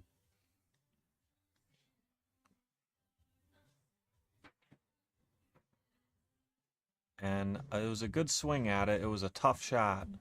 But this is going to give Kevin Bourn a great look at this 10 ball. And it looks like Kevin and Tim are headed for a 2-0 lead. They've won. Kevin has won 7 racks in a row, 5 in singles, 2 in doubles. The momentum has swung, folks. But Jose and Brandon, they're not going down without a fight. You see how big Brandon is? He ain't going down without a fight.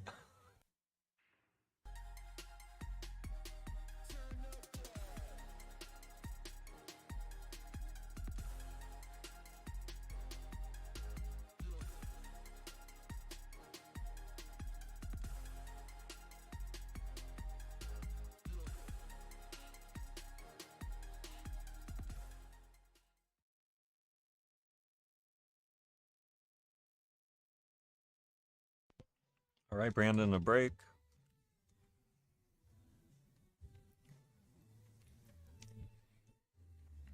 Didn't hit those super solid. Hit them a little to the left side of the one.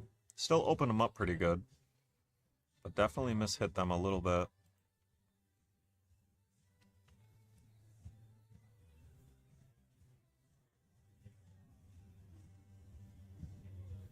Looks like we're going to see an opening push.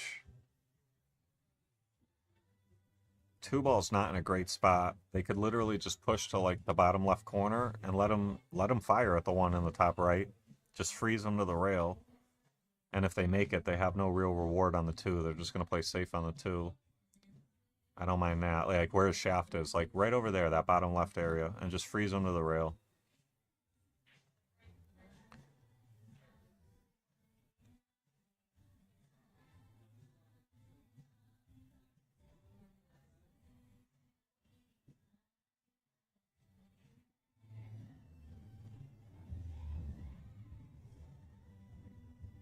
Yep, I like this push. Yep, good shot there. You give them the 1, but it's very tough to make it, and if they do make it, all they're going to do is play some sort of safety next, which is not an easy safe. They're going to have to earn it. If they hang it, you love it.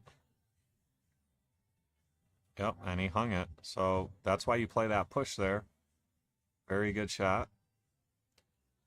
Now, what's Kev going to do? Is he going to play shape for the 2 in the bottom left? That's what it looks. That's what he was looking at. Draw out. Some low left.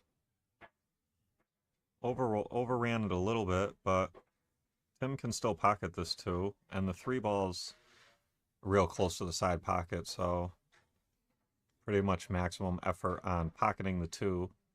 Cue ball may go into the 5 and stop around that general area by the right side pocket. Might go rail first and then hit the 5. Or right into it, either one. But you got to make the 2. Tough shot on the 2. He could play safe behind the 5. Okay, that works too a little bit more. He still got... I don't know if he gave up the edge, but very good shot there.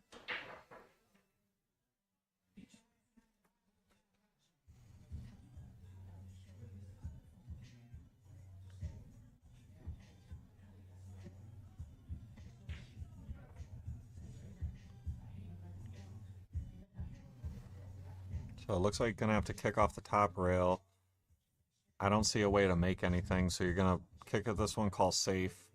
You should probably hit it really hard to try to create separation. Alright, makes a good hit. And didn't really give up much. Kev cannot cut this one in without scratching, I don't think. Maybe can get off the point, I don't know. And if you do go off the point, it's going to be tough to get a look at the 3. I think he's going to play he could cross bank it to the side. Yeah, I think that was the right shot. Just play safe. Don't do anything silly.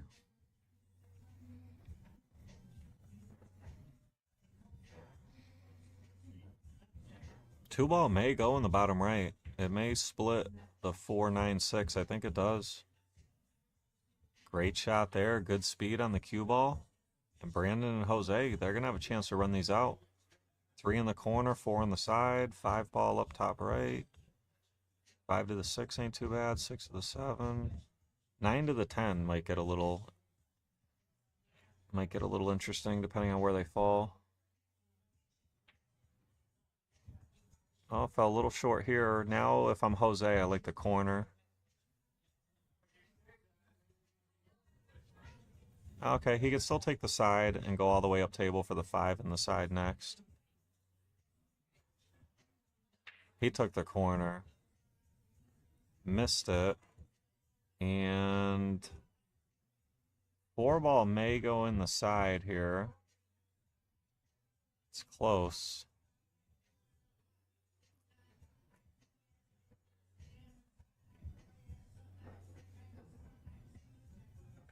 Let's see, if he makes the 4, Kev could probably back up the 5 next. Just don't want to get trapped behind the 7 here.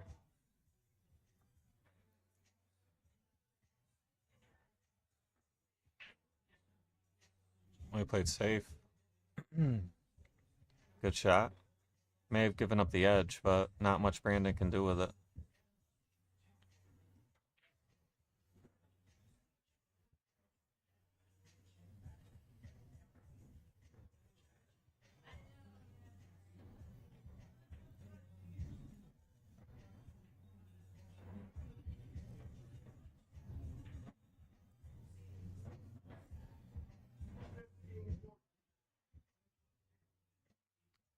Probably look to thin this ball and try to bring the cue ball back up table, maybe get coverage by the 8 and push the 4 like underneath the 6. Oh, that would have worked nice if the 9 didn't move. He would have been like right behind that 9 ball. Kev may have a carom on the 7 in the side. I don't think he can shoot the 7 clean. If you play the 4-7 combo, the 4 is going up table, cue ball still down table, so I think you have to play the carom. Good shot there. A little bit more distance than he wanted, but it was a tough shot. It's tough to control. Tim may be able to still fire this 4 in the bottom left. It's close. Might be tough to get the cue ball out of there for the 5 in the side next. If he could just make the 4 and come around the 6 3 rails to about where the 4 is now with the cue ball, that Kev could probably back up the 5. Tim could play safe here. He could bank the 4 up table, try to get behind the 6. Wow, he hit that pretty good, but he hung it. And that's going to bring Jose to the table. No way, Jose. And they have a great chance to run these out and get on the board.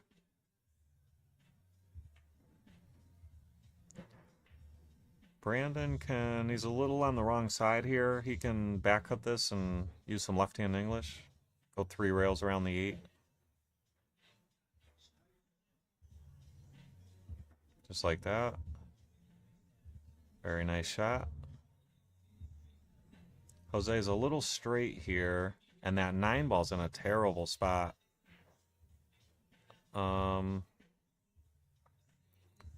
Maybe they play the 8 ball and then cross side bank the 9. Oh, he's trying to break him open. Look at this shot. Wow. Great shot by Jose. He just solved all those issues.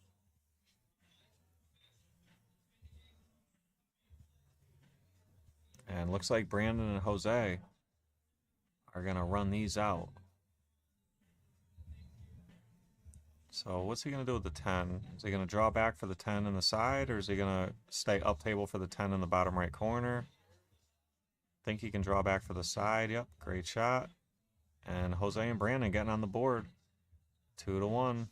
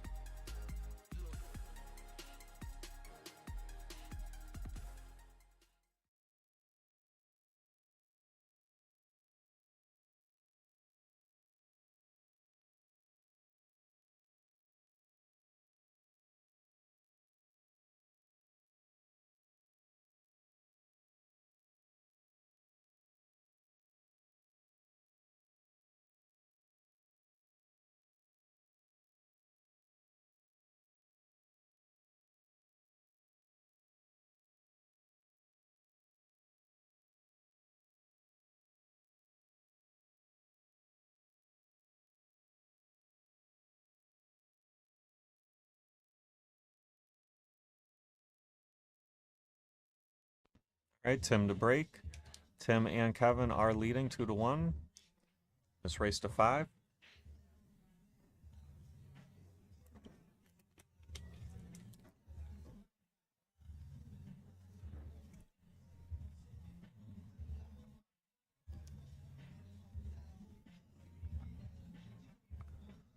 Looks like a dry break. And it looks like Brandon and Jose are going to have an opening look at the 1. Yep. 2 balls in a tight little spot down there. May have to stay up table and take a back cut on the 2. Can't really come down table, too much traffic.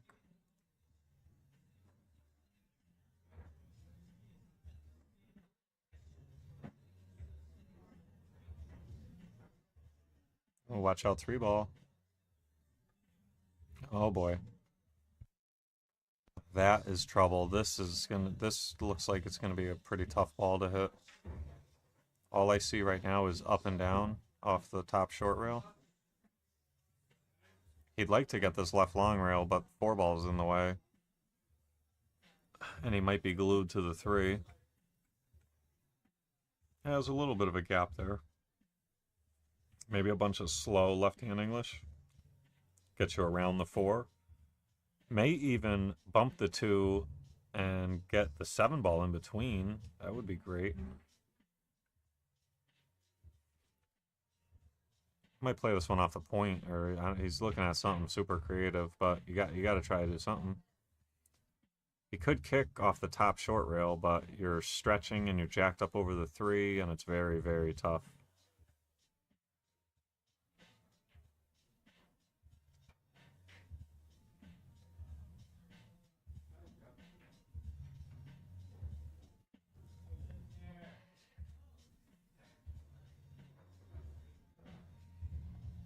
So he's looking 2 rails out of the top corner and try to pick up the 3rd, but the 6 and the 4 are in the way. He's just going to tie him up. Now, the concern here is a 3 foul situation. Kev is going to probably roll up and put the cue ball on the left side of the 4. Oh, he's going to go this way. He's going to try to stick him to the back of the 9. I think... Let's see, yeah, this is what Tim's saying. Yeah, I like this. Yeah, and you stick them on the 4. How do they make a good hit? And then you got clusters down here to play your final safe behind. The way Kev was going before, sending the 2 up table is going to make it a more difficult 3rd foul opportunity. This one, if executed properly, is a really good safe and provides you a shot next time to play safe. The only mistake there is you don't want the 2 ball over there because now they can kick up and down. He wanted the 2 ball below the 10 or to the left of it. That takes away the top rail kick. But it's still very tough. He may kick 2 rails at it. Side pocket may be in the way for the 2 railer. Might have to go 1. Okay, so now they're on 2, and he can play, whoever's coming up, I believe Tim, can play behind the 10 here. Shoot the 2 by the left side pocket, glue him behind the 10, and pray they don't make a good hit. Yep, I like it. I like this shot selection here. You don't want it to go too far up table because then you're giving up kicks from the right long rail. You want it to ideally settle by the side pocket or lower.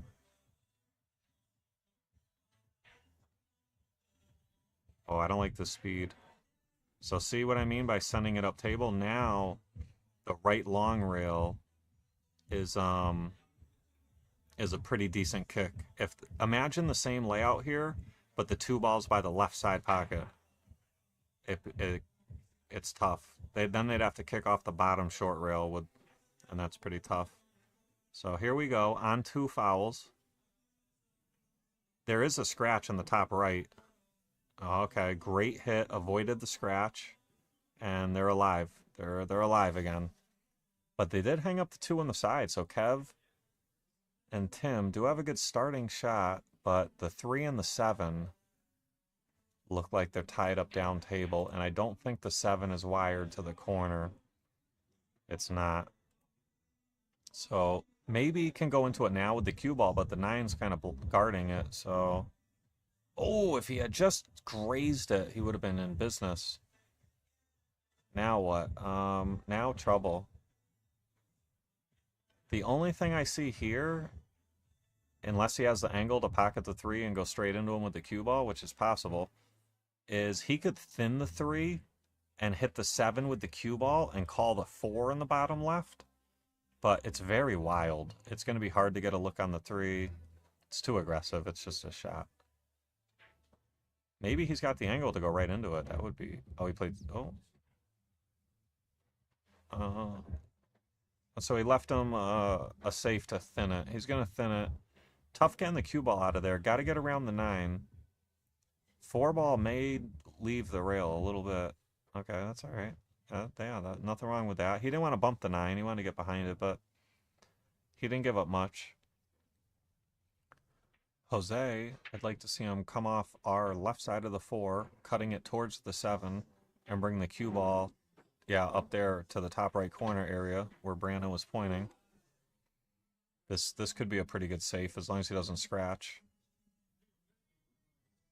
Yep, nothing wrong with this.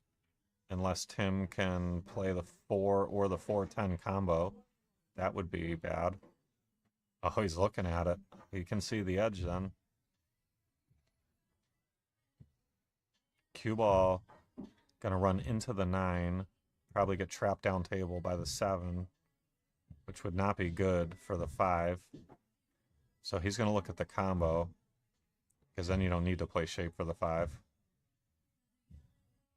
Very tough shot. Got to back cut the 4. 4's got to cut the 10 in. Cue ball's running into the 9. A lot of movement going on here.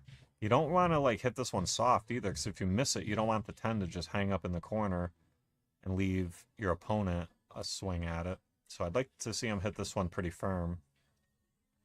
And you got to hit it firm just to back cut the 7. You're losing a ton of momentum on the object ball from how thin you're going to cut the 4.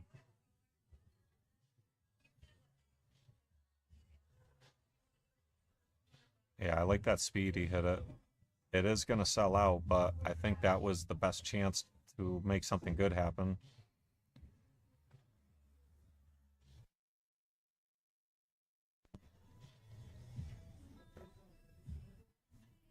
Brandon may have to draw out of this 7 ball. The 7 ball's in the way, so I think he's going to have to draw up table around it. Yep. Good shot. This could be a little tricky. Jose is going to have to juice this one up. He'd like to be straight. I think his angle's going towards the right side pocket, which is a little unfavorable here. He'd have to really drive it through and maximize the angle to get up table. He'd like to be able to just draw back. Oh, bump the 9. Watch out, cue ball. Yeah, that's going to be a scratch. And look at this. Kev and Tim. Ball in hand on the 6. Balls lay pretty good. 6, 7, 8, 9, 10. Yeah, they lay pretty good. Great opportunity here to run out and take a 3-1 lead. But can't get ahead of yourself. Gotta go one ball at a time. Wanted a little bit more of an angle, but didn't want to get stuck behind the 9 either. Tim is probably gonna draw this one back for the 8 in the bottom right next. Doesn't want to overdraw it and get behind the 9. Don't want to underdraw it and be stuck down table either. This can get away from you easy. Oh, almost rattled it. But you know what? This works because it provides Kevin an angle to go 2 rails out of the bottom left corner back to about where the cue ball is now, preferably a little bit farther up table. Might be a scratch. I don't think so. Looks like he can't get to the bottom rail. Yep, great shot there. Speed looks good. Oh, watch out, rail. Don't want to be on the rail. No, he's okay. Looks like he can just jack up and draw back just a hair. Yeah, you don't have to get greedy here. But, you know, you want to give your partner a very nice look. But you don't have to get them perfect. All these players are very good players. You don't have to get them perfect. Yeah, so he had a angle going down table, so he couldn't play the draw shot. So he just rolled it in. He's gonna trust in his partner. Tough shot though. This is a highly missable shot, but Kev has been hitting the ball pretty good. And not his best swing on that one. And that's gonna bring, I believe, Brandon up. Yep. And this one is similar, where it's no hanger. And if you miss it, you're probably not going to get away with it. This one's easier because you're closer to it. It's more of a cut, but you're closer, which makes the cut easier. But it is pretty severe. Not too many scratches you have to worry about. Pretty much just pocket the ball. Great shot there by Brandon. And that's going to tie us up 2-2.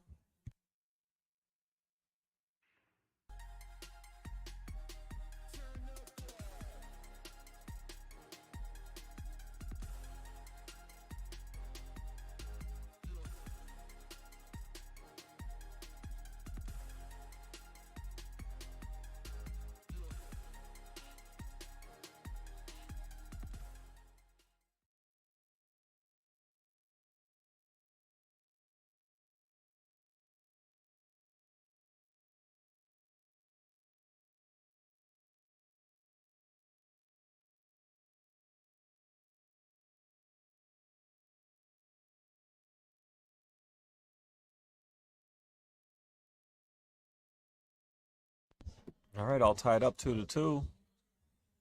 And Jose breaking. No way, Jose.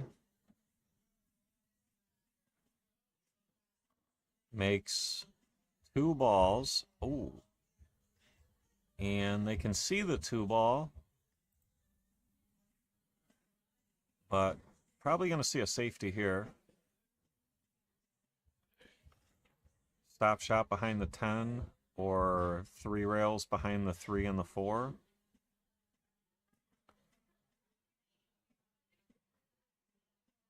I might play the 3 railer behind the 3-4 here. It looks like if you stop it, the speed you hit it, the 2 ball ends up by the side pocket. You might even sell out. You'd almost want to stun forward. Oh yeah, he hit that really good. Yeah, he froze him to that 10. Yeah, very good shot there. This is going to be a very tough kick.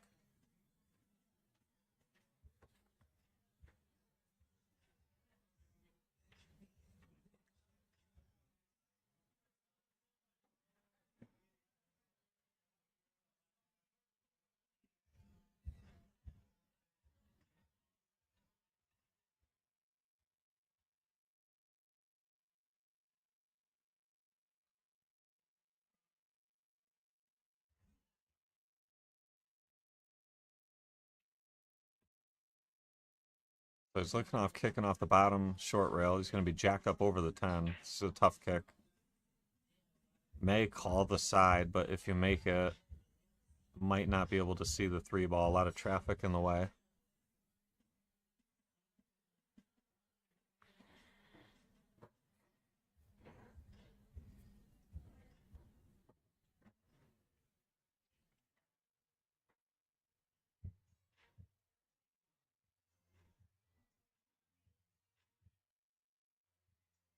So I think he's going to tie up the 3 and the 4 here. I wanted that 4 ball above the 3. And Jose and Brandon, they have a reasonable chance to run these out. They got ball in hand. This 2-3-4 is a little tricky. If they get on the 6, it's not a bad run out from there. The 8-9 could be just a little tricky, but we'll see. They might move the 9 right now, play the 2 on the side and bump the 9. Okay. So we're going to see the 3 and the 4 in the same bottom right corner.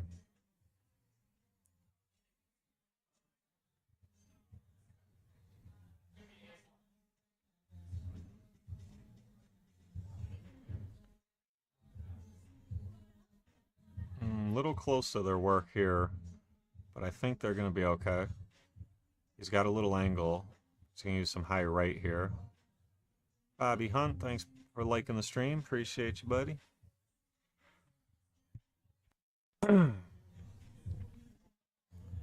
Alright, so Brandon's going to have a look at the corner here. Roll this one in. Use the right long rail. Come off one rail. And they got the 7 waiting next for the top left. It's going to be the 8 to the 9. I mean, this is missable, but should be okay. Nice shot. So now this is where it starts getting a little interesting. They can fall pretty straight on the 8 and either draw back up for both balls in the bottom right corner or play the 9 in the top right corner.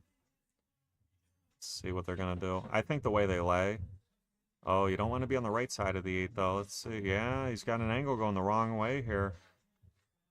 So now I think he's forced to go high inside English, go off the bottom short rail back towards the 9 for the 9 in the top right next. And the 10's just hanging out there. Wait, you know, so... Oh, watch out. Don't want to get glued to it. Oh, I think they got away with it. I think they got away with it. That did not have to work out. Jose's going to have to be careful he doesn't double hit this. You got to just punch at it. And he misses it. And look at this. This is going to be sellout city.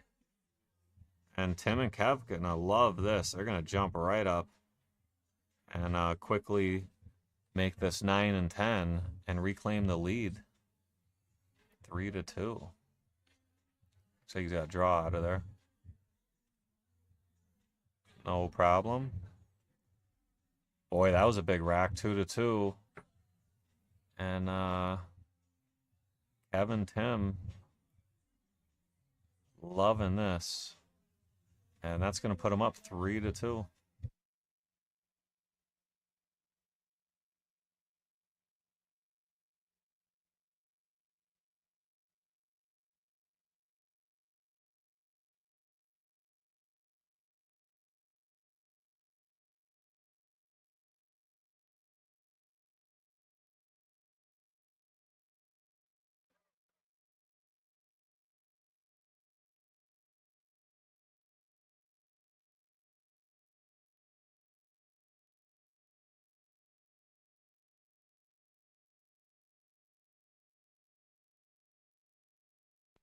All right, Kevin Bourn to break.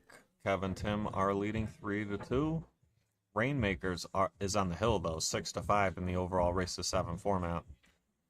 So Team Rainmakers looking to close this one out, book their trip to the finals of the 2025 Cooper Cup. And Kevin and Tim are trying to continue this great comeback so far and push this one to Hill in the sets. In the race to 7, it'd be 6-6. So can they keep it going? They've got momentum and the lead. So this one's looking like it's going to be a great finish here. Brandon can see the 1. He can make it. Position's a little tricky. A lot of traffic in the way. Side pockets in the way.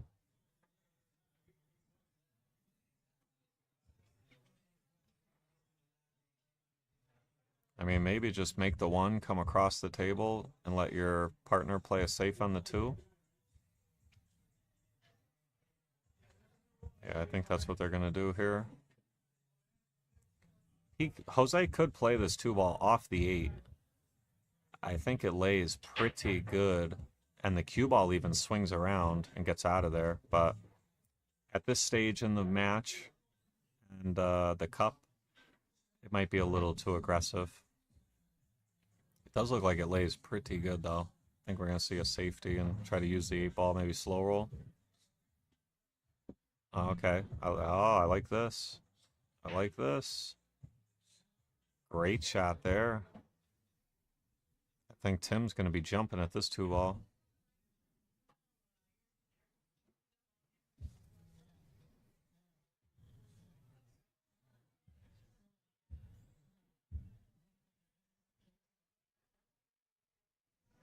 Yep, going to see a jump shot here.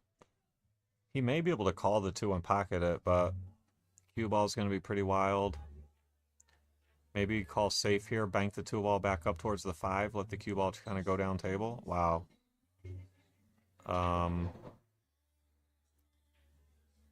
Not sure.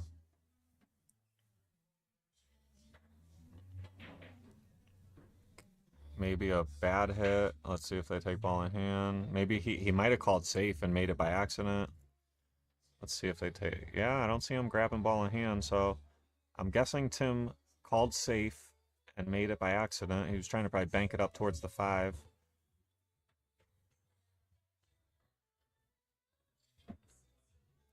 And Brandon makes the 3-7 combo, but 3-ball leaked out a little too much. I don't think Jose can pocket this ball. I think he's going to bank it up table and leave the cue ball down table, maybe get coverage behind the 10 ball. If he could hit it full, he'll draw behind the 9. That's what he tried to do, but did overrun it a little bit. And Kevin, with a tough look on this 3-ball here, cue ball's tracking towards bumping the 5 on the left long rail, but that wouldn't be the end of the world. The 4-ball's not too far away. And not a bad attempt, but did hang the 3. The cue ball was great. Tim would add great shot on the 4. But that's going to bring Brandon up with a beautiful starter on the 3 here. They'd love to run out and tie this one up 3-3. 5 to the 6, 6 to the 8. Those are the two tougher positional shots here. So let's see how they're going to manage this. Wants that cue ball to keep going. Little short, but because it's so close to the 5-ball, makes this cut a lot easier. It's still very difficult, but being close to it does help quite a bit.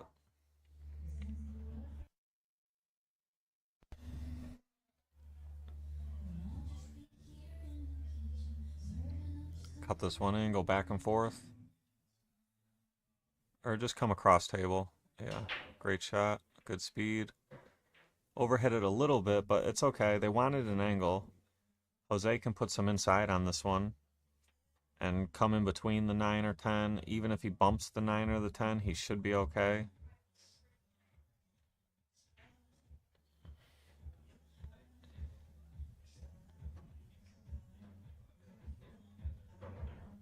Oh, he hit it pretty good, but it hung. So now this is call shot, call safe 10 ball. So Tim and Kev will have the option. I think you got to give this one back. You're going to leave them a kick at the top short rail, but this 6 ball is really deep. You have a big chance of making it and scratching. You'd have to kick at it and want to pick up the second rail. And then even if you do hit it perfect and 2 rails into the 6, cue ball might end up stuck on top of the 8 or above it where you have no shot. So I might have to give this one back, but it's tough because you'll be sick to your stomach if the guy gets up and kicks it in and runs out on you. But I don't know. I think I give this one back. So Brandon's going to kick. He wants to pick up the second rail. That eliminates your chance of scratching.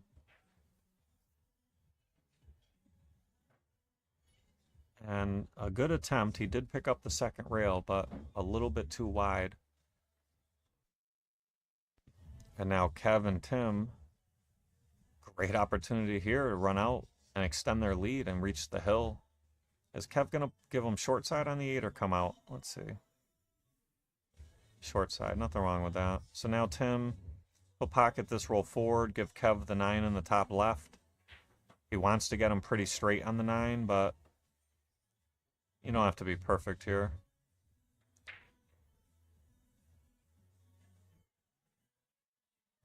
Very good, very clean. And if you're Kev, you just stop shot this. And Tim will have a very nice look at the 10 in the bottom right. Great shot. Kev and Tim rolling right along here. Looking like they're going to reach the hill. And Natural Born Killers are on a roll. They've won 2 matches in a row. And they're looking for a third to push this one to 6 sets apiece. Great shot there by Tim. And they reach the hill 4-2.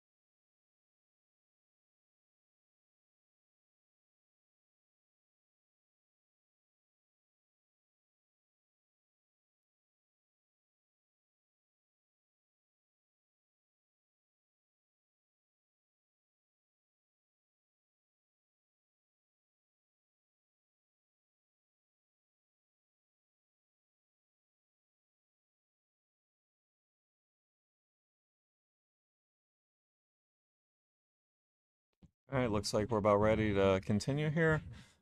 Couple players just hitting the bathroom real quick. Kevin and Tim are leading 4 racks to 2. This is a race to 5. They are trying to mount an epic comeback here. So far, it's been going pretty smooth.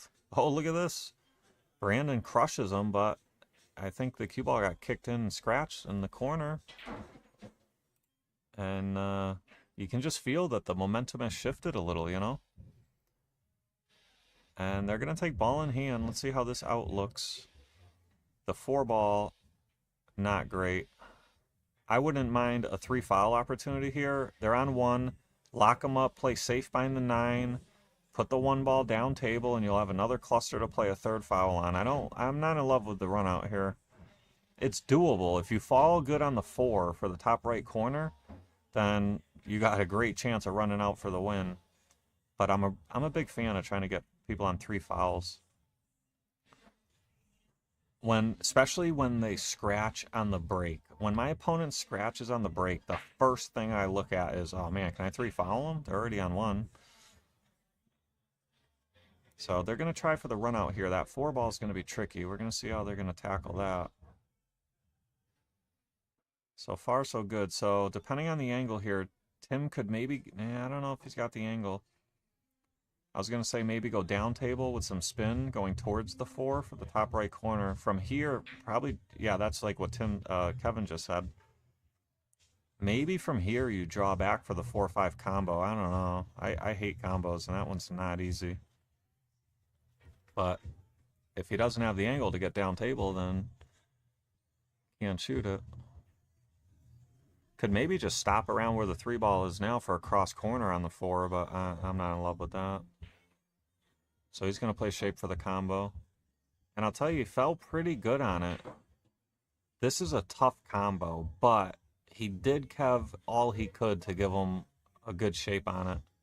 But it's very missable. Kev drills it in. And the 4 ball cooperated nicely. These guys are in business. They're looking to run out here. And you got to think all the pressure would be on Rainmakers. And if in the final match, if we get there.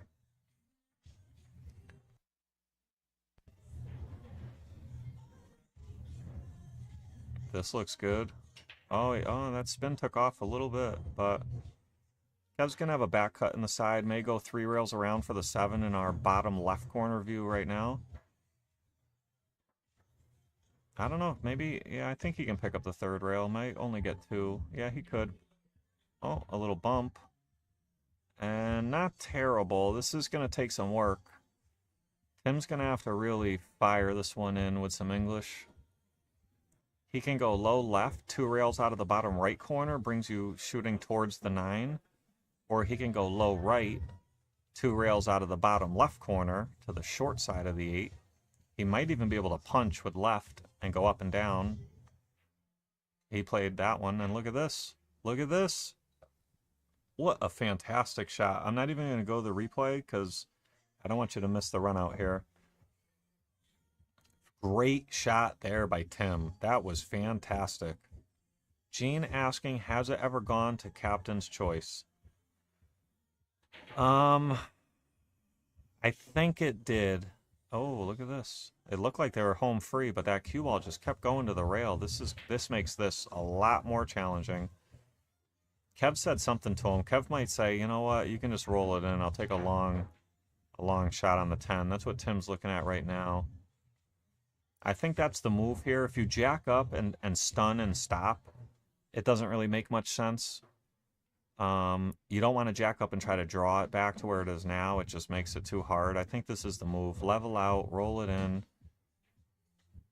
and let your partner have a good look at the 10. You know, it's definitely missable, but Kev's been playing great, and I think he's the favorite to make this, you know. Just got to keep it together. Great shot by Kevin Bourn, and Kevin and Tim defeat Jose and Brandon 5-2. And we're all tied up in overall sets. 6 sets apiece. We are going to the captain's pick. The teams are gonna talk about it. They're gonna tell me what's up. About 5 to 10 minutes, I'll come back, and we'll sweat it out, guys. Don't go anywhere.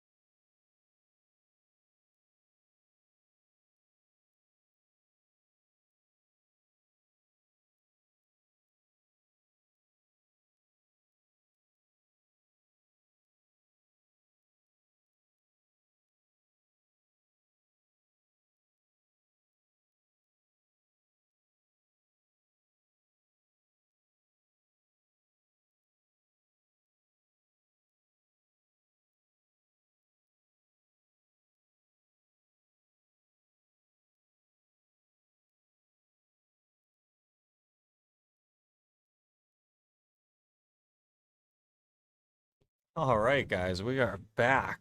So, Rainmakers is putting up Jose Soto, and Natural Born Killers is putting up Tim Hurley. So, they're going to lag. The winner is going to pick either the break or the game, and the loser of the lag chooses whatever wasn't chosen. They can pick 8-ball, 9-ball, or 10-ball.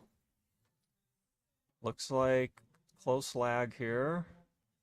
Oh boy, Jose by a nose. He's gonna pick the break probably. Usually we see players pick the break, but you never know. So let's see what we're gonna have here. Okay, Jose, I believe, picked the game, and it's going to be either 9 or 10 ball with the template. So far, it's looking like 9 ball, 10 ball, 10 ball. Okay, 10 ball. Race to 5, 10 ball for all the cheese here. Rainmakers, they were all tied up 3 sets apiece coming into day 2, and Rainmakers won 3 in a row to take a 6-3 lead, and now Natural Born Killers has won 3 in a row to tie it up all 6 sets apiece. Craig, thanks for sharing the stream. Yeah, guys, help me out. Like the stream, share it if you can, please. Let's get it out there. Help a brother out. Who do you guys, any predictions in the chat here? What do you guys think? It's a race to 5 in call shot, call safe 10 ball.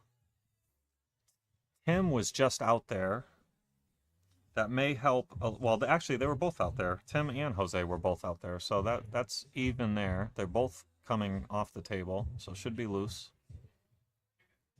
And here we go. Tim to break.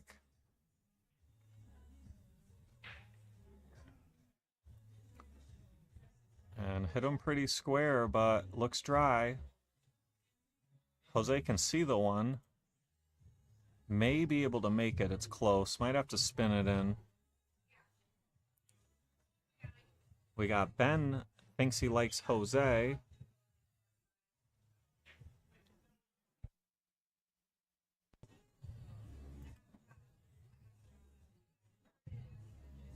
So let's see if he can attack this one or if he has to play safe. Oh, he tried to make it, but fouled and hit the 3. That's going to give Tim ball in hand here. Does he play down for the 2-10 combo or for the run out? He could also try a 3 foul. That's not terrible either. He could bank the 1 ball down table underneath the 2-10, but I like either running out or playing for the 2-10 combo here.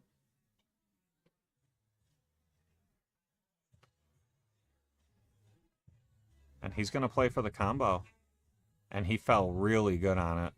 I mean, it is a combo. Nothing's guaranteed, but he fell very nice on it. I expect him to hit this about medium speed, where if he was to miss it, the 10 ball clears the pocket. Don't want to slow roll this one and leave it lingering. Yeah, he looks like almost straight on of where he needs to aim, but combos are very tricky. This is far from a hanger. And a very good attempt. Let's see, is he going to give anything up? Yeah, Jose probably going to have a look in the top right corner here. I don't know if the 4's in the way.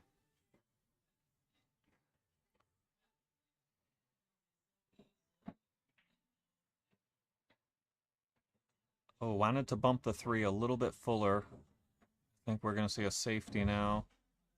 Shoot the 3 in between the 9-10, send it down table, keep the cue ball up table about where it is now. Try to get coverage behind the 5-4.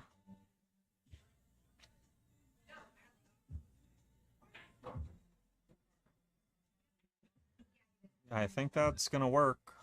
Tim is probably going to have to kick off the bottom short rail.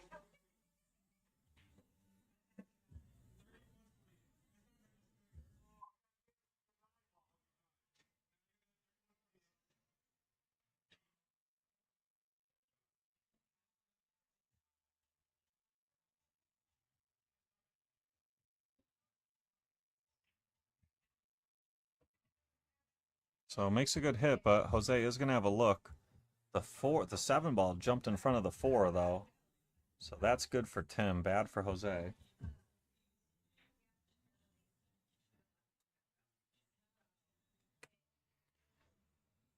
Let's see what he can do here. He could play shape for the 4-7 combo, but it's tough. He's going to try to get up table. May have a carom on the 7. Might be able to thin the 4, play the 7 with the cue ball. Doesn't look terrible. 4 ball's banking back, though. This is tough. The move here, probably play safe. Thin the 4 and come across behind the 9, or just softly go behind the 7. He's going to play the carom. Oh, great. That was a great bump off the 5. He's in business now. Now he's got the 4 straight in the side, roll forward for the 5 in the top right corner. He's going to have to play good shape on the 6 ball, though.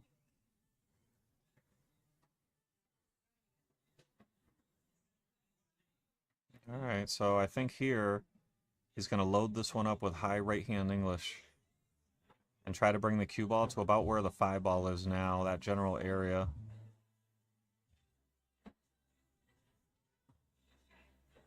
Overhit overhit that one. May have to bank this 6 ball cross side now. Looks like it lays fairly well.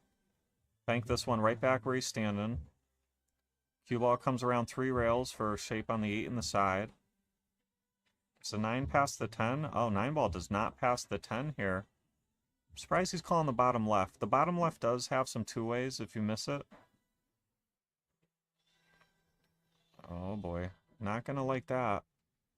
And Tim's going to have an opportunity now.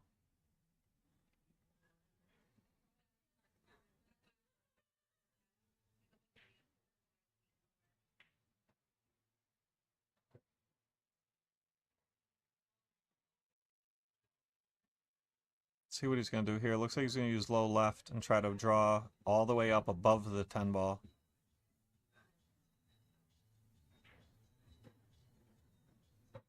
This'll work. Oh, watch out. Watch out. He's okay. Yeah, great shot there. Now, does the 9 pass the 10? If it doesn't, he can use some low left here and try to bump the 10. I'm sorry, the 9. Even if he was to go in between the 9, 10, he probably ends up with the 9 in the top right corner next. And if he bumps the 10, I don't think he can, but if he did, he'd probably be okay. Yeah, you got to use low left here, one way or another. Unless the 9 passes the 10, but it must not, because he would have shot by now.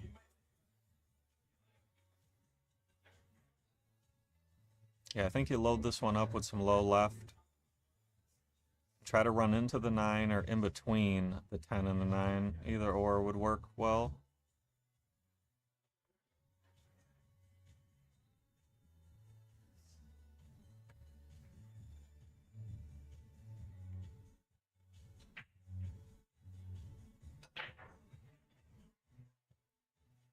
Oh, he hit the gap perfectly. Great shot there.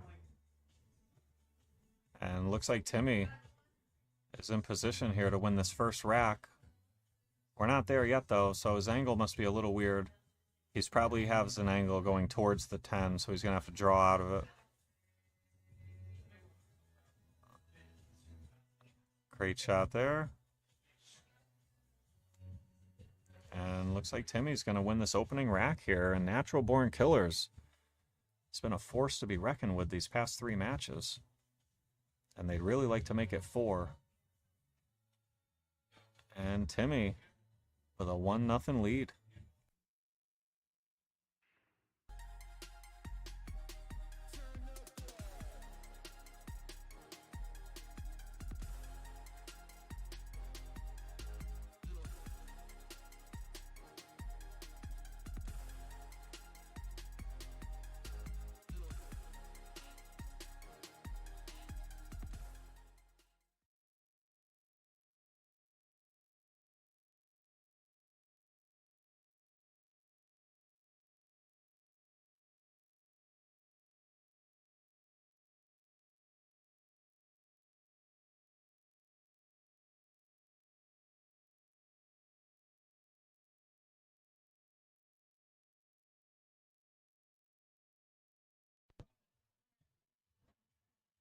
And Jose makes a ball on the break.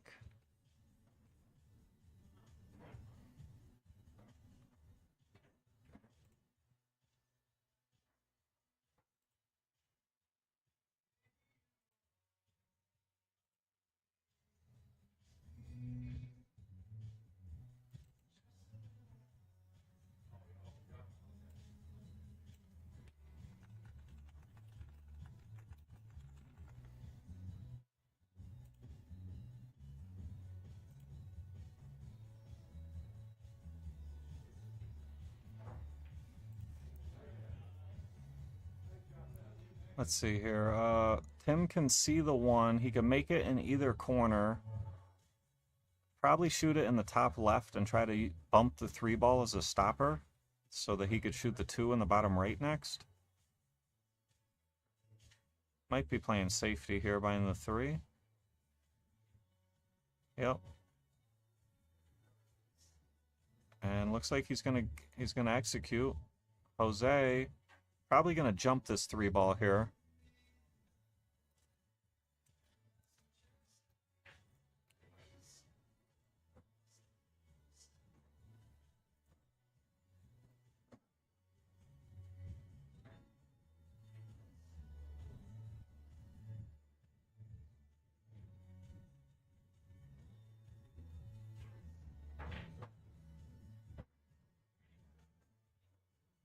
And makes a good hit. Watch out, cue ball. And scratches. That's going to give Tim ball in hand.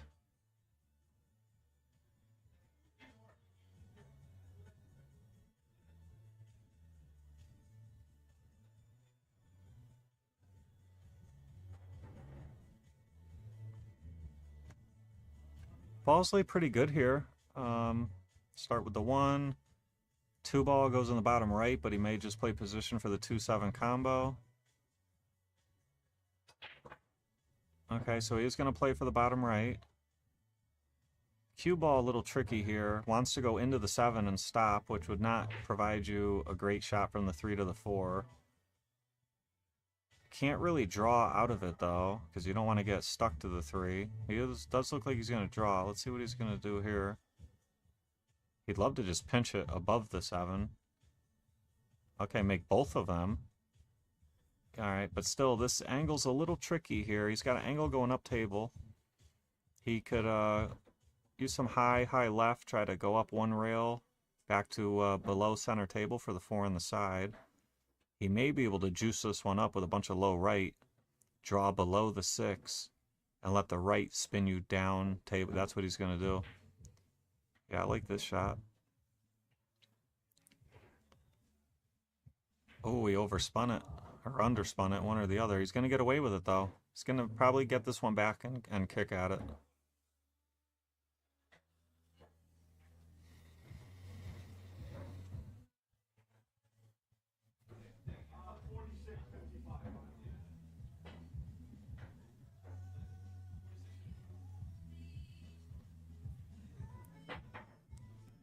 Maybe he can see the edge the way he's aiming. Looks like he can see the edge, and if he can, he's got a pretty good safe down table behind the 10. Just thin it.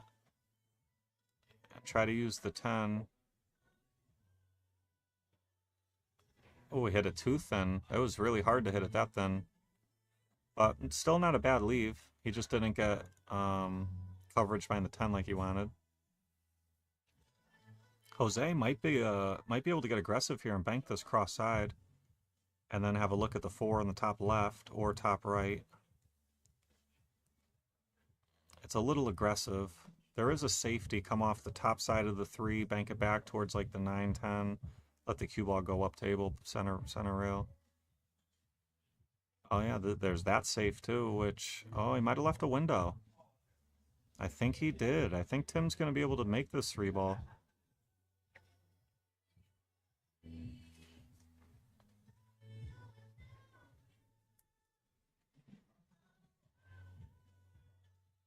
Yeah, he can make this. I believe he can make this 3 ball and stay right around there for the 4 on the bottom right next.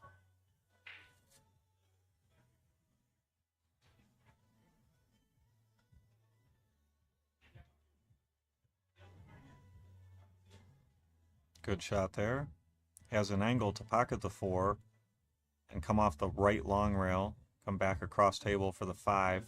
Now he doesn't want to get straight on the 5. He wants an angle so he can go from the 5 to the 6.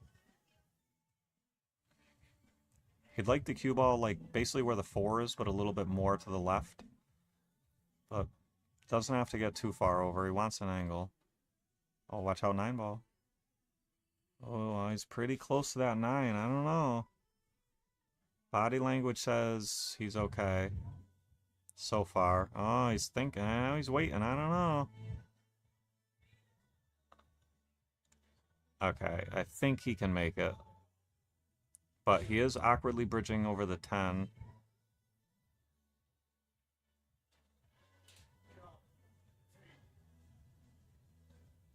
Put some high right on it. Needs to bump the 6. No good. Gonna have to play safe here. Maybe a cross-eyed bank, but very difficult. I think you just thin the 6, come off 3 rails, and come to about where where his left hand is on the rail.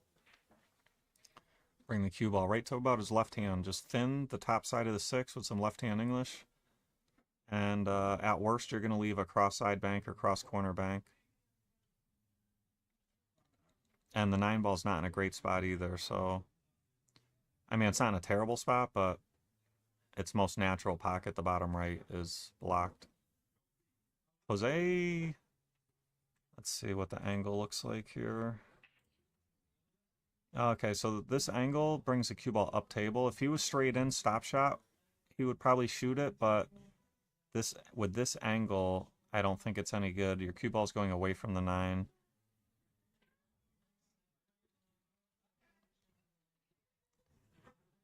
Probably gonna, he could try to double bank this down table. Okay, he's gonna come off the left side of the 6 and bring the cue ball behind bottom rail, back and forth, I think. Yep, just like that.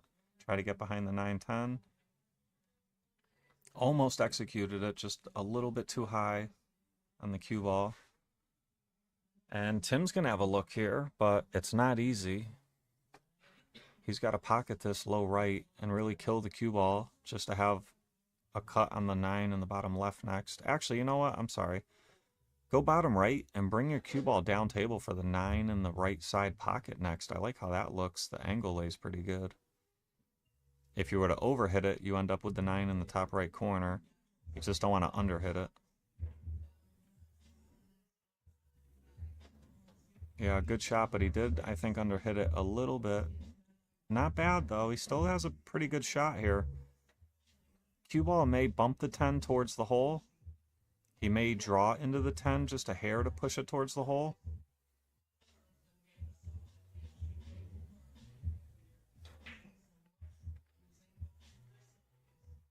Let's see what he's going to do here. Okay, I think he's going forward, so maybe... Let's see what he does here. Maybe he's going to... Okay, very well done there.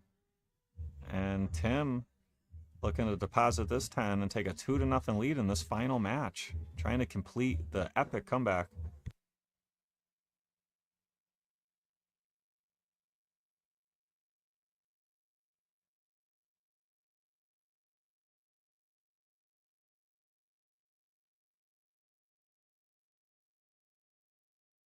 So guys, if you're just tuning in, when this match is over, don't go anywhere. There's going to be a MVP presentation. The losing team is going to vote for the MVP of the winning team. That's a cash prize, and Diamond Cleaners is also adding an additional cash to that. Looks like they're talking about something here.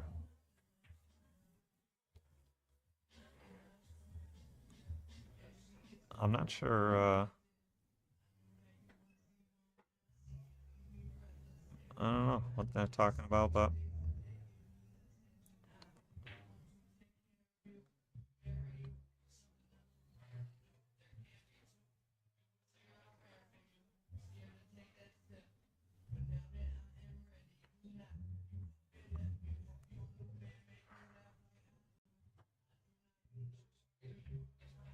I think maybe a rule question or something. Doesn't seem like anything's like changing or he got penalized for anything. I think it's just clarifying rules.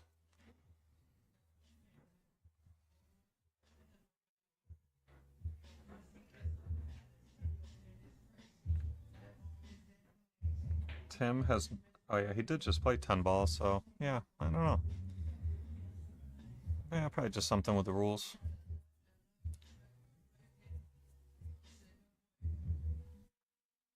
Oh yeah, like I was saying, the MVP presentation. So when this match is over, the losing team will vote for the winning team for the MVP. You guys are going to be able to see that.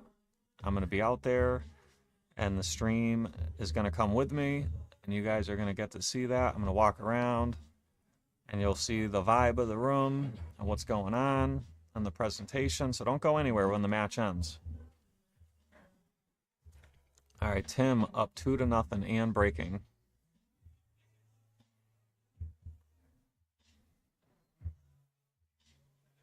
Oh, scratch. And Jose's going to start with ball in hand.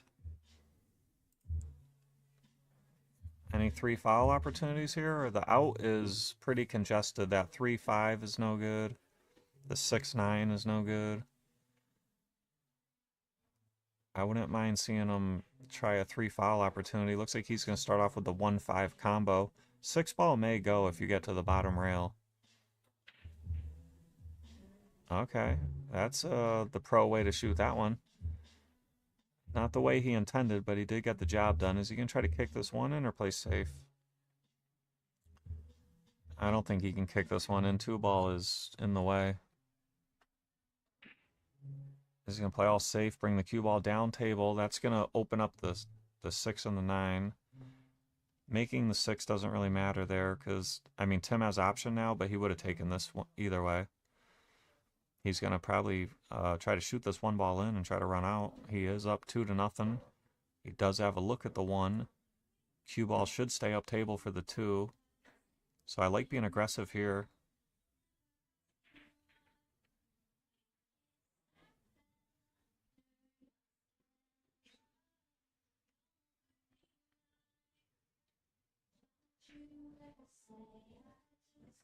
And misses the 1. Jose may have a cut shot. Yeah, he might be able to slice this one in. Cue ball runs into the 3.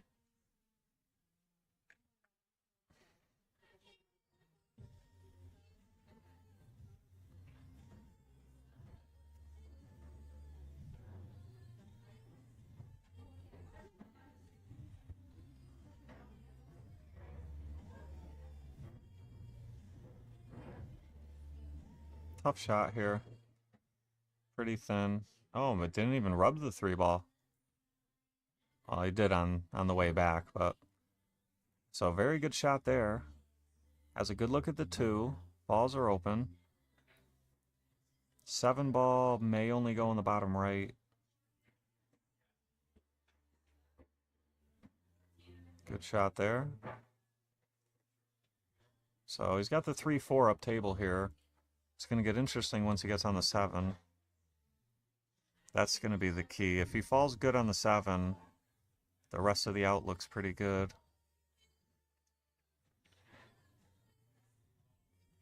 And he's got a very nice natural angle to pocket this 4 top right and bring the cue ball to about where it is now. It is a small window. There's a scratch in the side. But he does have a very nice angle to work with it. And it's very good speed. Very good. Looks like he fell kind of straight. May have to roll forward for the side or the corner. Oh, he tried to punch it out and he missed the 7. Chris, thanks for liking the stream. And Tim's going to have a long look at this 7. Going to be tough to get the cue ball out of there, though. And he's going to be jacked up a little over the 9. He might just pretty much cinch the 7 and try to take a long, straightish shot on the 8 in the bottom right next. He could try to juice it up and draw down for the 8 in the side next, but it makes pocketing the 7 a lot harder. He also has to be careful he doesn't foul and hit the 9. So I like just cinching this one.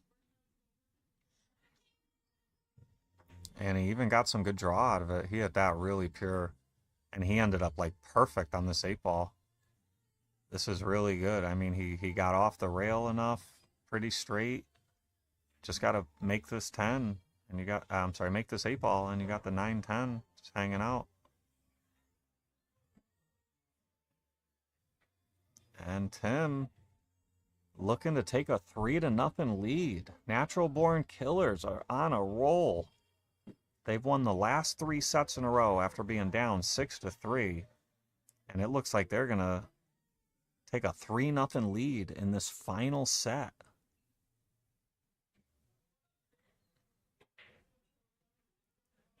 And Tim runs him out. And he's on board here. He's up 3-0, taking care of business.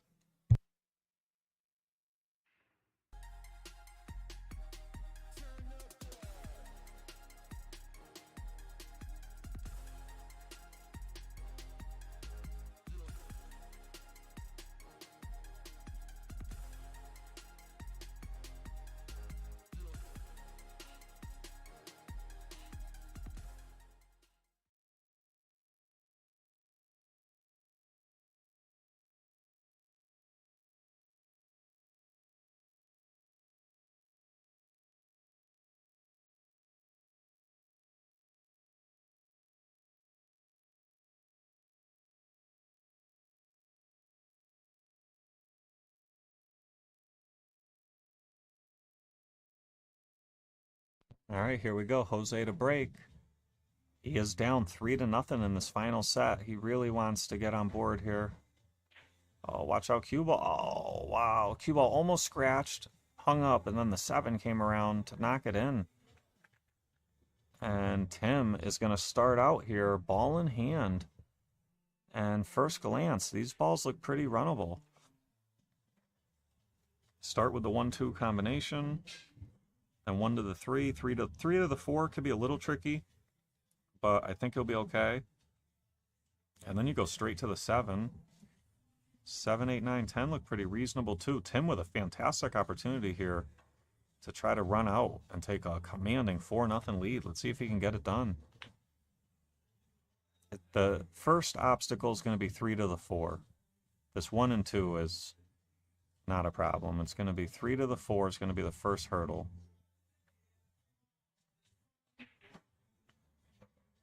Got a little straight here, but there's no blockers or anything. He's got a ton of table to work with. He wants to have an angle on the 3 so that he can go back and forth. He doesn't want to get straight on it. Yeah, this is perfect. Very good angle here. So I expect him to use some low left here and go from the right long rail to the left long rail and back to like the top short rail for the 4 on the top left next. If he's too flat, he could play short side. Okay, so he went high right around 3 rails. That was the another option. There was many options there. That was probably the best option, if you don't mind inside English. A lot of players really don't like inside English, but you better get comfortable with it so you can shoot shots like that in the final match of the Cooper Cup semifinals. Will Cook, thanks for the stars. I appreciate you, brother. All right, Tim, moving right along here. Moving right along. So he cleared the first hurdle. Now, next hurdle is 7 to the 8.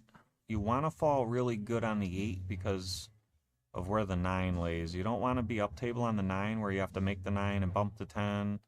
You want to get like pretty straight on the 9, like almost where the 8 is now, so you can run them out without moving the 10. You might have to bump it. It's tough to tell how it lays. But you want to be as controlled as possible. This one here, I think he's going to give himself a steep cut on the 7 so he can go back and forth with the cue ball. Yep, nothing wrong with this. So he's got options. He can go high left, low right. He can just go like a little bit of right and go back and forth for the 8 in the bottom right. I'm not in love with playing the 8 in the side here because you got to deal with a potential scratch in the left side pocket. I probably just make this and go back and forth and settle with the 8 in the bottom right corner next. I wouldn't be surprised if he swings around, though. He is going to try to swing around. Let's see if he hit it. Looks like he's going to get there. Look at this. How's his speed? What a fantastic shot that is. Looks like pretty much a stop shot. And then final hurdle, 9 to the 10. So he's been clearing these hurdles like a Olympian.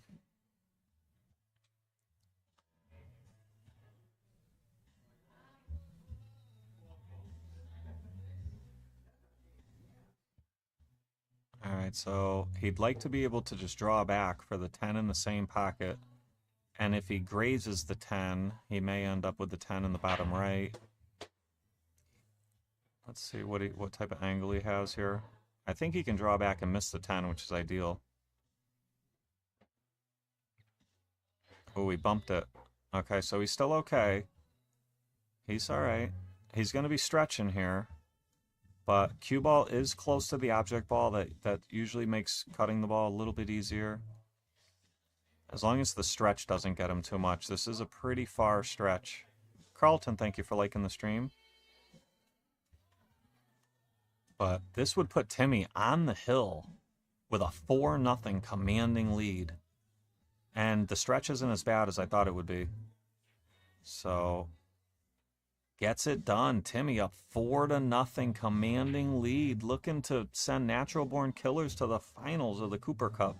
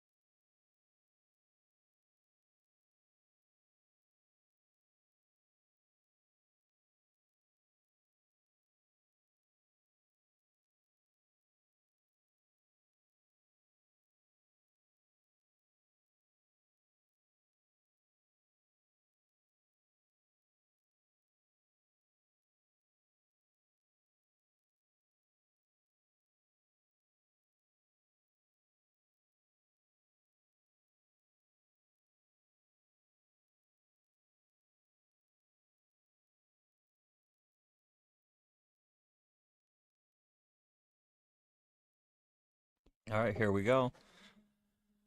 Tim has been playing fantastic, taking care of business, up 4-0. His team is on the double hill. He is on the hill. His team is on the hill. He is 1 rack away from getting this done. This would be an epic comeback. They needed 4 sets in a row, and they are 1 rack away now.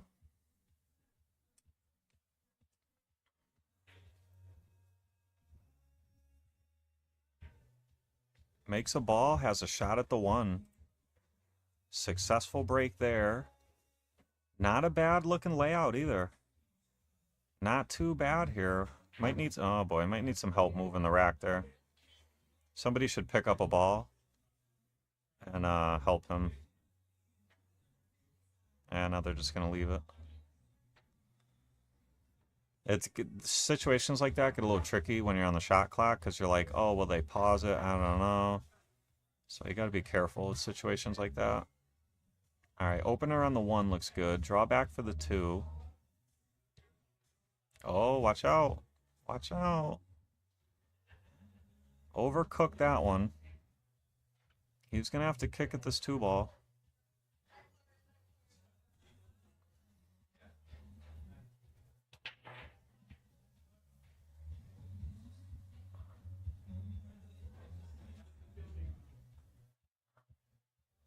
He could call it. He could kick it soft, try to play safe, wedge the cue ball between the 7 and the 10. Yeah, look at that. Look at that. That's a nice, very nice shot there. Tim has not given Jose much breathing room this set. And when he's had an opening look, Tim's been taking care of business pretty good. I mean, Jose can kick at this, but this is tough. You probably kick 2 rails at it. Like that. Makes a great hit. Tim might be able to go in on this 2 in the bottom right. Cue ball runs into the 3. May bank it towards the left side pocket to be played next. Maybe even the top left corner. That's if he can even make the 2. He may not be able to.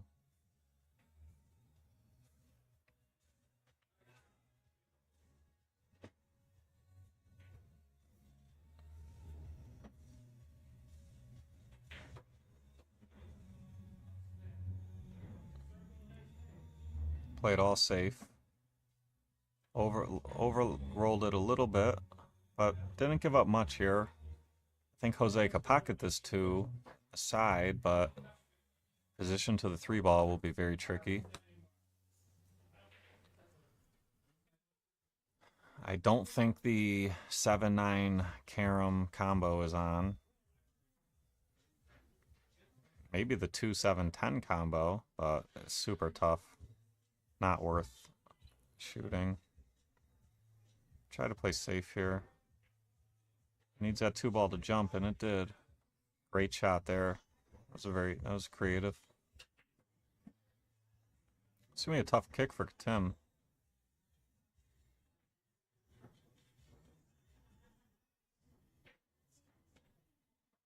So he's gonna do the Z shot back and forth. It's gonna hit a little bit above the side pocket. Like at the diamond above the side, somewhere around there. He's going to have to hit this one firm. Not going to get much separation if he does make a good hit. Ooh, that was a very good attempt. But that's going to give Jose ball in hand, much needed. He is trailing 4-0 here. He's got some work to do.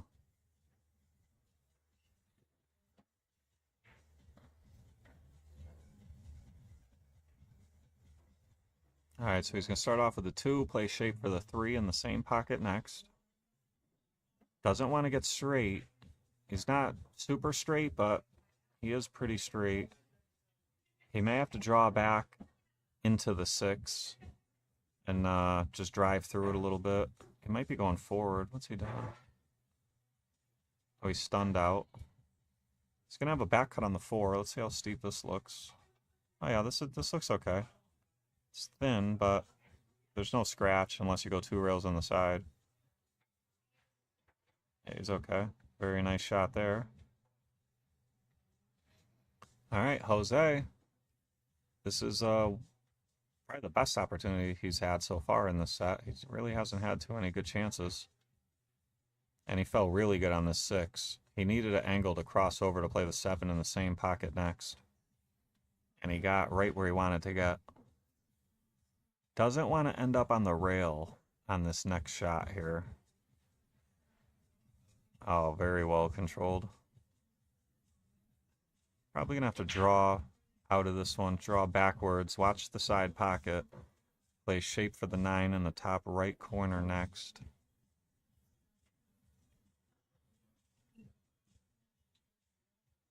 Oh, that one was well short.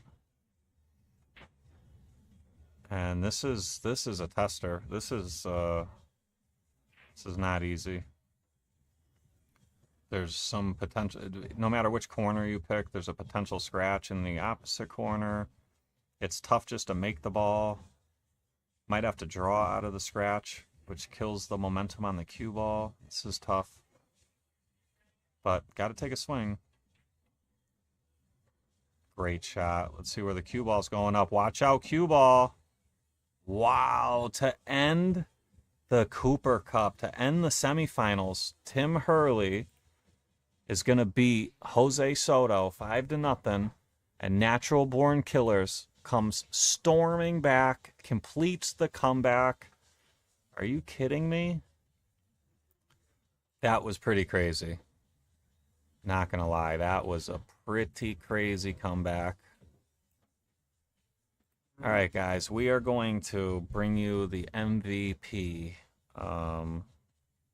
presentation. So I always have audio difficulties, so I'm going to try to get that working first. Hello, hello. Can you guys hear me? Chat. Can you tell me if you could hear me? I think you can.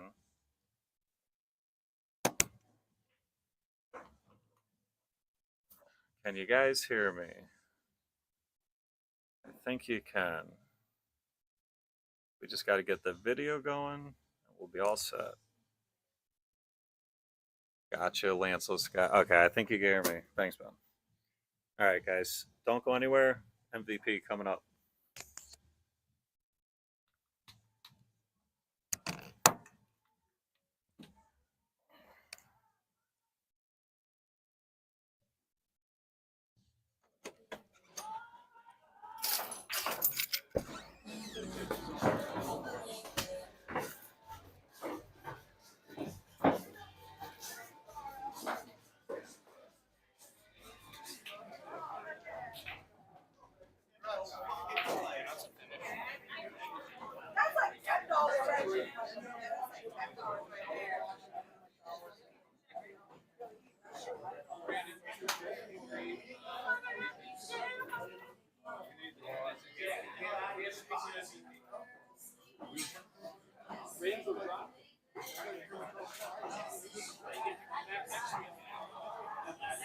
All right, guys, I had to do some settings. I think we're good, though.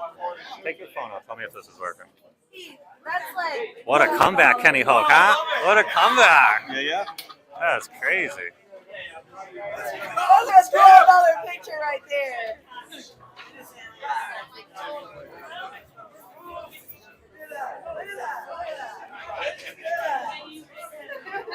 You're welcome. A lot of mistakes. Tim, that was pretty crazy, brother. Nice playing. Thank you, man. Nice playing.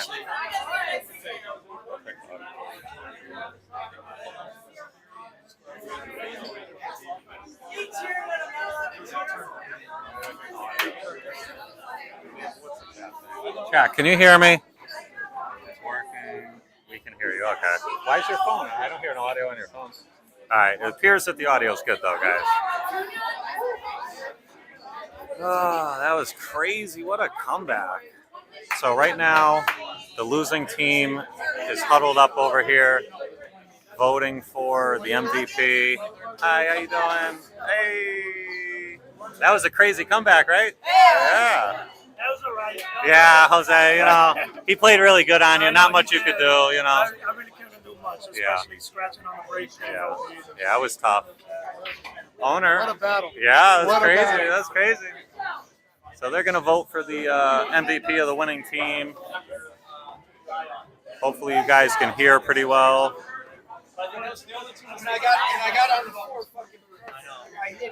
Frank, crazy comeback. Crazy comeback. Crazy comeback. Oh, the best comeback I ever seen. 4 in a row? Yeah. That was tough. That was crazy. It was a hero. Yeah, Tim played very well.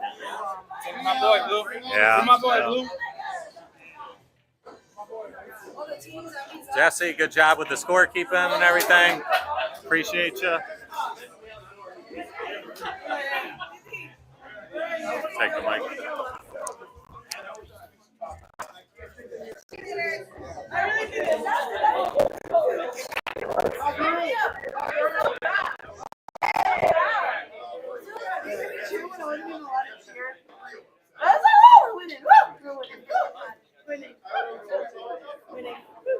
You got everybody? Yeah. We got everybody all in here. Tim's on cloud 9 right now. Let's imagine if this was the finals. This guy. A little Tasmanian devil. It's all over the place. I love it. So, real quickly, round of applause for both teams. This felt like the finals. I mean, I don't know about you guys, but to me, this was an incredible battle starting on day one. Looked like Rainmakers were raining on Natural Born Killers parade. They went up 6-3. And then, once again, I think this is the third cup that we've run into where the captain had to make a tough decision and put in their alternate. We saw it with the Palmer Bird. We saw it with last week's, and we saw it today. And that was a cataclysmic event right there because from that point on, do exactly what their names were, to just naturally born to kill.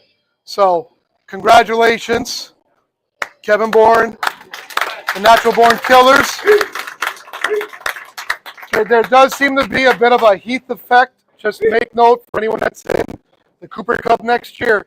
If you draft Heath Dessel, the odds of you going to the finals are very good. This is his 4th year with the team going to the finals. Doesn't mean you're going to win, but you for the very first 3-peat. Hasn't been done yet. We've had a couple of 2-peats. But I tell you, it's great seeing some great faces in here. We had Jose, his first time in. Tim, Bob, Mike, I think this was your first time in.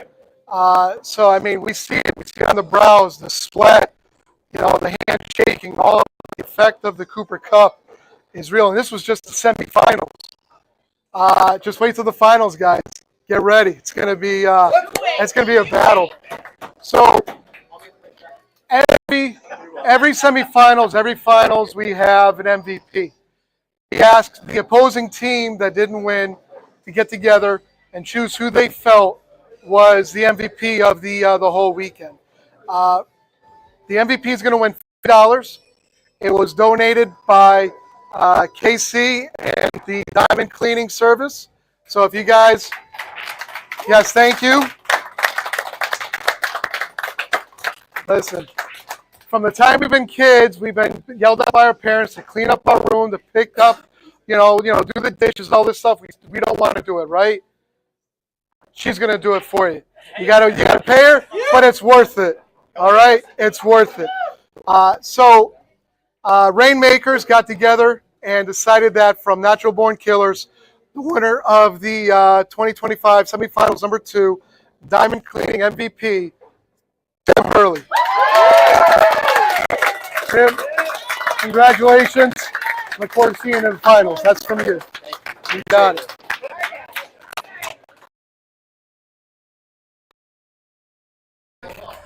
August 23rd and 24th to go up against Rogers Hill and his team, Team Hill. Guys, I hope you guys tune in. Thank you to Lance Lisciotti, Make a Score Tour. I hope this mic picks it up, but if you guys had the opportunity,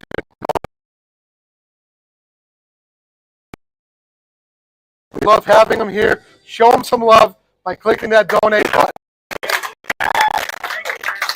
Thank you to our 2 timekeepers today. Yesterday was Justin Perez. Thank you to the sponsors. This week, Diamond Services. Last week was Anonymous. Thank you guys so much. Good night. We'll see you August 23rd.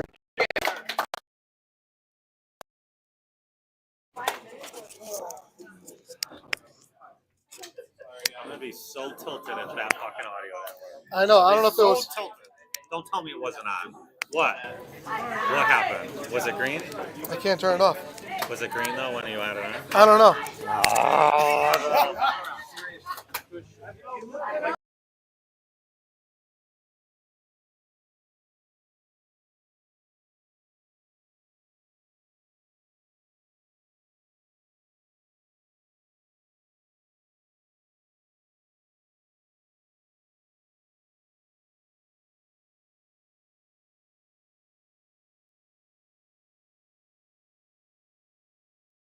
All right, guys, that concludes the coverage of the second semifinals of the Cooper Cup.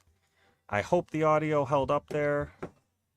I have had some issues with it in the past, so I tried something different this time. Hopefully, we have that resolved for the future. Thank you all very much for tuning in. This is Lance Lisciotti with the Make a Score Tour. I'll see you guys next time.